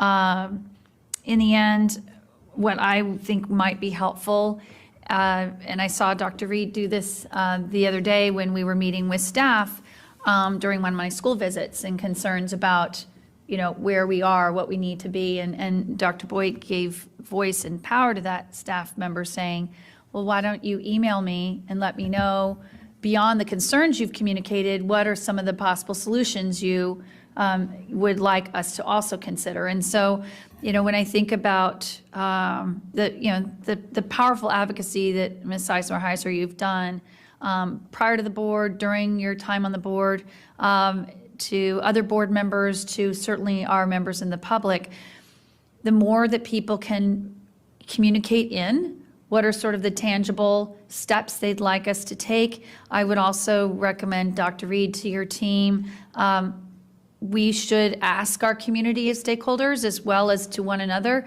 are there school divisions around the country that we can point to that say, here's what we think they're really doing well at that we would like for consideration? Because I think, Ms. Corbett-Sanders, you were trying to capture it, and Dr. Reed, you did too a little bit. There's no doubt our commitment to doing better by our students with disabilities. The question is, what is feasible, And so I would like for us, as we develop this short-term and long-term range and movement, we have to have all those pieces of the puzzle together on the table, because it's not in a vacuum how we're going to be able to do this work. And it's not about not wanting to commit money and budget and time, but it is still understanding with every step what is going to be employee time, what is going to be costs associated. We have to make informed decisions on what we can do. So thank you again for your hard work on this. Thanks. All right, Ms. Keys-Gamarra, followed by Ms. Tolan. Yes, thank you. I am grateful to be able to have this conversation. I do really appreciate the hard work that has been done. 2 points to consider, and I may have missed some information, so forgive me if you've covered this. But as I'm listening to everyone, I think 2 important things are, one, making sure we're getting feedback from our staff members regarding how we're putting this plan together and the impact as we go along. So I think that may actually help as people feel that they have a stake and a voice in the process. The second part has to do with caring culture teams, which is something I was able to discuss with Dr. Reed a few weeks ago, and I really appreciate her receptiveness to that as I thought about what that could mean in terms of putting something in place that was strategically focused on what are those parts of the caring culture that we can look at in terms of metrics and accountability, so that we can make sure that we're continuously improving. And I'm just wondering if that is something that can be a part of this overall process, because I'm hearing so many of our colleagues, and certainly I've heard myself, the concern about our culture and how our students are being received in various environments. So those are my 2 points. Thank you. Thank you. Okay. Did you have any feedback, or just, that was nice, Ms. Keys-Gamarra? No, I thought those were good points. I took the notes, and I do appreciate that. I do hear the sense around culture and really making sure our students with disabilities are welcome, seen, encouraged, and supported in all spaces. I think that's something that's kind of been a resounding theme from a number of board members, and ensuring that all staff can support those students regardless of the setting that they're in. So, yep. Okay, well, I look forward to discussing how we do that in the future. Thanks. Thank you. Thank you. Do you want one? No. Okay. We have Ms. Cohen. Man, everybody starts to thin out and you get your chance earlier than you thought. I think a big one in looking at, as you said, that there are competing priorities, that there's 1,000,001 different ways that we want to approach this. I think trying to use that lens, which would be, I think, maybe the most helpful for us, is what's important versus what's urgent. And I think it's all important, obviously, but what are some of those few things, and maybe that's where the collaboration with AIR on the front end of this can be the most essential, is what are those top 5 most urgent things, and is it a price tag that is a budget implication? Is it reclassifying positions? Is it rethinking the structure of contracts? It could be any number of things. But I think what's urgent, because I do think, to Ms. McLaughlin's point, and I appreciate so much the nod to those of us who, for good, bad, and ugly, have been navigating this for a long time. It's a lot. I think we say all the time in SPED that you become a subject matter expert in something that you never dreamed you're bringing binders full of information. So I think that might be helpful for all of us, is important versus urgent. Another is, I think, sometimes from the 30,000 feet versus what we see at the school, and we don't have the benefit of the knowledge that you have, but we do get to spend a lot of time in schools. And so I see things like, for example, the Ross Green training, which I'm a super, super huge fan of. And we have him come into high schools, but our structure is not one where we have CRTs at high schools. So he's supposed to come in to teach about crisis resource training, but only some principals have paid for that position to happen. Some are scrambling, and like we happened to run into them on accident when we were at Chantilly, and it was the multidisciplinary resource teacher. One school sent a sped lead, another school didn't have anybody to send. So you paid this money and energy to find best practice, best person to do it, and then our structure is not one that can support that information. So maybe like helping us even find some of those, maybe that's some of the mind the gap that we talk about, is how do I identify those? I know, sorry. Just add me back if we have more time. Yeah. We might. All right, I'll take my turn. Just building off of this, actually, I am wondering, Dr. Boyd, Ms. Gandhi, maybe on the front end, before this expires, looking at what are the maximum impact pieces for the consideration of the community and everyone as we move forward, and then what are the least impactful things we've already been doing, that ROI piece we were just referring to, could be a good place to start so that the community feedback and all the conversations are actually streamlined. And there's, sometimes when it's just a free-for-all, it's hard to consolidate that into a plan, right? But if we start somewhere like that, using their expertise before they leave, I think those are two tangible things they might be able to weigh in on that could be very beneficial for us in soliciting feedback as a result. So you got those, Dr. Boyd, the two things? I was taking notes as you were talking. Okay. And it sounds like, just to make sure I'm clear, it sounds like you and Ms. Cohen pretty much suggested the same thing in terms of, as we prioritize all of the work and the findings in AIR report and the recommendations, what would they recommend that we start with as, hey, this is the most important thing that we really lean in heavily upon now, not discounting the other things, but this is where we want to put, if we have limited resources, this is where we really want to leverage them. Right, the maximum impact new pieces, but then also the lowest impact existing pieces, right? Because then that's how we might work out the budget piece. The low-hanging fruit that Dr. Anderson referred to at the beginning, yep. Okay, all right, cool. Thank you. The last two things, one on the piece you guys talked about success metrics on slide 14. I guess I didn't see a piece in the plan where you guys are developing success metrics, so and I know it says it's illustrative, not exhaustive, but I'm thinking if we're relying on SOLs, et cetera, is there a way to develop a metric or think of a way to capture like meeting IEP goals or something like that that's more, student focused or more tangible impact? I don't know, Ms. Gandhi, if you have ideas about metrics too, but. So the reason that metrics are listed as example is because you can't really identify your metric until you know your goal, right? So it would be that's why we just listed, these are some of the things that likely are going to show their face somewhere, but we can't name a metric until we've identified what that goal is. So again, and I know that everyone is waiting with bated breath, but it'll be in the plan. Yeah, I mean, yeah. And I'll just tagline today. Okay. I'll just add that I think these success metrics are good, but they're long-term and they're the big picture ones. So yeah, I agree that there should be some short-term interim success metrics along the way that would be aligned to the goals.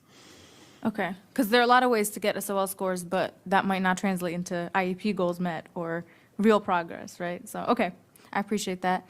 The last piece was, in all the outreach we do on this, I really want to keep in mind intersectionality and just making sure that, I know I harped on the piece with the special ed ELL overlap last time. It showed up a lot in the findings. I don't know, Dr. Boyd, where can we, like nothing screamed at me in this plan that is ripe to, prioritize that or make sure that language access, for example, or, all that kind of stuff is a key component in how we're thinking about implementing this. So I just want to make sure that is, a part of this.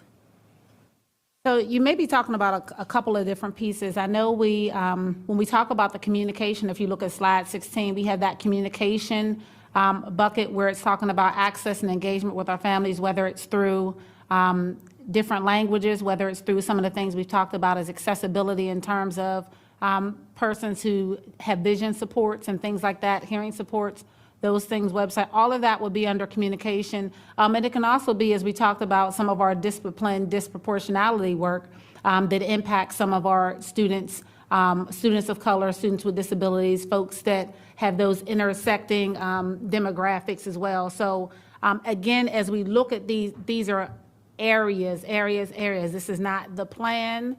So these are not the goals. These are areas and buckets right now for which the steering committee will take, develop goals, develop strategic objectives, and from their work, the implementation teams will say, what actions do we need to implement to meet those goals?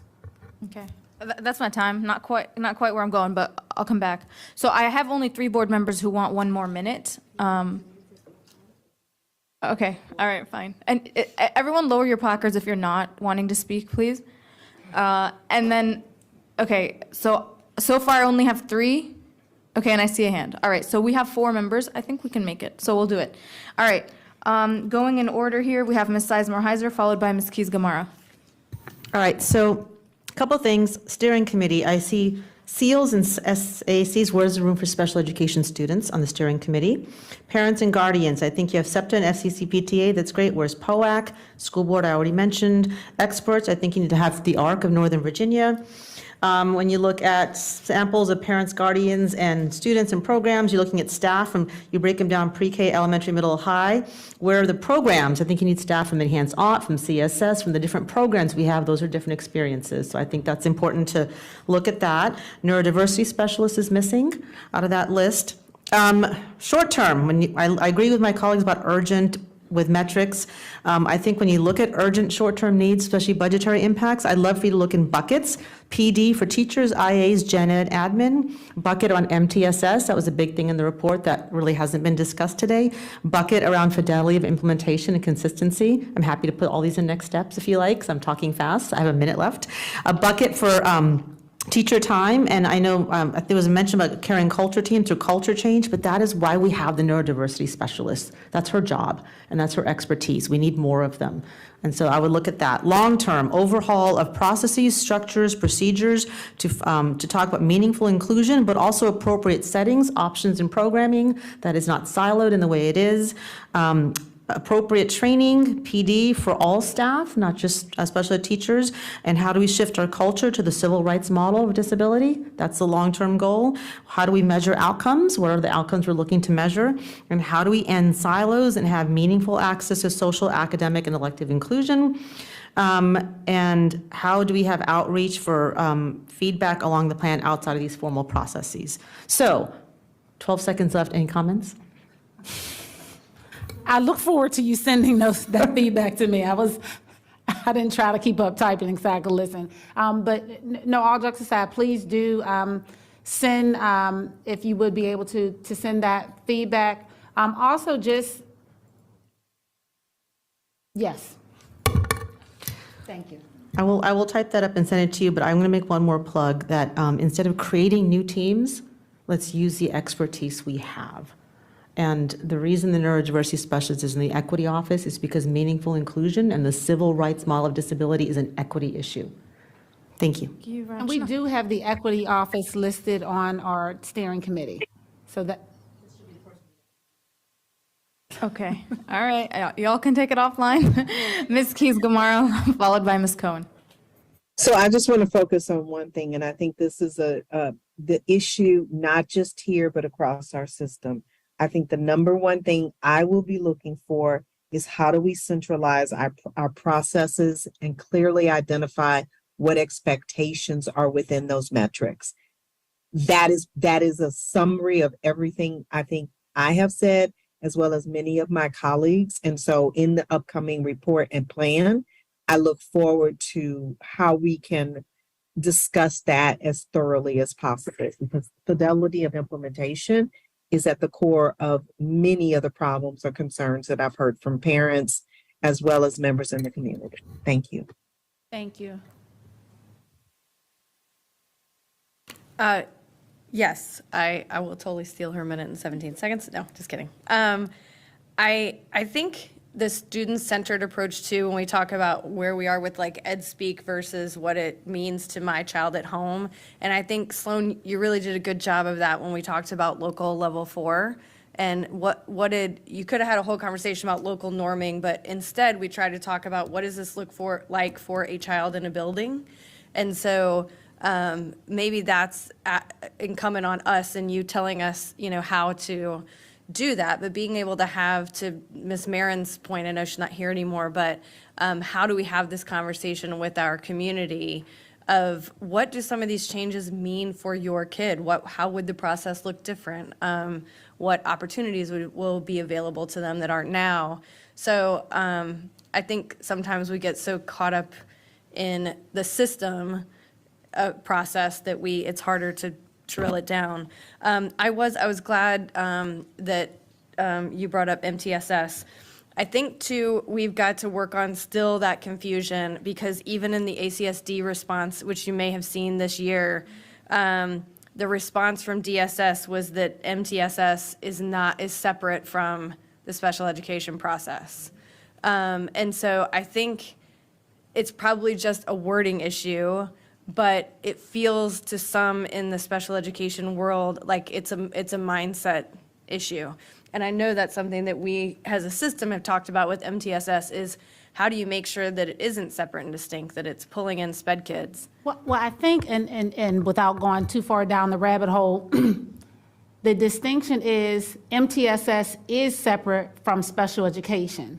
MTSS looks at the tiered supports that are needed for all kids. It does not exclude students with disabilities, but it looks at Michelle, it looks at Megan, it looks at Abrar, it looks at Laura Jane to say, what are our needs if we're looking at literacy, for example? Because I might need tier 1 support might be appropriate for Michelle, whether I have an IEP, Megan doesn't, Laura. So it's not based on the label, if you will, classification, and it's not something that kids stay in. I might need tier 2 supports now, but with remediation and support, in 3 months, tier 1 might be effective for me to make progress. So I think that as we have that collective community conversation, because when you hear it's separate, it meant one thing to you, but it means something else. And so making sure that we have that ongoing discussion so that as we're talking, and that's sometimes the benefit of that two-way engagement, right? Sometimes it's nice to have presentations, but to have two-way engagement so we can clarify, well, what did you mean by that, Francis? Well, I meant this. Well, Michelle Reed meant that, and we can have that conversation so that we are all at the end of the conversation at the same place where we understand or can continue to question. Well, and I wonder if maybe a little bit that speaks to sort of outside of this, of how we get which we've been talking about as a board, how the reports come in and are received versus the staff response. And is it better when it's a collective? Because what you said just made sense. What I read on the page is definitely not how I interpreted that. So that's right. I couldn't hear your voice. And I'm probably the one that wrote it on the page, so I'll take ownership for it.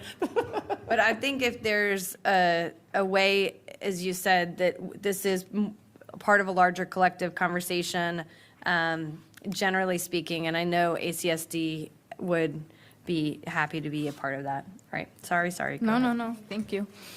Okay, so with the last 2 minutes here, I'm just going to clarify the piece on the translation and access.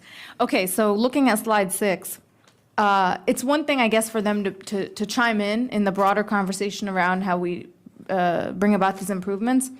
But my issue, if you will, is wanting to have that. Essentially, it's an equity lens that you're putting into public outreach, which includes the engagement of folks in multiple languages, making sure we're meeting them where they're at throughout these pieces. So the stratified random sample of parents and guardians, the stratified random sample of students, that all of that involves multiple languages and and abilities and the various ways that we communicate with families.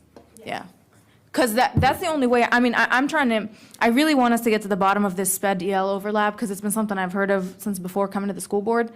And I know it presented in the report significantly, so we won't be able to even imagine what solutions we're going to come up with if it's not even something that arises in this process, right? So, Thank you. cool. With that, anyone, last chance? 6 minutes. Okay. I think I think we're good to go with 6 minutes to spare. So thank you all for a great meeting, and we will adjourn.